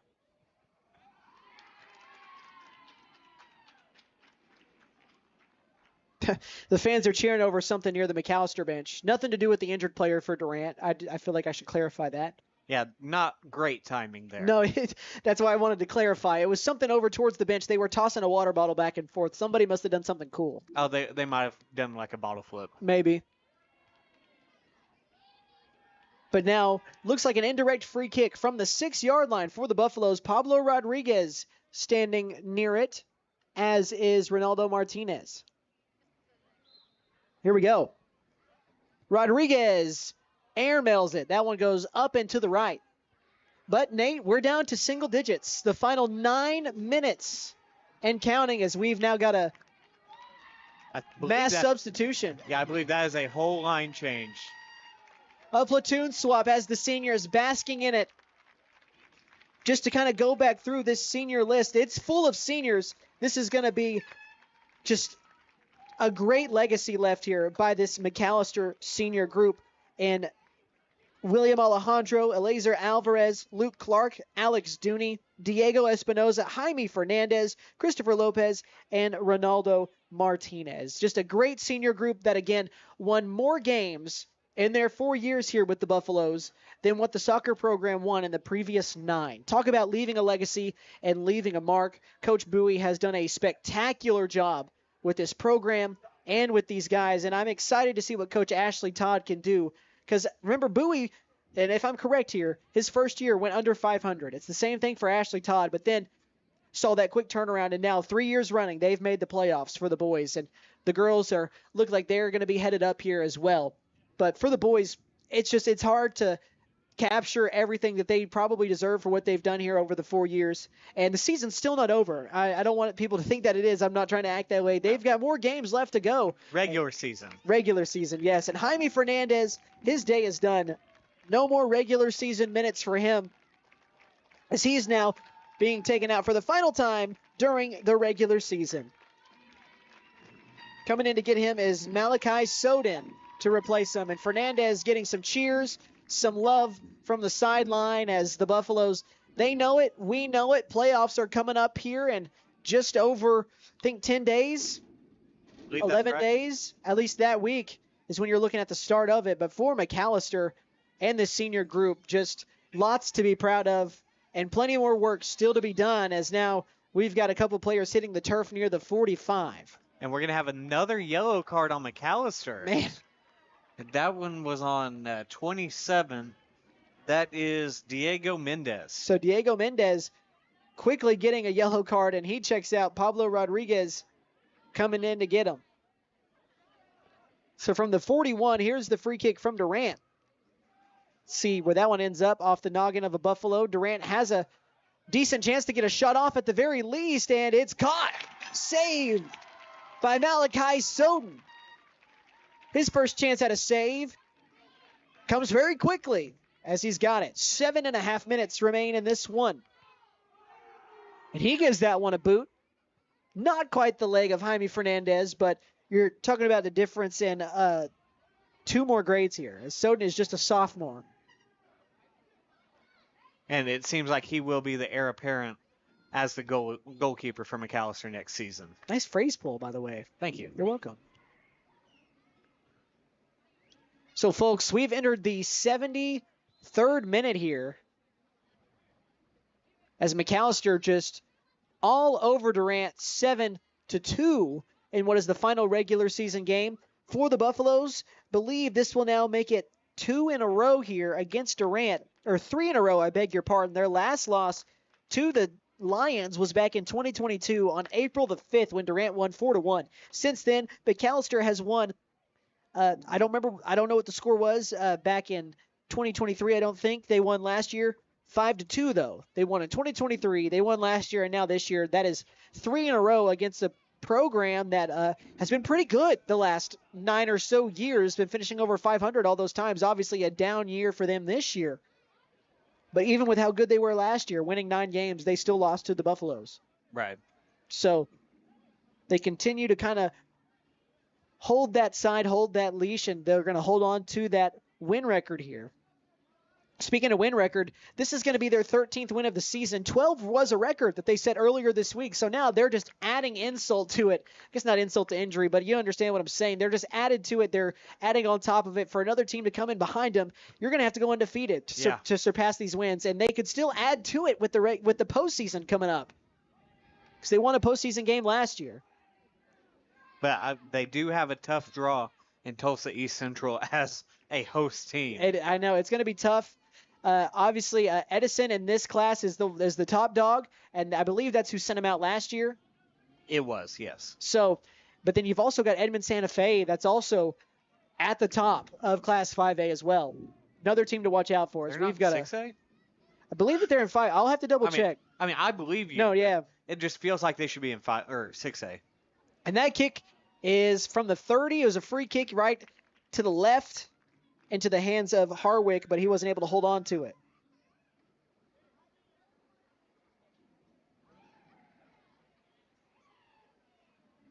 And we are officially under 5 minutes left to go in this regular season. Hard to believe that this one's already coming to an end here, as again, with that, Nate, also kind of the point I mentioned earlier about how we're already almost 5 months into the year. Here's the corner kick from the Buffaloes, the header just to the right. Man, I thought that had a really good chance of going in. I did too, but I guess it went off the side of the head. And so now Durant trying to salvage something here as their season is getting ready to come to a close. Near side at the 40. Over near the 50, McAlester back on the attack. Martin Jaimes the pass to Pablo Rodriguez, and it's taken away from him.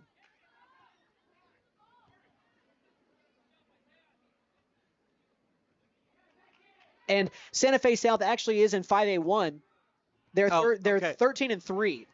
Wait, is it Edmond Santa Fe or Santa Fe South? It's Santa Fe South. I got those two confused. Okay. So you were right. We were both. We were both partially right. Yes, but that's Santa Fe South, 13-3 in 5A1. They don't lead that district though, surprisingly enough. Let me pull that back up very quickly. 5A is daunting. I will say there are 8 teams with double-digit wins here. MacArthur, Lawton Mac, they're 6-0, and then Southeast is 5-1. Man. And then Santa Fe South is 5-2 for third. But Santa Fe South has 4 more wins than the 2 teams above them in district standings. It's weird, man. 5A1 is weird. Sounds like a tough district. It is a very tough district. Elgin at 7-6 is in the 4th spot as they're 3-3. As, man, Soden got into a tough spot, and we've got a goal for Durant here in the 76th minute. 76-47 is that goal time. Let me see if I can see who that was that scored for the Lions. That is number... No way, is that number 10 again? It is. That is a hat trick. That is a hat trick. What was it, 76-17? Is that what we came up with? 76-47. Or 47, that's what I meant. So, a hat trick for Joseph Flores. The 76-47 mark. So, it's going to look a little bit closer, but as long as you hold it here, you get that district point. At this point, though... Doesn't really matter. No, doesn't make a difference. Of course, it will make a difference to Coach Bowie. Yes, of course. So we're now to the final 3 minutes, folks, into minute 77 here. It's been a super fun season in what has been our inaugural season covering soccer. It's been an experience, and I hope it got better for you guys listening since game one. I know that first one was probably rough. The first two, probably, but we've worked our way through it, and looking forward to what next year brings with it. And, of course, however these teams do in the playoffs.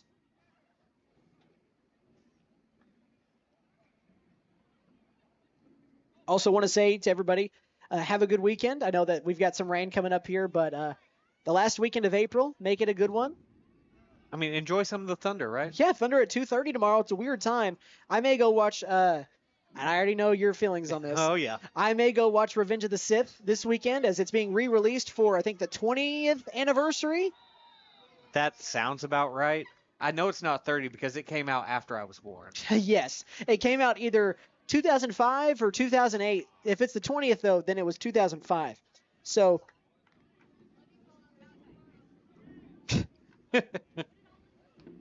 I was 6. Man. I turned 7 that year, though. At the end of the year. I'm 1 year older than whatever the year is until December of that year. Because then like right now, I'm 26 in the year 2025, but I'll turn 27 in December. It's kind of one of those things. It's easy to remember. But Durant now, final 80 seconds. They're going to try and add another goal, but not if McAlester has anything to say about it. Substitutes are in for McAlester.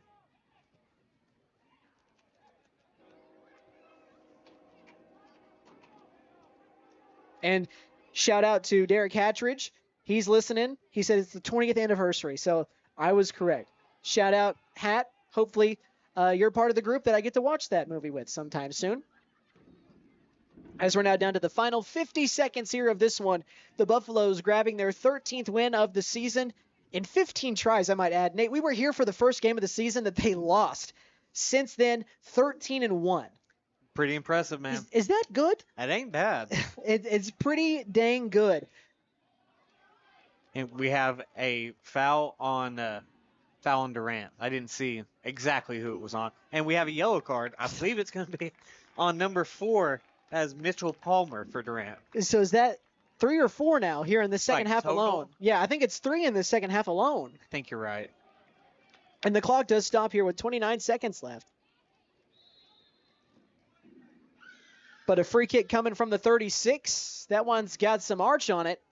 It bounces inside the end zone, but grabbing it is Durant. And here's the final 20 seconds.